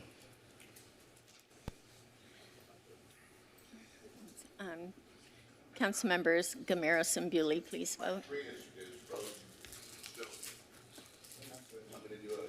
Does anybody oppose? I do. You oppose that? You don't want to cut it? Okay. Bewley and Gameros oppose. Anybody else? I have it, Mr. Motion carries 5-2 with Council Member Chavez and Gameros voting no. Okay, 2 minutes. Go. Good evening, members of the Costa Mesa City Council. My name is Kanan Bowie, and I'm currently a high school student in Orange County. I'm here with Sunrise Movement Orange County to urge you to discontinue the use of flock safety cameras and automated license plate readers in Costa Mesa. While I acknowledge these systems are presented as methods to maintain public safety, they infringe on privacy and civil liberties. Citing from the Los Angeles Times, flock safety cameras have collected and stored data on thousands of law-abiding residents and visitors, creating a record of where people travel without individualized suspicion. We cannot consent to mass surveillance. The misuse of data starts at the collection and creation of data. There are also concerns about how long this data is retained, who can access it, and how it may be shared with other third-party agencies. Once the surveillance infrastructure is fully implemented, its use can extend and alter over time in ways the public never intended, which can prove to be distressing for many citizens. Public safety is important, but it should be pursued with methods that are effective, transparent, and respectful of human rights. It should not infringe on natural rights and not invade our privacy.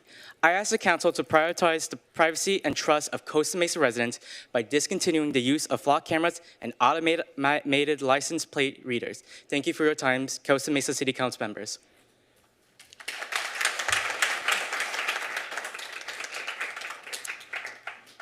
Good evening, Mayor and council members. My name is Jocelyn, and I'm a resident of District 5. I am urging the council to cancel our contract with Flock.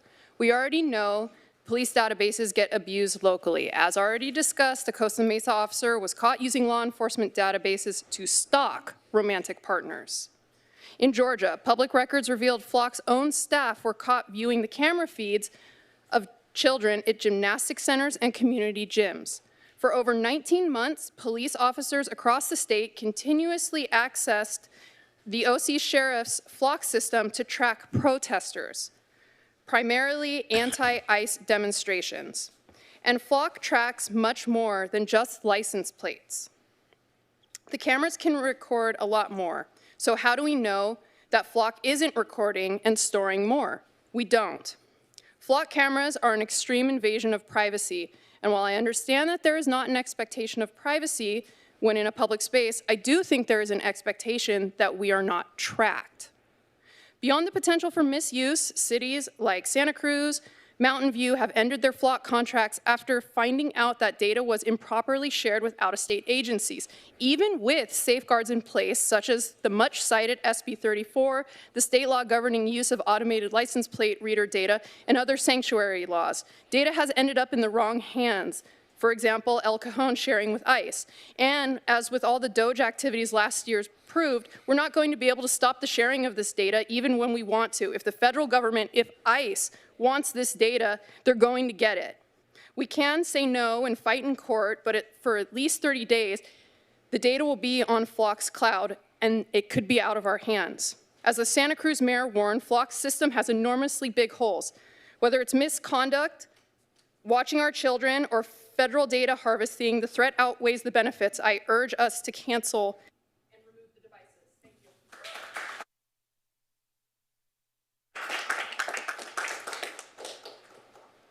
you. My name is Ava Rothenstein, and I'm a college student in the area. I regularly drive down Harbor Boulevard and Newport Boulevard, 2 streets with multiple flock cameras. I also noticed the local UPS, Vanguard University, and Costa Mesa Post Office have flock cameras nearby. These are important locations for the community, but they are being used as locations of mass surveillance. Everyone's license plates are taken. They're suspected of a crime just by existing in this city. I did not give permission for my vehicle information to be taken, to shop, to see the people I love, to live. I must be watched by flock cameras. The information heard tonight about the usage and policy of flock cameras only raised more questions about who has access to this data and for what purposes. It is used with a stunning lack of oversight. The definition of law enforcement use and third parties is vague. This is an invasion of privacies. And flock cameras rely heavily on artificial intelligence, which makes mistakes. There are several documented cases where innocent people have been pulled over, detained, and even held at gunpoint because flock AI cameras misidentified a vehicle. We have seen cases where law enforcement has used these cameras for stalking. With the lack of policy limiting AI usage and its consequences for inaccuracy, and even the lack of oversight at this local level, how can we make sure cameras are being used accurately in the best interest of people? This has caused the distrust of the community. We don't feel safe, and that lack of trust only makes this city more dangerous for us. I urge you to listen to us and take away these cameras so we can go back to being the city we love. Thank you.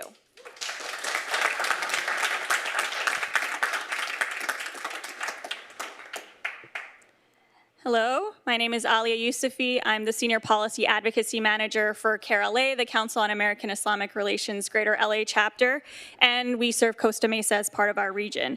I want to thank the City Council members for hearing me today, and especially the ones that had such thoughtful comments and actually read the MSA and some of the concerns that raised. I'm here to talk about flock, obviously. I want to start with continuing on some of the surveillance timeline that one of the other commenters started on. And I'm going to talk about the Patriot Act that passed 45 days after 9/11, and which was one of the first steps in drastically changing U.S. surveillance, making it easier for the federal government to monitor citizens in the name of searching for domestic threats. It expanded law enforcement's ability to access people's phone records, bank records, and other personal information in the name of counterterrorism and national security. And simultaneously, then President George W. Bush secretly authorized the National Security Agency to eavesdrop on Americans' international phone calls without court-approved warrants. Muslim Americans have been among the most impacted by this huge expansion of mass surveillance. Currently, we're entering another era of brave new world, and we're allowing infinite data collection stored in a cloud run by Amazon Web Services. That data is stored at least for 1 year and allows and there's a very real possibility of this data being accessed and shared without anyone in this room knowing about it. As council members have pointed out, there are glaring holes and limitations on how this information will be kept secure. You can't allow the technology in first and then figure out the guardrails later. That's the attitude that put the women who were stalked by the Costa Mesa police officer in danger. Not only is there a very real threat that there's already been cases of mistaken identity where flock footage was used to accuse an innocent resident of being a porch pirate, and the onus was on her to prove her innocence, which she later was able to. While the Costa Mesa PD may not have anything against the Muslim community, the Trump and his administration. That's it. That's your time, ma'am.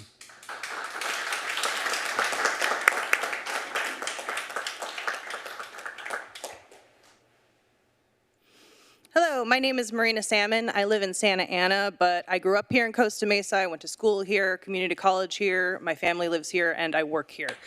So respectfully, I don't know any of you. I don't know anything about you. I know my city council, over half of them, and our mayor take a lot of money from the police union. And coincidentally, they happen to make decisions in line with what they want, which is more often than not increased militarization and surveillance to the detriment of our community. And I hope that isn't the case here, but I do know that Flock is a private company collecting our data, the collection of which threatens our privacy and safety. And we've already seen that your own officers use it to track and stalk women. What's stopping them from doing that again? They couldn't give an answer. They said, we'll catch it. They didn't say they'd stop it. What's stopping hackers from stealing it? What's stopping the officers from racially profiling it? What's stopping the federal government from legally or illegally demanding access so that ICE can use this data to abduct, assault, and murder our neighbors? In the beginning of the presentation, they said that Flock won't share data with the federal government, and then they said that they would when they had to legally. So I don't know which one it is, but it seems pretty unclear according to them. And they also didn't cite any of their sources in their presentation, so I don't know how we're expected to just go off of their word and believe them anyways. Drop the Flock contract and say no to mass surveillance, please, if you care about your residents and communities. If Los Angeles PD doesn't need it, then Costa Mesa does not need it. Thank you for your time.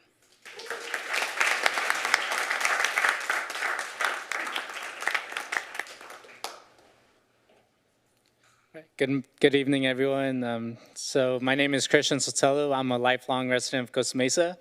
And to be quite honest with you, I've always felt comfortable and safe in Costa Mesa. I live on the west side, and many people would characterize it as sketchy or dangerous, but like I said, I've lived there my whole life. I've always felt comfortable and safe, and thanks to our public safety officers and our fire department for keeping us safe. But lately, these cameras have been an invasion of our privacy, where innocence constitutes a crime, where there's no reasonable suspicion or probable cause for surveilling all of us. And to be honest, like, as a person of color, I sometimes feel like I may be racially profiled even by my own police department, people that are responsible for keeping us safe. And I feel less safe knowing there's cameras by a private system that can be used to racially profile me for maybe driving an older car or, you know, maybe misinterpreting who I am based on my racial identity.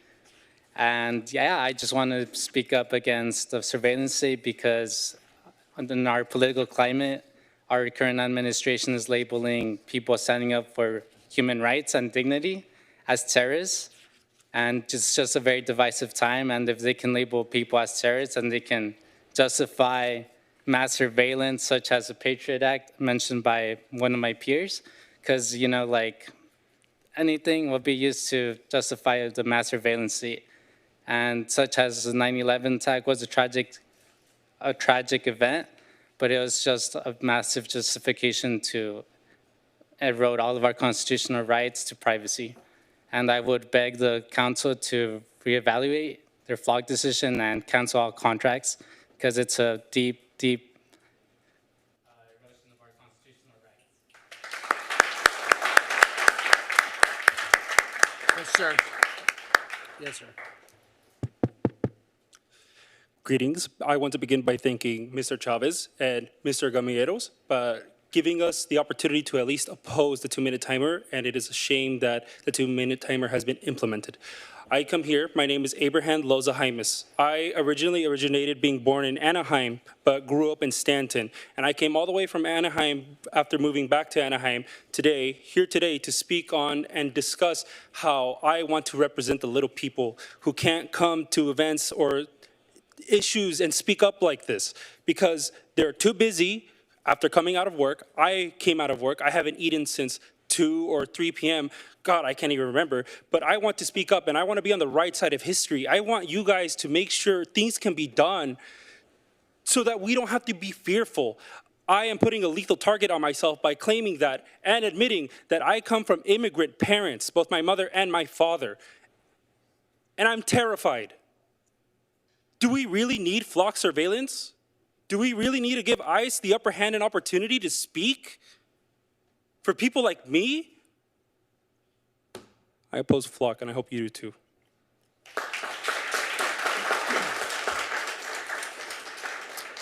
Members of the council, my name is Eric Jimenez. I'm speaking on behalf of the young people and families in our city who deserve both safety and freedom. The issue today is not just a technology decision.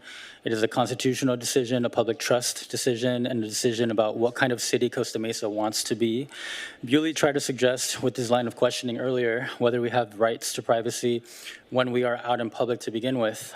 Being visible in public is not the same as being tracked, logged, stored, searched, and shared through a government surveillance system. Legal and constitutional debates over ALPRs focus on exactly that difference, not the passing observation, but the creation of a durable record of a person's movements over time.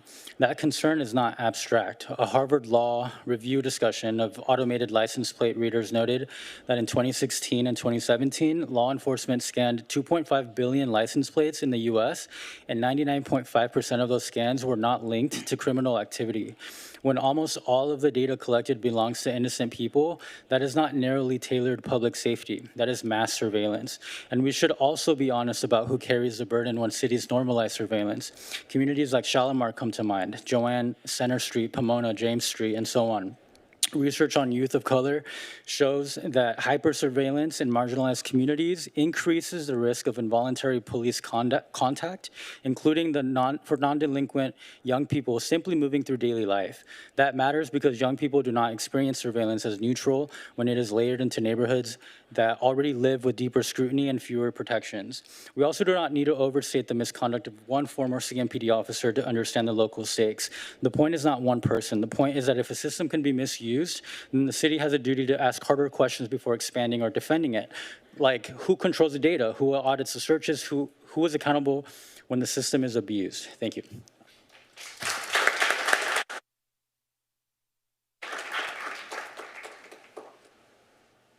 Hello. First, I'd like to take a quick second to recognize the hard work and efforts of all of the organizations that came today and demand that Flock gets out of Costa Mesa.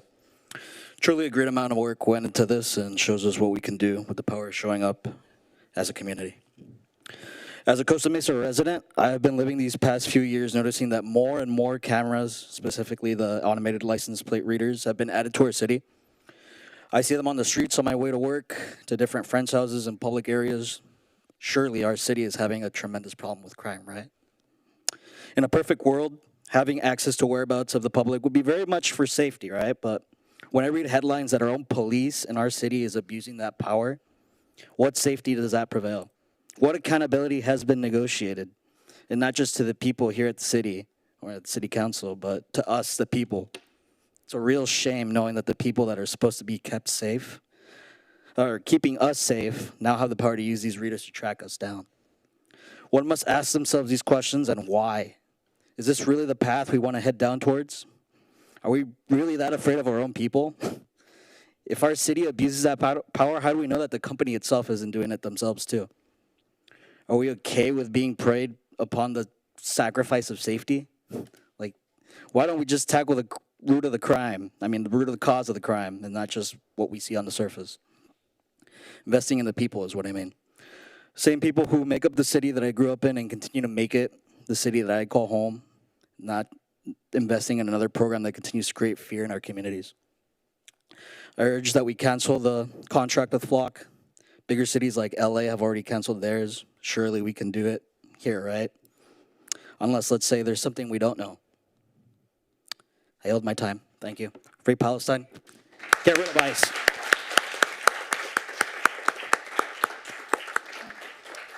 Hi, my name is Dahlia Collins. I'm an OC resident. I currently live in Laguna Hills, and I'm a college student and a barista.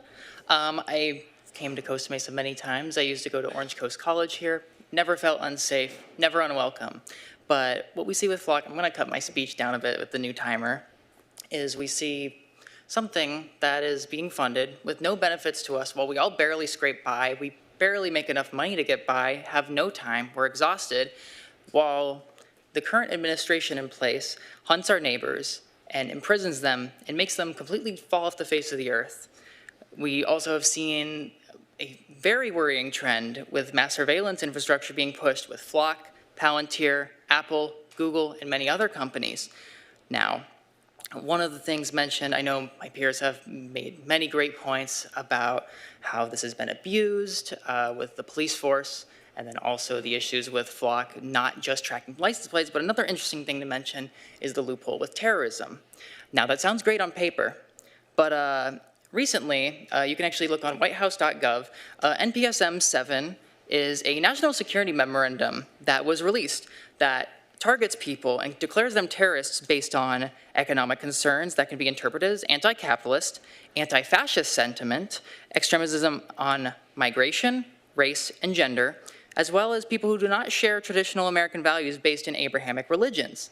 This is a vague blanket that completely puts targets on many of our heads based on just thoughts we have or who we are.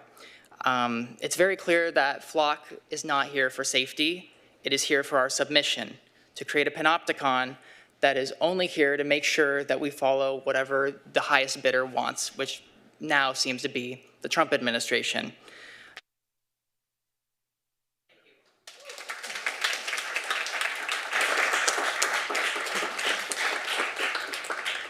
Hi, Natalie Foley, longtime Costa Mesa resident. I wanted to say I appreciated how so many of you came with prepared questions. They were very good questions. I appreciate you did your homework. I expect that from my representatives, but I also appreciate it. Let's see. I do have a lot of civil liberties concerns, which everybody else has voiced, but I remember there was a time when it was pretty universal to have these concerns, the Patriot Act or even TSA searching everybody before they got onto a plane. There was a time when this was across the board considered a bad thing, and I'm still think it should be a concern across the board. And even if you're not concerned with the way that the current government could use this technology, just think ahead a few years to if there's a different leadership in charge, right? If it's 2028 and we have President AOC, and hypothetically, if her FBI wanted to ask Flock, hey, tell me everybody who went to a Second Amendment protest, would there be any reason why Flock wouldn't give them that data? It doesn't sound like it. And I also have another thing to mention, which is it sounds like Flock doesn't take security very seriously. If there's YouTube videos of average people being able to hack their cameras, what would a nation state like China or Russia with their hacking capabilities be able to do? Could they hack into that database and get information about the whereabouts of every American citizen? Like, I don't know. But it doesn't seem like they take security seriously, and I think that should be a concern too. Okay, thanks.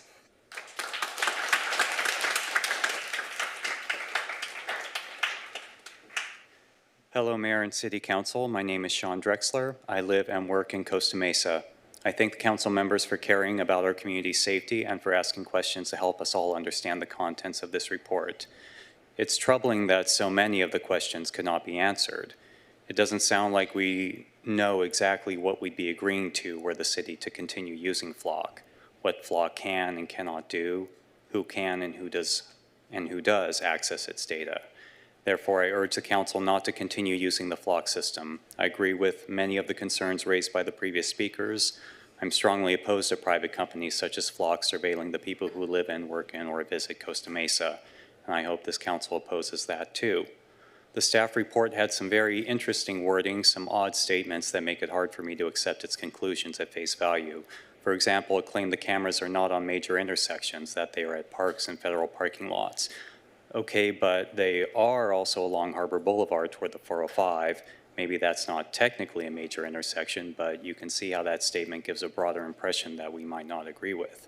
It also cited the declining crime rates. That's true, and it's consistent with national data over the past years, which has trended downwards prior to Flock's deployment. But there's no evidence to prove Flock has been a major contributor to the declining crime rates, only assertions of that claim. What I really want to know is who's asking for this. I know staff is recommending it, but who is asking for it?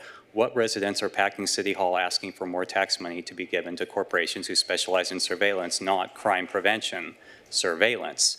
Flock makes its shareholders happy through the collection and sale of our data, not through the prevention of crime. What incentive does Flock have to prevent crime? Again, there was no evidence presented that it did so, just assertions.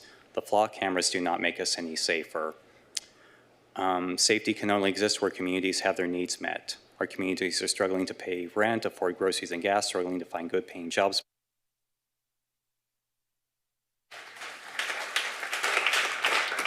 Good evening, Mayor Stevens, City Council members. My name's Mary Oberschlake. I am from the city of Orange. I was here a few weeks ago when we were talking about Flock, and I had said I'd come down because I want to be a good neighbor. I have dear friends that live here in Costa Mesa. I like shopping here. I enjoy this community. You've had an opportunity, I had notes, but I'm over it, you're over it. The bottom line is, you've heard all of these people talk about the problems with Flock, with mass surveillance. You have your own questions about what's going on with Flock. So before I step away, the one thing I want to say, look at me, everybody look at me. Do you think this is how Americans should live? Go into the mic so people can hear you. Do you think this is how Americans should live? How we should conduct ourselves? Do we really believe that mass surveillance stands up to life, liberty, and the pursuit of happiness? Is this liberty and justice for all? Is this American? Before you decide, take a deep breath and you ask yourself, what does it mean to me to be an American?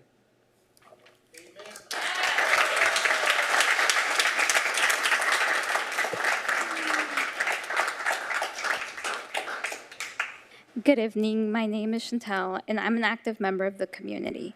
As an active member of the community, how am I supposed to feel safe when those that can view my every location without my consent have been known to stalk women? Are you supposed to feel safe knowing you don't even know who can access that surveillance?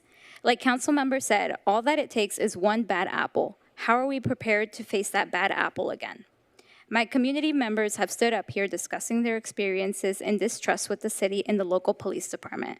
None of us want to be tracked. We were never asked, yet our daily movements are continuously being recorded just for participating in our own community. Is that not frightening to you?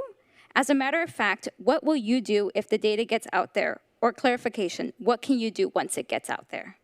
Public safety should be built on trust between the community and the people who reside in it, not on mass surveillance. I urge you to look around. The public is here, letting you know how we feel. There is power in the people, and the people will not back down. We stand strong here, making it known that we will not let our community be further attacked by mass surveillance. Council members, I urge you to cancel the contract and remove Flock from Costa Mesa. Thank you.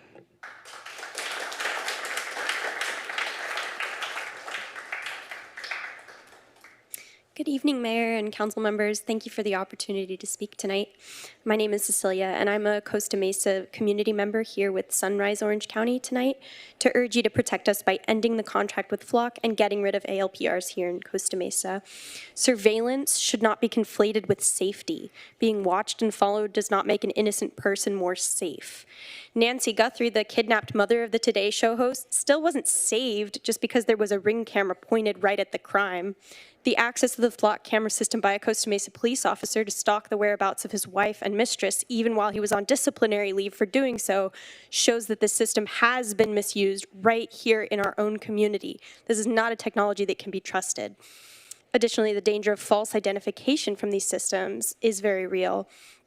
In San Diego last fall, Flock misidentified a car as stolen, and an innocent man spent a month in jail.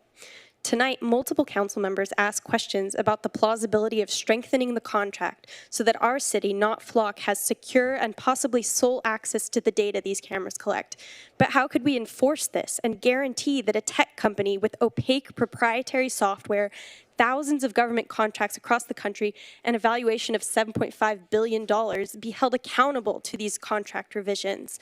They get a legal slap on the wrist at the expense of falsely accused innocent civilians, stalking victims, and an overwhelming paranoid chill across our community?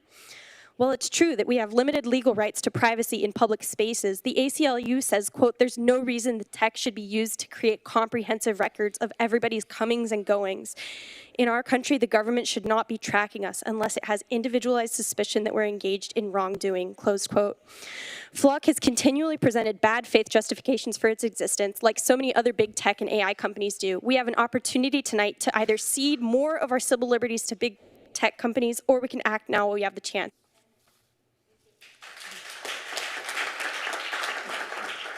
I know it's late, and most of what I prepared has already been said, especially around what public safety really means. I hope you can recognize how much your community cares about this issue, as evidenced by how many have waited to speak until 11 p.m. We aren't radicals. We're moms, we're students, we're veterans. We are just people who live in this community. I hope you've heard that literally no one in the community is asking for this contract to continue. Not a single person who came tonight, not a single person who emailed the council, and no one is asking for better guardrails or slightly more secure data. They're all asking you to remove these cameras and not replace them with different surveillance. While there is no expectation of privacy in public spaces, there is an expectation that our government and private companies not be allowed to build vehicle fingerprints and databases of all of our vehicle movements. And there's an expectation that a for-profit company with a history of misrepresenting facts and a police department with past transgressions not be auditing themselves. By the way, just because you're not currently searching for more than vehicle and license data doesn't mean the data isn't being collected. They can store the full photographs. There's no way to truly secure this data from misuse by the over 300 California agencies listed on your transparency portal unless you stop collecting it.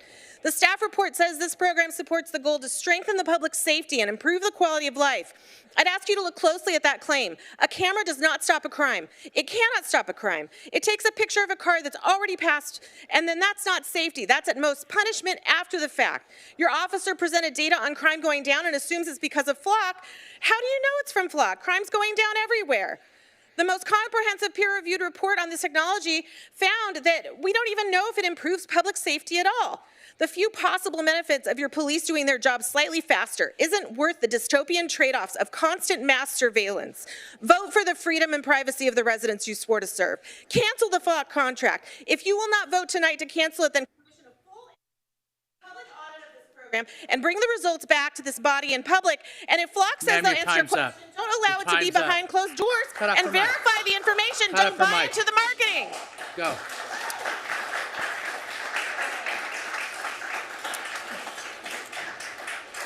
Dear Mayor, City Council, my name is Angelique, West Side Costa Mesa resident, here to ask, along with all my neighbors, for you to cancel the Flock surveillance contract. This is not about tech, it's about trust. We talked a lot about how this is about taking pictures of license and cars, but there are a few cameras right along the bike trail by my house where I frequently, with my daughter, many families, and our neighbors. LCLU and many other organizations has repeatedly identified that Flock has made misleading statements to its buyers. When a vendor, a contractor repeatedly lies, why are we wholeheartedly trusting in them? Many of you, as we discussed the service agreement, identified and clearly found holes and loopholes in the language regarding data access. We heard your constituents, our neighbors, that this is not providing any greater trust in this council or our police force, which has been publicly recognized for the great job that they do in our community, but it's only instilling fear. They're asking for greater investment in services. They're asking for our police force to do their job and patrol our neighborhoods in a greater way that actually provide safety. Tech should be a tool, not a foundation for policing. Public safety and civil liberties are not opposing values. Please cancel this contract.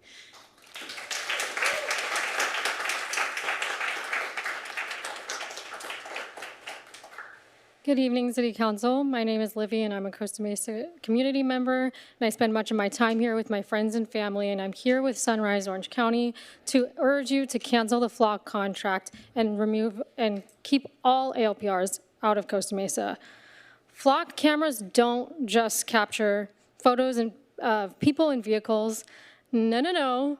Flock cameras fingerprint vehicles to profile and track individuals and in law enforcement databases that can be shared across their network of cities. Now, let me be clear, this warrantless data collection is the privacy violation. The misuse of our data by stalkers such as the ex-Costa Mesa PD officer and other criminals is a consequence of violating our privacy by collecting our data. Even if Flock offers to whittle down its features to only collecting license plates and nothing else, you are still violating our privacy by keeping these cameras up. You have no premise to base this preemptive civilian tracking on because you do not have probable cause or reasonable suspicion, and we are not criminals. Flock does not care about us. One of the many shining examples of this uncovered by public records requests is when a Flock VP and employee access cameras in a children's gymnasium and pool to live stream children as a sales pitch of their surveillance tech to police departments. And that's because Flock and any ALPR company chiefly prioritizes maximizing profits for shareholders, not public safety. Flock did not swear an oath to serving the public, you did. And the fact that we've had to repeatedly beg you to stop warrantlessly tracking us feels profoundly undignified. As a girl and now woman who was sexually harassed for the first time at 7 years old, I feel unsafer and further at risk. Please join the 90 other cities nationwide and cancel your Flock and ALPR.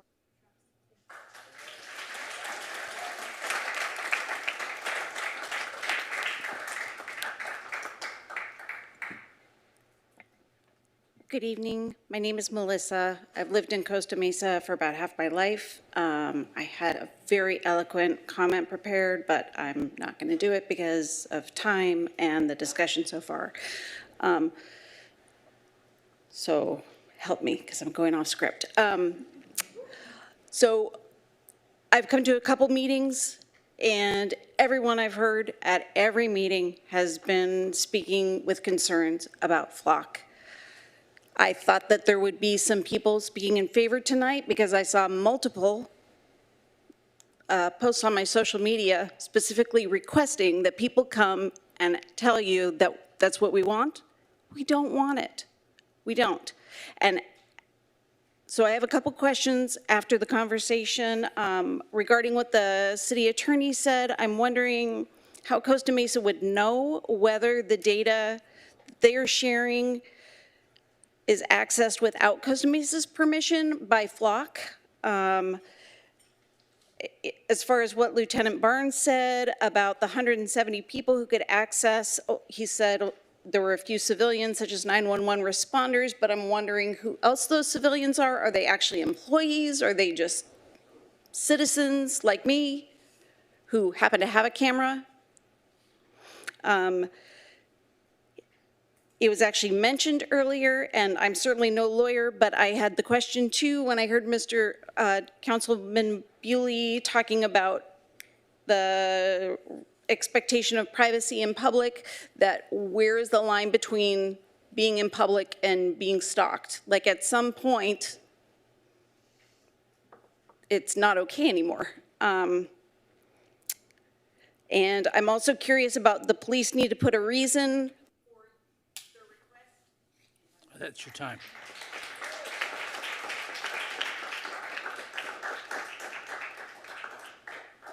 Good evening, City Council. My name is Uma Devi Rao, and I'm an aerospace engineer, and I'm here as part of the Sunrise Movement. In case we all needed another reason to distrust Flock, the presenters today mentioned several times that the only information collected by these Flock cameras are the license plates and other identifiable information of vehicles on the road. But as was pointed out, there are Flock cameras stationed on bike trails. Now, last time I checked, there are no license plates on bikes, but I don't know what else these cameras are searching for. Maybe if Flock had sent a representative, they would have been able to answer those questions, but clearly they didn't have the balls. So thank you for your time.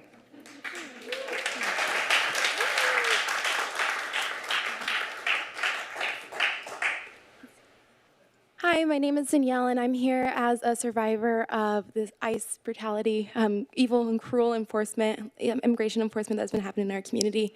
Every murder that I see happening around our country reminds me of how close I was to having my brains blown out by Aaron Pata. That I wouldn't have been here. I mean, yeah. Really, I had a concerning question about just because on February 18th, when we first started speaking up against Flock, you made a comment of who's watching the watchers.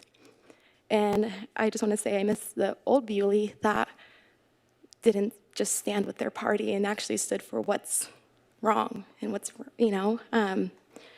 I was also really excited for you when you brought up the fact that we need people who have counter arguments in support of it. And as you can tell, because I thought we could have had a really good discussion, but they haven't shown up and we haven't had that opportunity to have a real debate. So I feel sorry that you're by yourself on this, and because it feels like everybody in this room is voting, pushing against it. I also want to address the fact that, there isn't a flock representative here, and just address Garrett Langley, who is the CEO of Flock, who recently made a tweet apologizing for referring to the D-Flock group as terrorists and Antifa. And I remember, Billy, you used the word specifically activist. And I know that words matter. In Antifa, that means anti-fascist. And if being anti-fascist makes me Antifa, then I am proud to be Antifa. I am, what's Flock is, yeah. So again, I am not a criminal. I am not a bad person, no matter what, the rhetoric that goes on. Thank you.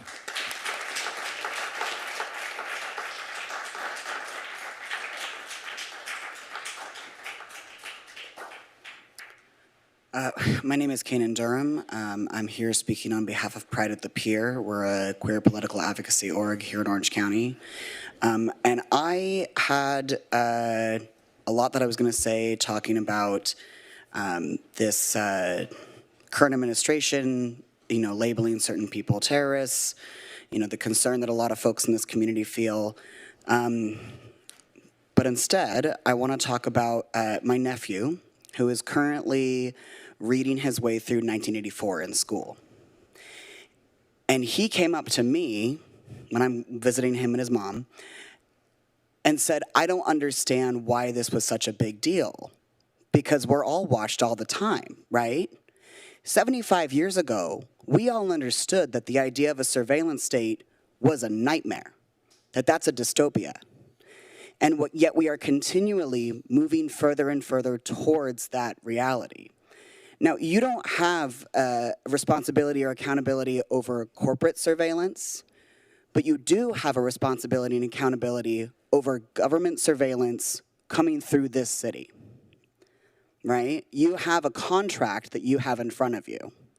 It's your responsibility to make sure that kids like my nephew don't live in a world where they're afraid that there's a camera on every corner watching what they do.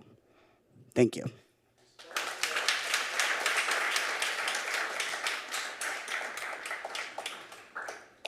Hello, thank you for listening. My name is Jay.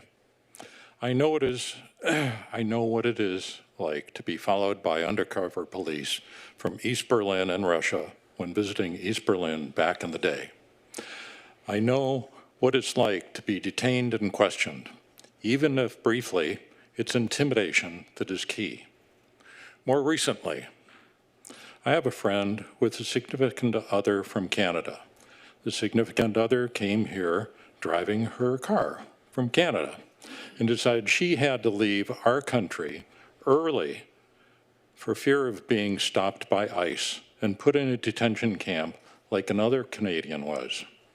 She and her significant other now have to live in separate countries.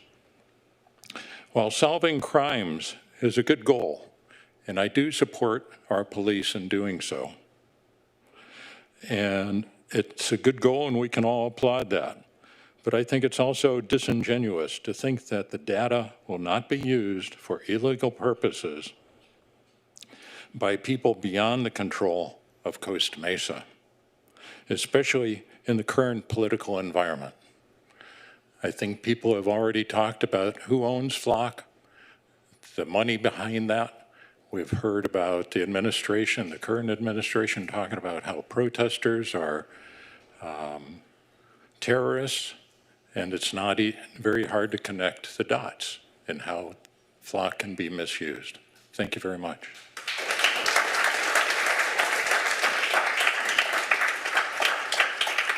Hi, my name is Andy. If I remember correctly, one of the admins said that Flock only collects license plates with the current configuration. I remember that statement very specifically, which means it can get updates and it can have other configurations. Agreeing to mass surveillance is being the frogs in slowly boiling water. The rise of data centers is not just for generative AI, it's to prepare for a future where mass surveillance is not only normalized, but used against us as it currently is in Palestine. You think it couldn't happen here, but the Israeli and US militaries are very close and share technology. This is laying the groundwork for that. With NSPM 7, anyone from Republicans, Democrats, independents, immigrants, trans people, queer people, activists, anyone who has a modicum of criticism against the federal government or allows the government to interpret that as an act of domestic terrorism.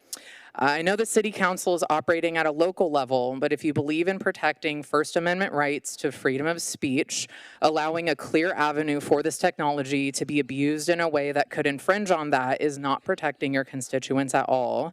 You have the opportunity to protect people's rights and safety. Thank you.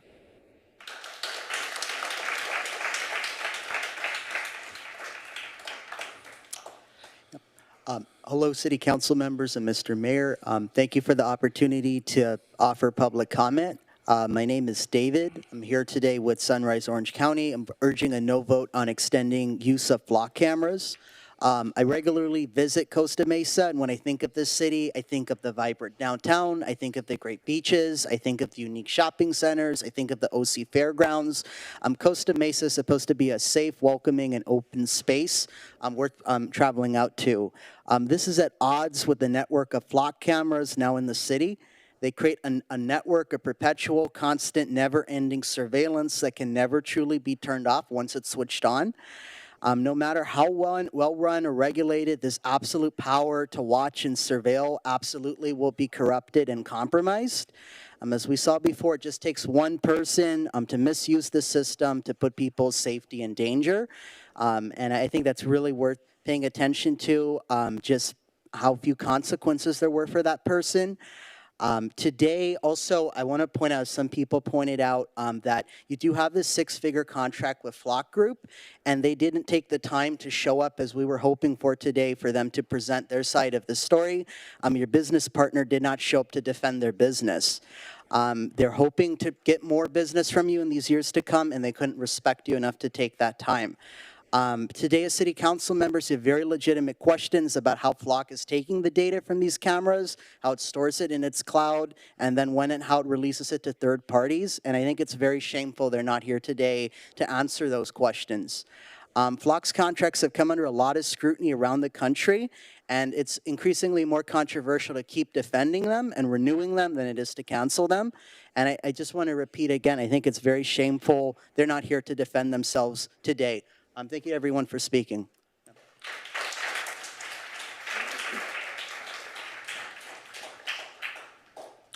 Good evening, Mayor and City Council. I don't want to take time to explain, what was said here. I think it's pretty clear.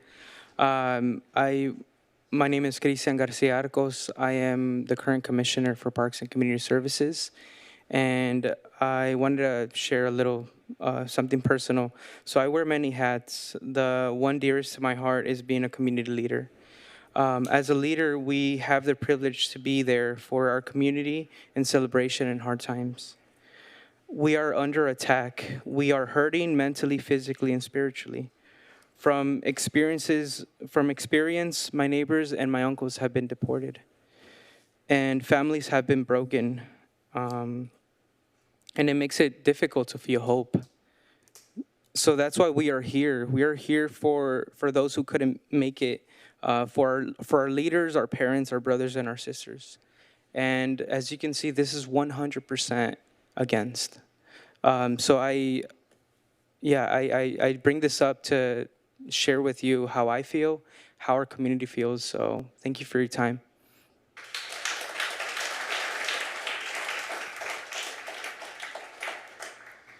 David Martinez, Commissioner for myself.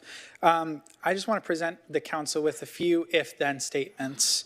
If, as presented and as agreed to, the data is not supposed to be shared with immigration enforcement, then to the extent that we know it has, we should cancel the flock contract. If it's not supposed to be used for personal use, then if we know that's happening, we should cancel the flock contract if we cannot control it ourselves. If the current system is only tracking plates and vehicle descriptions, and we know that it could be upgraded and changed to also track people, then we shouldn't allow that and we should cancel the flock contract. Now I want to talk about section 5.3 specifically because it's a very weird, like legalese paragraph. Flock may access, use, preserve, and/or disclose footage, as defined, to law enforcement authorities, government agencies, and/or third parties, if legally required to do so, or if they have a good faith belief that it's reasonably necessary to comply with legal process, enforce agreement, or prevent, detect, or address security, privacy, fraud, or emergency. So in theory, if Flock has a good faith belief, whatever that means, that to address security, they need to preserve our data to give it to a government agency, whichever government agency that might be. They are allowed to do that under this contract. They themselves can decide to preserve our footage to address a vague security concern, a vague security issue that is not defined in our contract. I think that that is enough of a reason for concern that we should not allow this to happen. Thank you.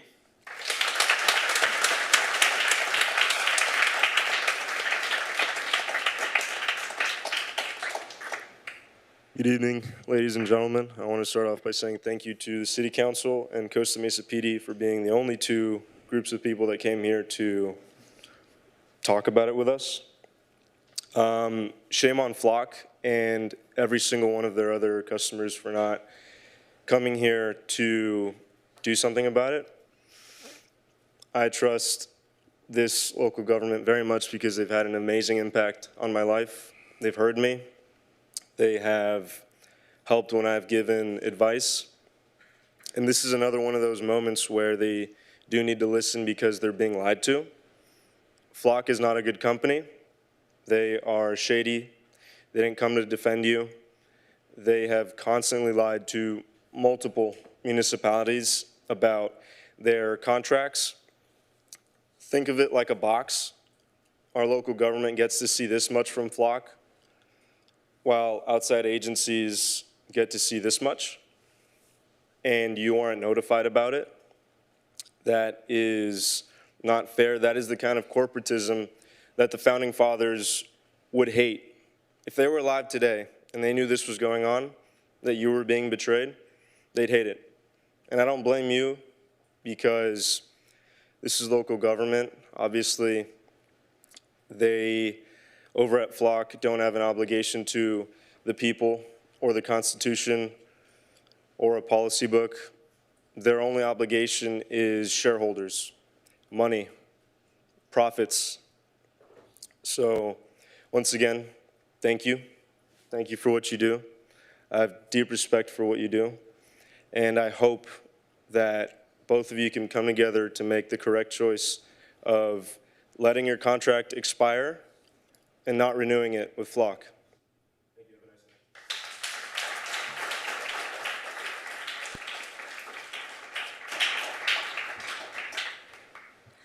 I just want to say that right off the bat, I want you to cancel or not renew. The trust in our police department is being violated by these cameras. I am absolutely offended that you have concentrated cameras in the Hispanic areas, that it just violates the trust of our city. And we've had such a good rapport with our police department. And here's one item that I think shocked me, and I want to share it with you. This is a presidential memorandum. It's SPN SPM7, and it quotes, and prior to this, they're considering Antifa protesters, immigration, all as a local terrorist, homegrown terrorists. And it says, Quote, I direct for the first time in American history all of our law enforcement and intelligence agencies to work together to disrupt these entities and to be partner and arrest and prosecute these political activists and terrorists that are operating in our country. Flock is the mechanism for that. That will allow it to happen shore to shore. You have the responsibility for our community to absolutely stop what's happening. I don't trust Flock. I trust the police department more than I trust the accessibility that Flock has with this information. So you stop it now, because our power is in our voice and in our vote, and we're not afraid to use it, either one of them.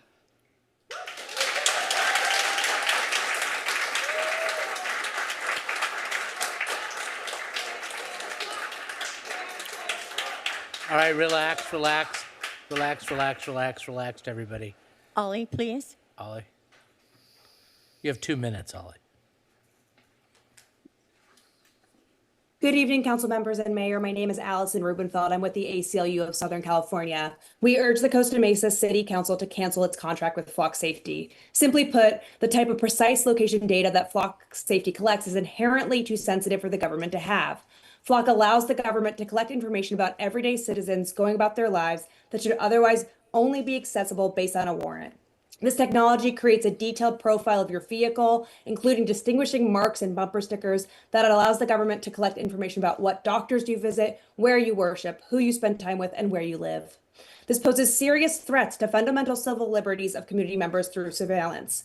Police can use Flock's nationwide networks of cameras as a proxy search engine and search for individuals or groups based on their clothing, tattoos, bumper stickers, and even race and symbols of their political affiliation.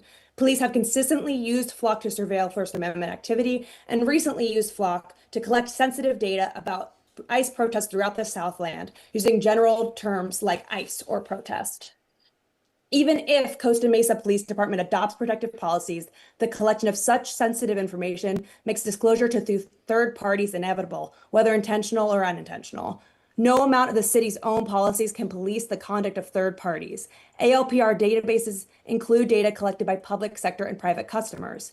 As a result, ICE can tap into an ALPR system's nationwide database for the purpose of targeting immigrants. Though Flock claims to not share information with immigration officials, there have been multiple reports of ICE using this technology for immigration enforcement through informal favors by local and state police to the federal government. For instance, last year, the Orange County Sheriff's Department, whose Flock policy mirrors Costa Mesa's and is authored by the same entity, was one of 10 agencies that searched its ALPR system on behalf of federal immigration agencies in violation of decades-old California law enacted to prevent this very kind of information sharing. The dangers posed by Flocks cannot be eliminated through policies. Next speaker is Michael. Michael. All right, can you hear me? Yes, we can. Great, thank you. Good evening, Mr. Mayor, Council, Police Department, everyone in the chambers. Thank you for all your comments that are thoughtful. And since we got cut down to 2 minutes, I'll go off script, which is always great. So I first moved to Costa Mesa in 2003, and I still live and work here. I started working in tech about 28 years ago. So I can tell you every single system is hackable. Flock has been hacked multiple times, and the best way to keep personal info private is to not collect it at all, right? So I trust our PD, I work with them often on things throughout the community. I trust those, especially the ones I know, including some of you who presented tonight. But we've already seen that a former Costa Mesa officer already abused the system to stalk his ex-wife, girlfriend, and others.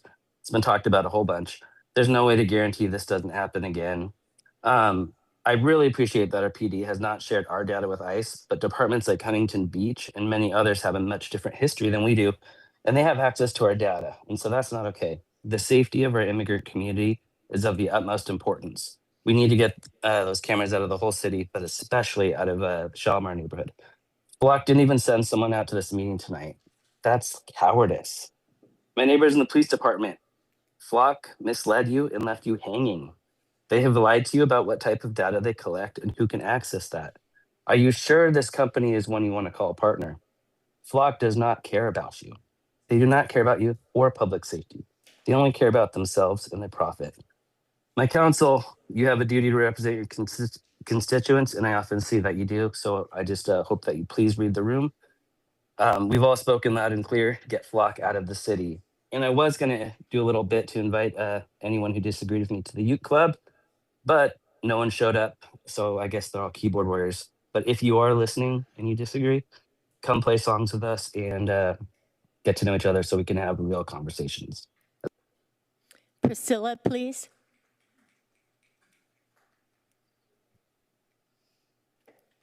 Priscilla? Hello. I used to document mainframe computer systems alongside highly trained engineers who work to protect the the privacy of the data. Yet my personal data has been breached multiple times. The affected company often provides free credit services so I can ensure my data is not being used by thieves.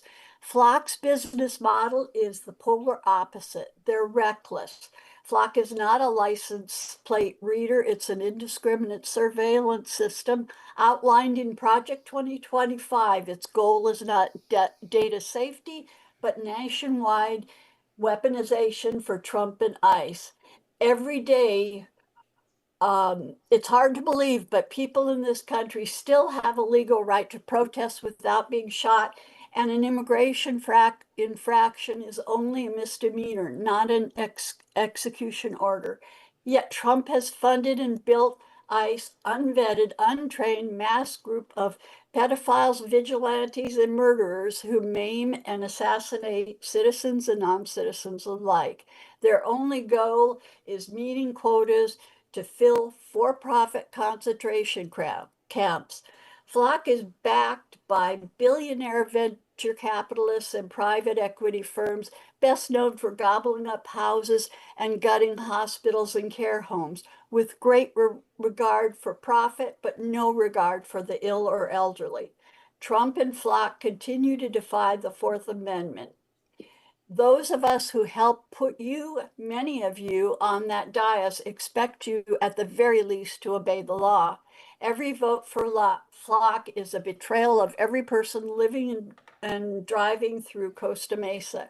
Every vote is a willful gift to Trump and ICE to assist in dismantling democracy.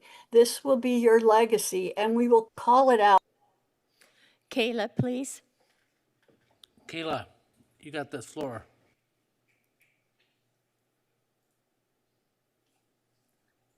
Hello, can you hear me? Yes, we can. Perfect. So my name is Kayla Asato, and I'm a resident of Orange County, and I didn't mention that my last name is Asato because I am Japanese American. My family was thrown in the internment camps because of mass surveillance from the government, violating public trust and seizing census data. This was a mass atrocity that would live in infamy, or so I was told growing up.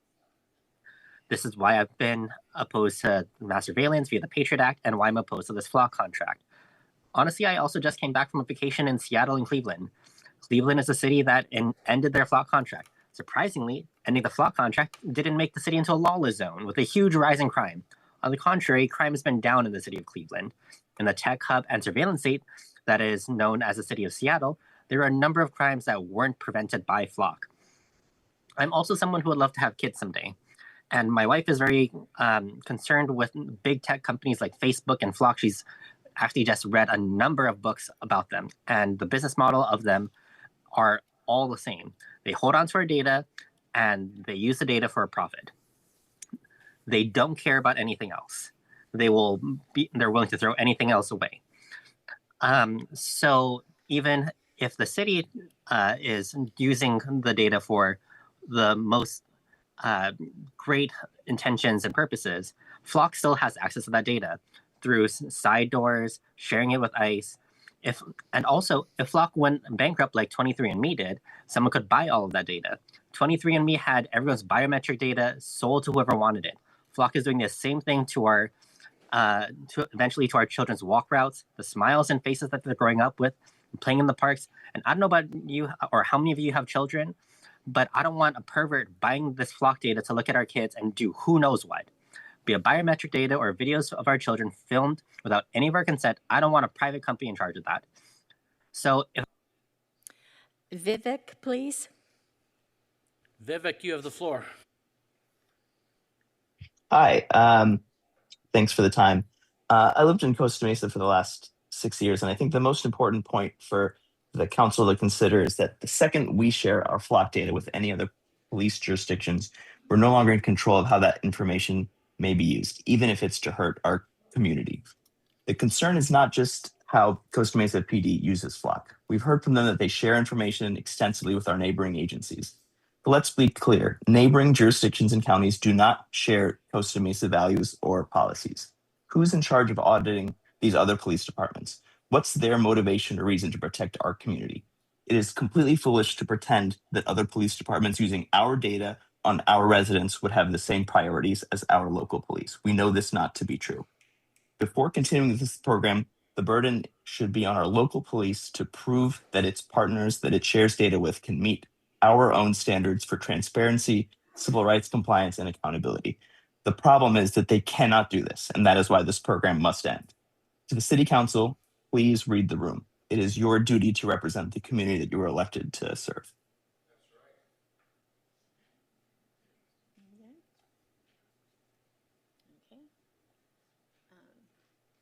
Ron, please. Ron, you have the floor.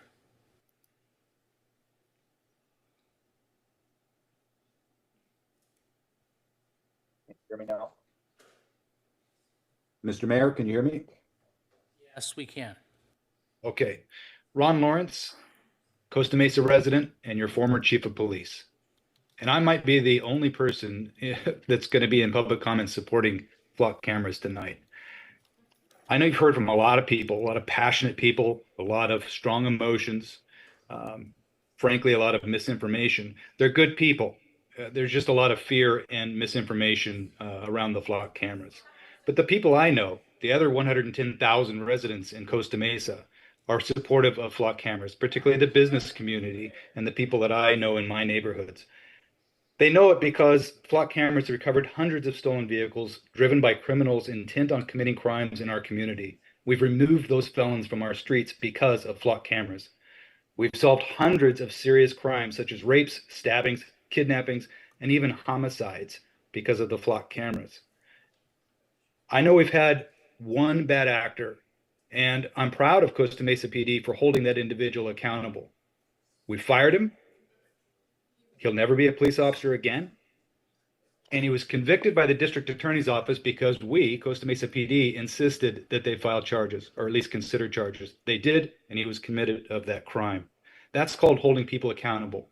We've all heard stories about different professions of judges, teachers, clergy, having bad actors. They make mistakes, and those individuals are held accountable. Don't throw out the baby with the bathwater. The flock camera is an amazing tool to help your police department keep us all safe. You've heard from 150 people tonight. You represent 110,000 people. And I assure you, there's a lot of people who support flock cameras and they trust our Costa Mesa Police Department. Please keep the cameras. Thank you.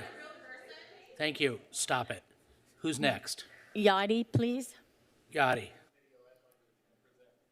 Hi, I'm Yadi, your Pasadena neighbor, and my personal information is accessible through your databases. First, shout out to members of the public for standing up for privacy, personal safety, and fighting surveillance. People's personal information and data is not a free-for-all. As Californians, we can enforce our consumer privacy rights to opt out of the collection and sharing of our data from private entities like data brokers. The Constitution demands law enforcement obtain a warrant to access our homes and phones, but that's entirely lacking for ALPR, real-time crime centers, and other nascent surveillance tech. I agree with law enforcement and elected officials who say these tools are useful. Indeed, there's overwhelming evidence that these tools have been great at stalking women. Women's rights are being stripped across the country, and now we're being stripped of our rights to push back against stalkers and creepers, or getting restraining orders because of the false premise that there's no expectation of privacy in public. Perhaps if women, mothers, and people exercising their First Amendment rights in vulnerable communities most negatively impacted would have been consulted in advance, we could ensure public safety doesn't end up oppressing a giant swath of the public. It's not a good look to have constituents beg and plead with their government to stop spying on them and stop making them less safe.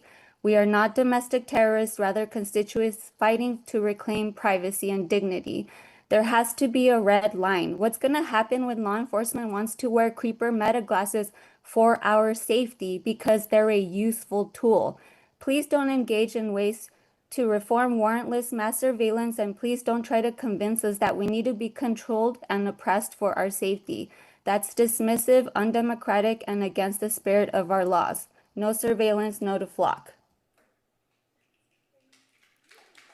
Doug, please. Doug, please. Yes, can you hear me? We can. Good evening, Mayor and Council. My name is Doug, and although I am not a resident of Costa Mesa, I dine and shop there frequently. I urge Council to terminate their relationship with Flock and do not replace it with another ALPR vendor. We must address the root causes of crime and violence, not just what happens after the violence has occurred. Instead of funding mass surveillance, fund the work being done by community leaders like Pastor Phil Eikens that spoke earlier tonight. I reject the notion that making the city safer requires constantly expanding the surveillance apparatus. Surveillance is not safety. I want to highlight the speaker tonight who was born under a fascist dictatorship. What a chilling reminder that surveillance of the people is not a hallmark of functioning democracies. Surveillance is a hallmark of authoritarian societies. It is incompatible with democracy, civil liberty, and freedom. Once the system is built and data is collected, you can't always dictate how that data will be used, especially when you're holding on to that data for a year. Costa Mesa PD couldn't even give you an estimate on how many other people have access to Costa Mesa data. Pretty unsettling, isn't it? And Council, respectfully, I would be offended if I were you. This meeting tonight is the most publicized, significant, and well-attended council meeting in Orange County regarding Flock to date. Flock couldn't be bothered to send a rep there for this, not even Zoom. They flew a team of 4 reps to a small town in northern Wisconsin called Neenah, population 27,000 last month, for a committee meeting, not even a council meeting. Is this a company you want to do business with? Flock brags that 80 contracts canceled is 0.5% of their business. Doing business with Flock is a 100% violation of the trust of Costa Mesa residents. Surveillance is not safety. Terminate this contract today. Do not replace it with another vendor. Thank you. Thanks. Cynthia, please. Cynthia, you have the floor. Cynthia? Good evening, Mr. Mayor and council members. First, I support RPD. Some of you know there was a murder next door to me, but you may not know that I gave the PD the information on the vehicle that led to the arrest of the murderer. And that was before Flock existed. When I was young, wiretapping technology already existed. Most people didn't think much about it until we learned that J. Edgar Hoover used it to gather information on the private lives of political opponents. The technology was powerful, but the real issue was how it could be misused. Today, Flock cameras raise the same concerns. These cameras create a mass surveillance system by tracking vehicle movements and storing location data. There are questions about the accuracy and oversight. LAPD recently sought greater control over its Flock system after problems involving AI-generated alerts. An LAPD internal audit found that the system mistakenly flagged vehicles as stolen, resulting in 161 innocent drivers being wrongly stopped in just 2 months.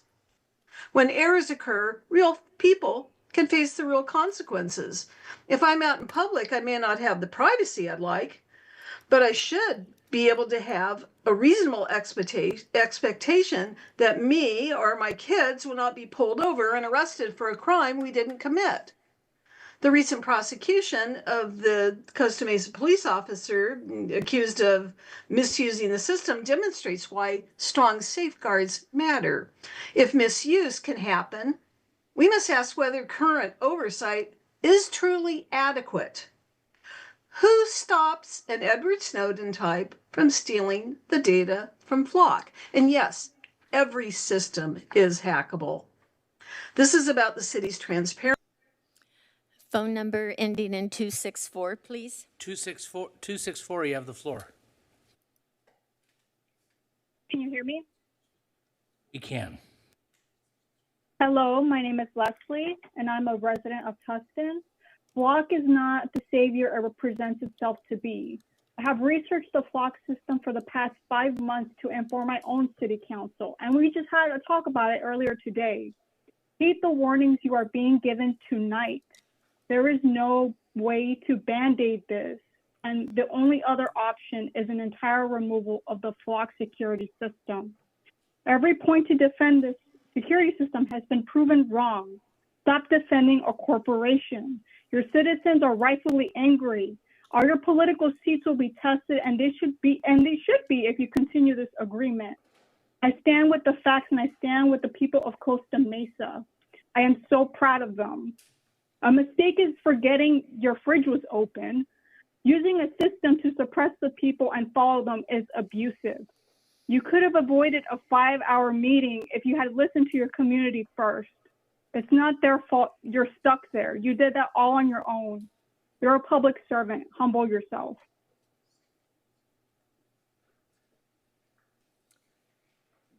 Phone number ending in 211, please. 211, you have the floor.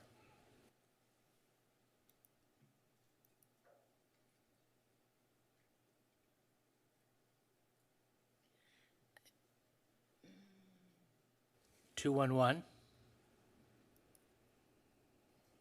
211, please unmute yourself.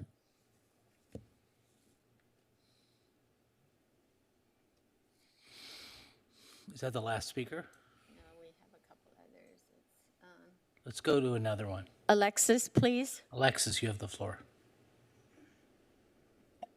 Hello, my name is Alexis, and I'm a previous Costa Mesa resident of many years and now live nearby. I'm also a cybersecurity engineer at one of the largest cybersecurity companies in the country with over a decade of experience. Flock cameras are not secure. They have been found lacking in even the most basic security configurations. These cameras have genuinely some of the worst security I've seen on government and police devices in my entire career. On top of that, our police are not using the basic industry standard practice of least access, meaning that only those who absolutely need access get it. They are being extremely careless and dangerous with our personal data. I've been researching these cameras for over a year, and I can say with certainty that they are not effective at keeping the data secure. They're costly, insecure, ineffective, and pry into all of our private lives. This city is very special to me, and so it saddens me greatly to see dragnet surveillance creating dystopian fear in our city. Please oppose any sort of surveillance in our local community. I yield my time. Phone number ending in 211, please. 211? You have the floor. 211. Yeah. No further speakers, Mr. Mayor. All right. Closed public comment. We've got a motion from Councilmember Gameros. Go ahead.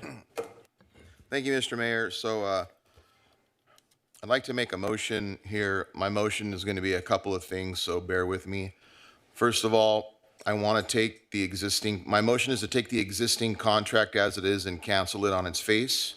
Secondly, I want to modify the contract for consideration of reinstatement to keep the Flock program with a couple of things. Limit the retention of information to 21 days.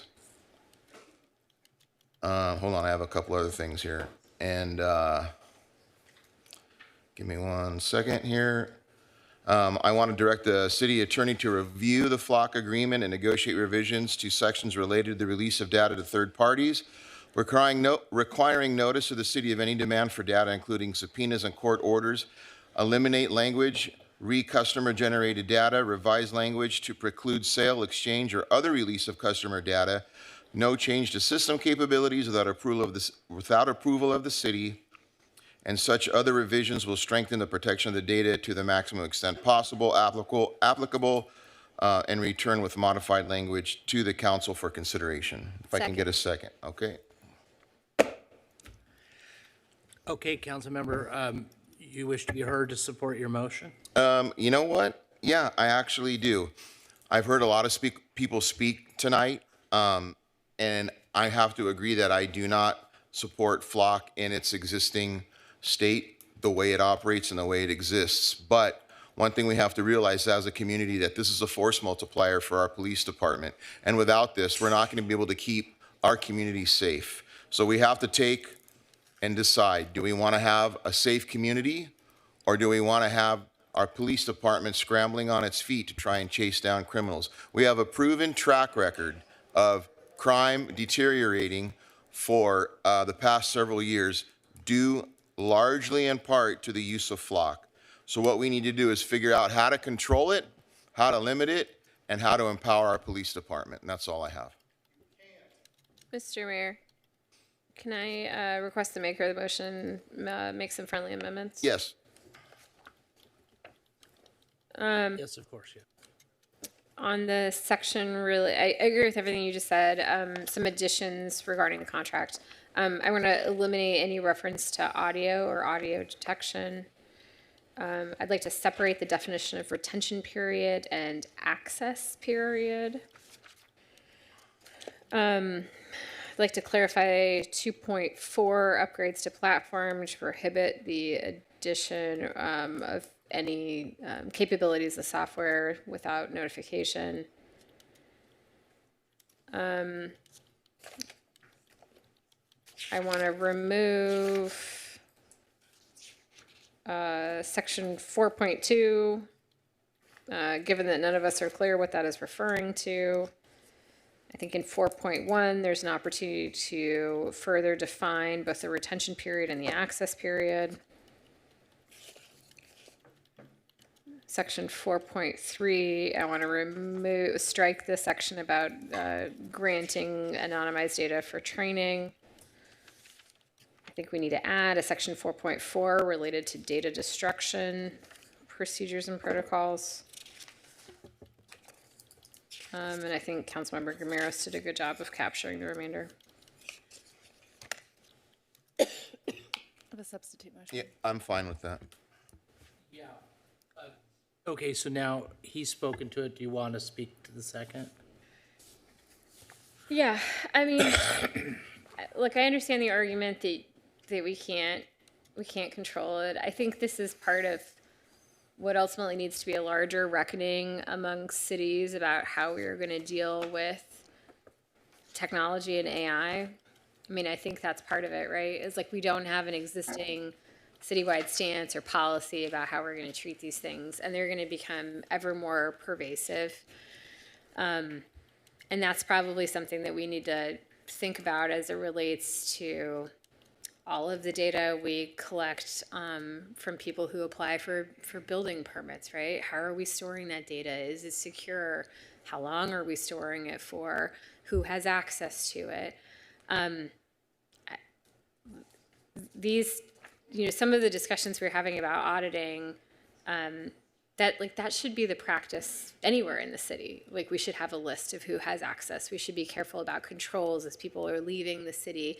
We should be trying to make sure that people are not being bad actors. And that is not specific to Flock. Like, we use tons of third-party private systems for lots of different things, all of which, frankly, are open to potential for abuse, mishandling, bad actors.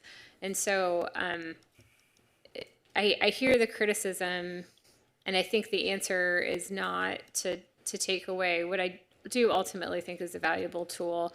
It is to step back and examine all of our policies.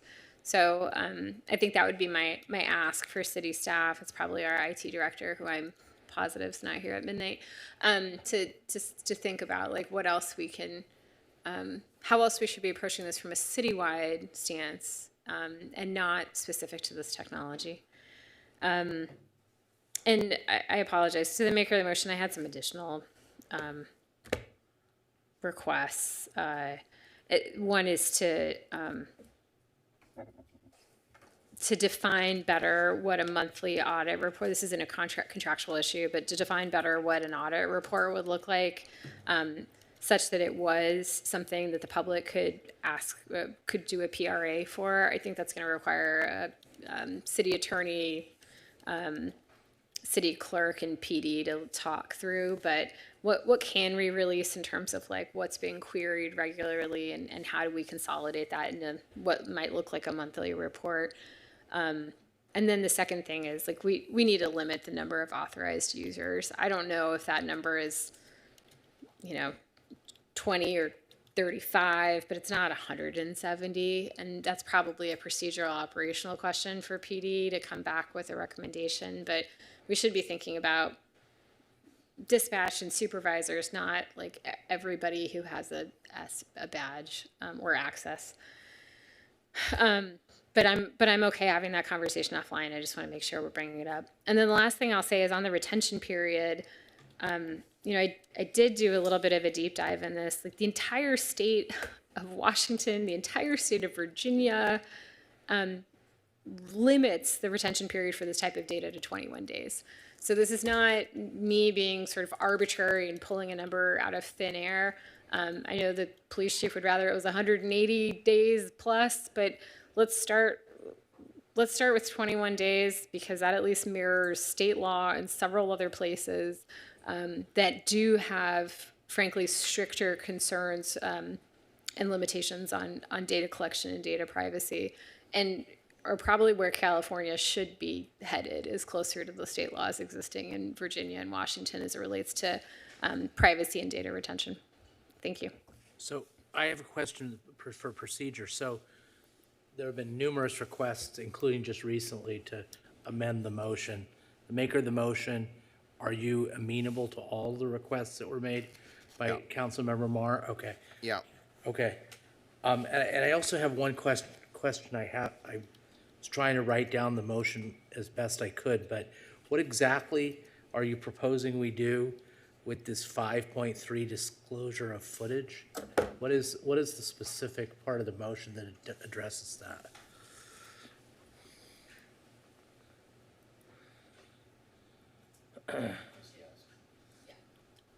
Can you repeat your question? Yeah, the question is, so 5.3 disclosure of footage was discussed, was even in our PowerPoint. Yep. Subject to and during the retention period, flock may access, use, and so forth and so on and so on, and the good faith basis. There's all this language. I'm not going to read it, but you can look at it.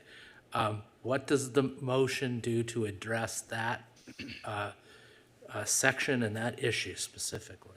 Okay, I want to ask for the city attorney to help me with the language on that because that's a very critical piece. Yeah, as I understood the motion, I was to modify language on a variety of issues, including that one, to restrict distribution, require that we be notified of any request for that data,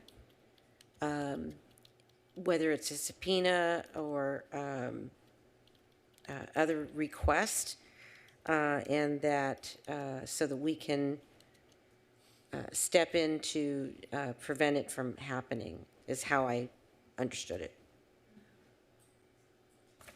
Yes. Okay. Thank you. Okay, so then I want to ask the PD something, okay? You guys have heard the motion. Do you understand the motion? If there's anything you don't understand. We understand the motion. Question. Yeah, we'll turn on your mic.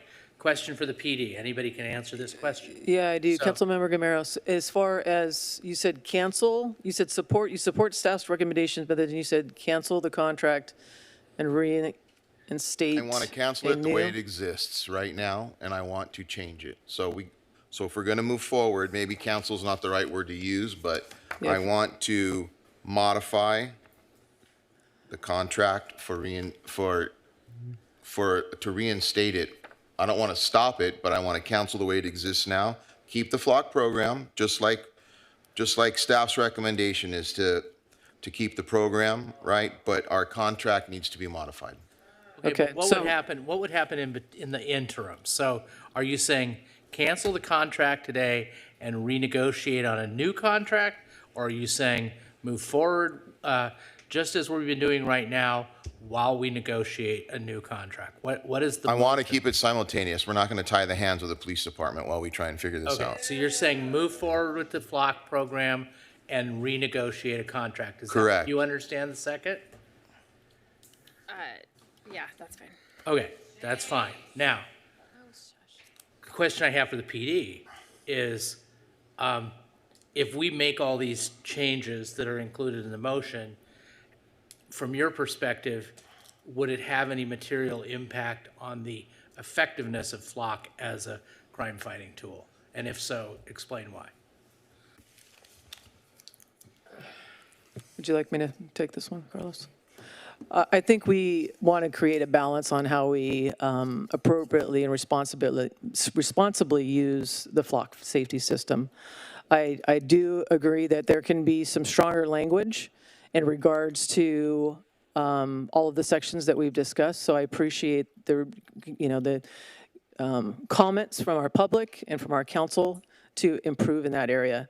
The retention, I would hope that it could be a little bit closer to either the 30 days or the 45 days, because I think there are crimes that do occur that would need us to have access to investigate those crimes. I understand that 365 days is a long time, and it's not necessary. However, I do think 21 days is a little bit short for our investigative bureau, and I can let my investigative lieutenant have a little more say in that, as he's been working in that industry for a really long time. I think all the other issues I understand, and I think we can comply with and still be very effective to use this program. Well, Chief and the maker of the motion, what if we had some type of a pressure relief valve and we said something like 21 days unless approved for a longer period of time by the police chief? It's a proactive, we'd be going in after the fact, so we wouldn't, I don't know how we would ask for something in advance for that, because we use flock after crimes occur, not prior to. Right, no, but aren't you talking about retaining the data for a period of time? Or you're saying crime occurs and then we are made notification of it. So, and if we don't have it, it's gone. Correct. Right. And then, well, then also, would it be just a matter of course, like even under this motion, that if we do have a crime, that we retain the data to address and solve the crime? I mean, if we do find out about something, we would have to have a set retention of a certain period. So how are we going to do? So maker of the motion, how are we going to deal with it? What if the crime becomes evidence? That's my point.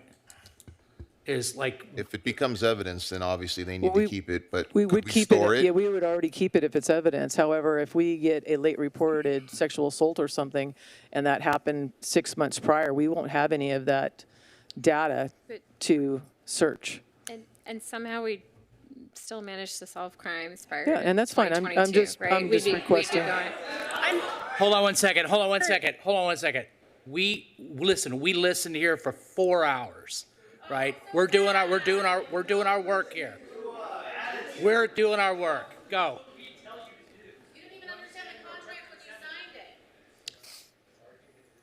I think just if we were to increase it to 45 days, I think that would allow us to have the information that we need. I know that's double what you guys are asking for.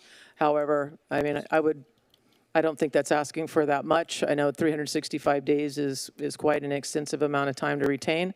I think it still gives us the time frames that we can investigate those type of late report crimes. I'm willing to go ahead and secede to 45 days. We could capitulate, I guess. Second.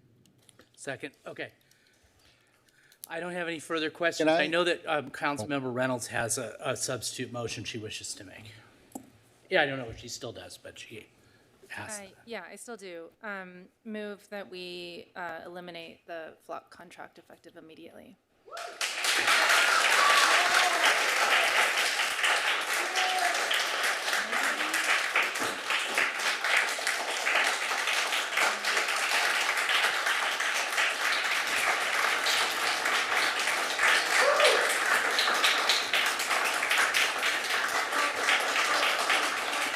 Please.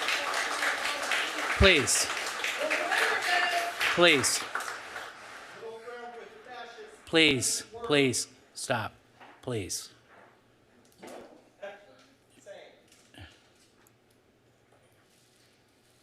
Okay. Nobody's seconding that motion. It dies for lack of a second. Can I be heard? So, all right. Any other Mayor. any other comments on the pending motion? Yes, Yeah. Councilmember Bewley. And I don't know if this would be a friendly amendment, and I think it was addressed. I was initially concerned with the original motion when it talked about canceling, and I think you clarified that. And I don't know if this is an amendment or a suggestion. We've got April 2027. This thing's coming up for renewal. And I see we're here negotiating kind of back and forth with some of these additional terms. Would it be appropriate to have city attorney, staff, PD make a recommendation in light of all of the items that were just suggested, so we can, rather than just try to cobble something together right here from the dais at this second, and have this all addressed coherently, thoroughly, before we get to the renewal point in April of 2027. If I might, Mr. Mayor, I understood the motion to require us to bring it back for council consideration. We would certainly do that in a timely way so that should you decide not to move forward, or if we could not reach agreement with Flock, you would have that information in plenty of time. Right. And if we can't negotiate these points that are made in the motion, then we can come back and we could choose potentially to eliminate the contract. Correct. Right? Okay. So, I have a question about the. who's next that wishes to be heard? I just got a brief one, Mayor. Councilmember Pettis. Yeah, so, I'm a liberty and freedom guy, so this is a difficult one for me. I'm also an elected official charged with keeping my communities safe. I take the privacy and civil liberties concerns seriously. Government should not collect or search location data without strict terms of accountability. And at the same time, the system has produced meaningful public safety results, in my view. The record also shows that Costa Mesa has strengthened authentication, logging, audits, and supervisory concerns. We have an obligation to protect both. We have an obligation to protect. Don't interrupt him. Privacy and public safety at the same time. They're not mutually exclusive. So I'm going to support the motion as put forward, and with the idea that we can relook at it in April. Thank you. Thank you. A question about that. Yeah, Councilmember Reynolds. Yeah, did the motion include, or would you be willing to add a review of the locations? So based on the calls and usage data, review of locations and potential reduction of locations, considering both calls for data and then also locations of private cameras.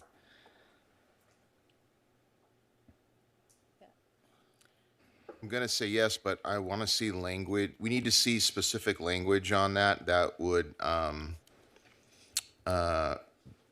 commensurate with how PD operates, because we definitely don't want to, like I said, we don't want to tie their hands moving forward with this. This is not a PD issue. This is a Flock issue. So I'm okay with it. I want to see language from the attorney on something like that, city attorney, on how we go about that, and you could obviously get some guidance from PD. So yes, and before I stop speaking, it's almost midnight, Mr. Mayor. If you want to make a motion to go through. Yeah, sure, it's okay. Move to extend past midnight. We could just do a voice vote. Second. Yeah. Anybody opposed? Okay. Moving on. Did you have other questions? You have the floor, Councilmember Reynolds. Was that an acceptance? Yeah, okay. I mean, I'll share my comments. I came in to tonight, somewhere between eliminating and trying to tighten up controls. The public comment and some additional research during that period, convinced me that I think we should eliminate, which is why I made that motion. There was some discussion about this, expectation of privacy, and I appreciate that, legally, when you're in the public realm, someone can collect data on you. I think it's reasonable and appropriate and correct that members of our public should have an expectation that their local government is not collecting and tracking data on them. It just seems like a breach. I think if this contract did include facial recognition technology, for example, I think it would be a slam dunk that we would all say no. So, I maybe license plate reading is a step back, but it's sort of in the realm of collecting too much information and creating, maybe a tool that is helpful in some ways, but also creating the opportunity for crime, which we've already seen. And there's just too many vulnerabilities, and I appreciate that we'll be taking steps to tighten up those vulnerabilities. I'm just leaving tonight feeling too exposed. I've been scratching my head a little bit trying to figure out why this wasn't an issue when we adopted the original contract. I'm usually pretty diligent in looking at what we're approving, and I couldn't remember looking into these details, and I realized tonight that our original flock contract actually wasn't made in public. We signed a $98,000 contract without transparency, without public disclosure. $98,000 is $2,000 short of what the city is allowed to do without public transparency. So that concerns me too. The 46 locations, this is why I want to ask about locations. 46, I'm sorry, is it 31? The 31 cameras is exactly the number of cameras that can be included in a contract to stay below that $100,000 threshold. So it strikes me that the locations chosen or the number of cameras chosen was not based on analysis of crime data or need, but a budgetary opportunity to sign a contract without public information. I think if we had more transparency and public discussion when signing the original contract as a city, I think we would have had a similar outpouring, and I think we wouldn't have moved forward. I don't think the city will fall apart with crime. I think you guys have done a great job prior to having these flat cameras. So I just think it's a huge risk and vulnerability and breach of trust and privacy for a little bit of gain, maybe a little bit of efficiency. So I wanted to share those comments. Yeah, that's it. Okay, has everybody spoken? So I just have a few things. I just want to explain my vote. I support the motion. I trust the PD 100%. Nothing in terms of the motion should reflect poorly on the PD. They do everything we ask them to do, and they've used these flock cameras, I think, to improve public safety, and I appreciate what you do. I do appreciate the notion in the motion. The basically gist of it is we're trying to work out a way to allow you to continue to do what you're doing and manage the concerns that the public has about privacy. I don't like that flock has not shown up at this meeting. That bothers me. I don't like the fact that developments, I'm going to just say it, developments of the federal government have eroded trust in our institutions, and then that's kind of percolated down to the city of Costa Mesa, unfortunately, but I understand the reason for that. I don't think that I've ever, in 10 years, had an item that's come before us where virtually 100% of the people gave the same position on it, and including people that are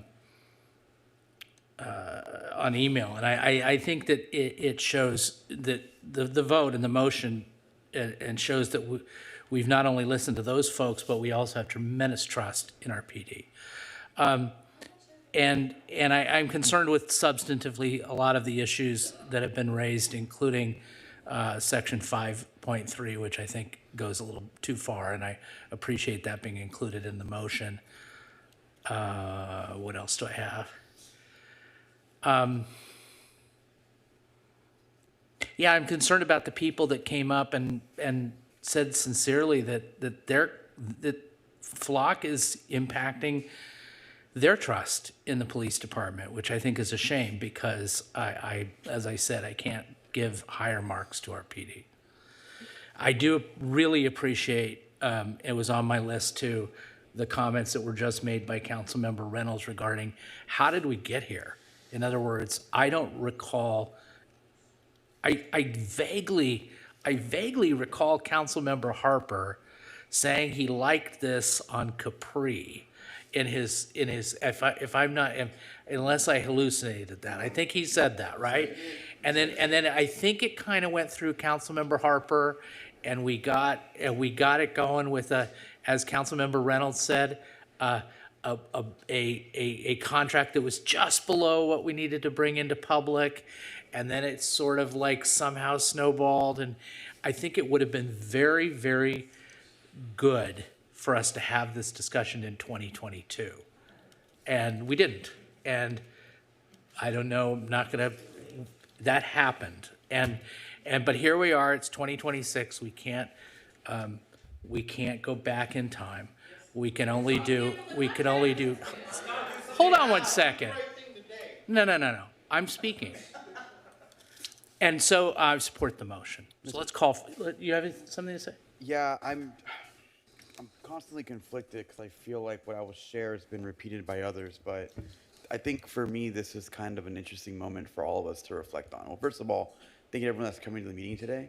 I know by the fact that there's discourse where there shouldn't be, demonstrates to me that there's a group of people that are not used to coming to council meetings, that aren't used to the general formulaic process these things have to take to the Brown Act.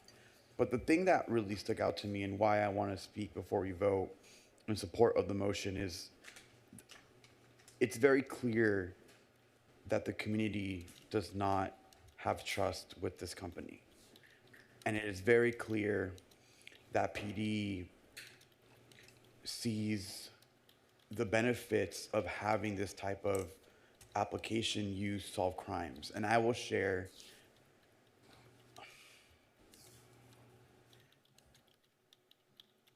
heinous crimes have been done in my community, and these cameras have solved that. And I don't even want to get into the specifics of what happened because it honestly brings me to tears thinking about the lives lost in my district. But these cameras have done good work in bringing peace to families who have minors die. I also hear the complaints and concerns of residents in the country about, are we stepping into like a surveillance state type of situation? I'm not ready to cancel this contract because I'm not ready to lose the ability to solve heinous crimes in my community. But I'm also not willing to let things be status quo. I think Councilmember Gameros and Councilmember Mar did their best to try to hear the public's concerns and try to remedy it. I, for one, also do not like that we have 170 people using Flock in Costa Mesa. I'm just gonna be honest, that makes me very uncomfortable. Because I saw my neighboring city, Santa, that has a much different culture with their POA, not have that many access users. And they have more crime than us, quite frankly. Just being, not trying to be mean Santa, but just being factual here. So that to me is something we gotta figure out internally. Chief, thank you for mentioning that you guys want 45 days versus 21 days. Because I do think we need to have some parameters on how long we keep that data. But I think what we're really exposing today through this conversation is honestly something bigger than just Costa Mesa. It's something we probably need to get the state of California and the federal government to be talking about, which is how are we going to be applying AI in the future. And look, I'll be very honest. Had this conversation happened next year in April, I might have voted no because we would have had more time to try to renegotiate a contract and see if Flock is willing to acquiesce. But I'll say one thing to you guys right now. If Flock's not willing to take into account the valid concerns we raised on this dais, thanks to your feedback, I am perfectly fine canceling that contract.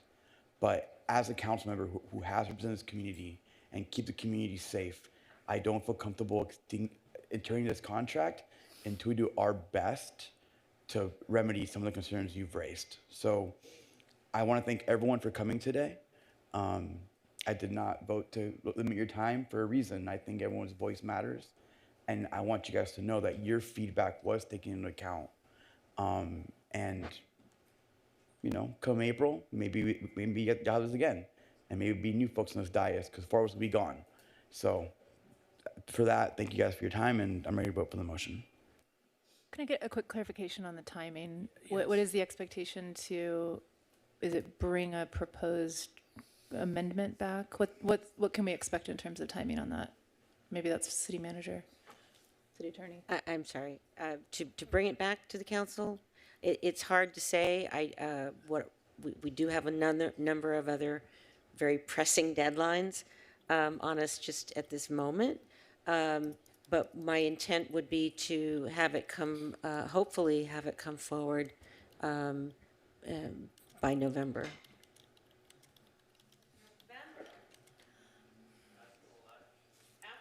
Okay, so November, it's our last meeting. If you can make it October, that's better. I'll do my best. All right, let's call for the question. Motion carries 6-1 with Councilmember Reynolds voting no. All right, thank you. Okay, new business item number 2. Mr. Mayor, Yeah, I feel extremely uncomfortable voting on this after midnight. excuse me. Let's just wait till later. I agree. Just wait till later. Yeah. But tomorrow, next week.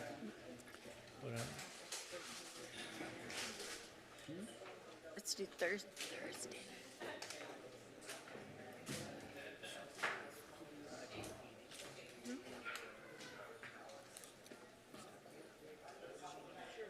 If we have it like Thursday. Yeah, we have to.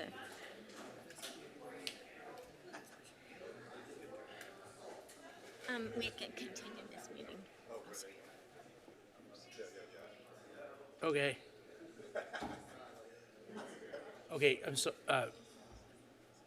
all right, we're good. So, Councilmember Marr has the floor. Yeah, look, I hate to do this to our staff and our consultants who have sat here all night, but I feel really uncomfortable voting on this after midnight. Like, I'm at 30% of my brain capacity right now. And this is a huge issue that's going to impact the city for years to come. I guess first, City Attorney, can you clarify that it requires a supermajority? So if there's only 6 of us that are able to attend a special meeting, that 5 votes would be required, if I'm doing math right? If somebody leaves, I would probably need it. Well, I need 5 affirmative votes either way. And city manager, do we think it's possible to schedule a special meeting in order to accomplish this? Well, I'm gonna need the input of the clerk's office. I'll need the input of the clerk's office and the city attorney in terms of timing. The drop dead deadline for the registrar of voters is August 7th. That has to take into account us doing an initial submission to the registrar of voters by the end of this week so that they can proof the information, send it back to us to review. The city attorney has a number of things to do in between as well. And we're up against some important community engagement events in the next few days. With respect to the timeline, yes, the registrar did recommend that we adopt by today, but rather than schedule a special meeting, you could continue the regular meeting to, date certain, say Wednesday or Thursday, and assuming availability. If we wait if we don't do this before the end of the week, we're not going to make the deadline. Well, we have to allow time for your direct arguments and rebuttal arguments if there are going to be any. Well, I can't come to any meeting after tonight, so y'all are on your own, whatever you want to do. I won't be here.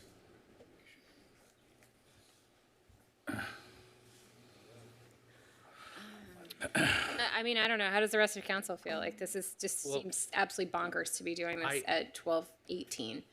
I think me personally, I think we need to move forward. If you want my thoughts, we should have flipped the order. Well, it's too late now. obviously, but that's kind of my comment. Like at this point, if we meet down a council member tomorrow, then we need to power through. You're gonna be down a council member tonight if this goes much longer. Okay. So does it, there's no motion on the floor. No. So why don't we just keep moving forward? I'll make a motion if you want me to make a motion. Okay. Yeah, I'll move to continue the item to today afternoon. Yeah, let's continue this to 4 o'clock Wednesday.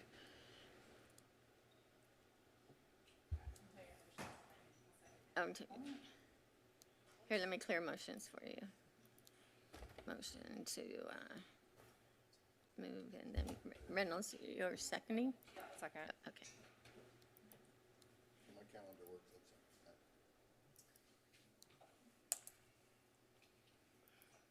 All right. Call for the question. Oh, wait, You have a sorry, motion and a just second. went away.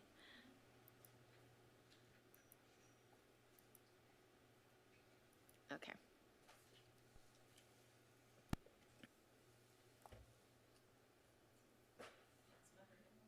Oh, I thought I hit it.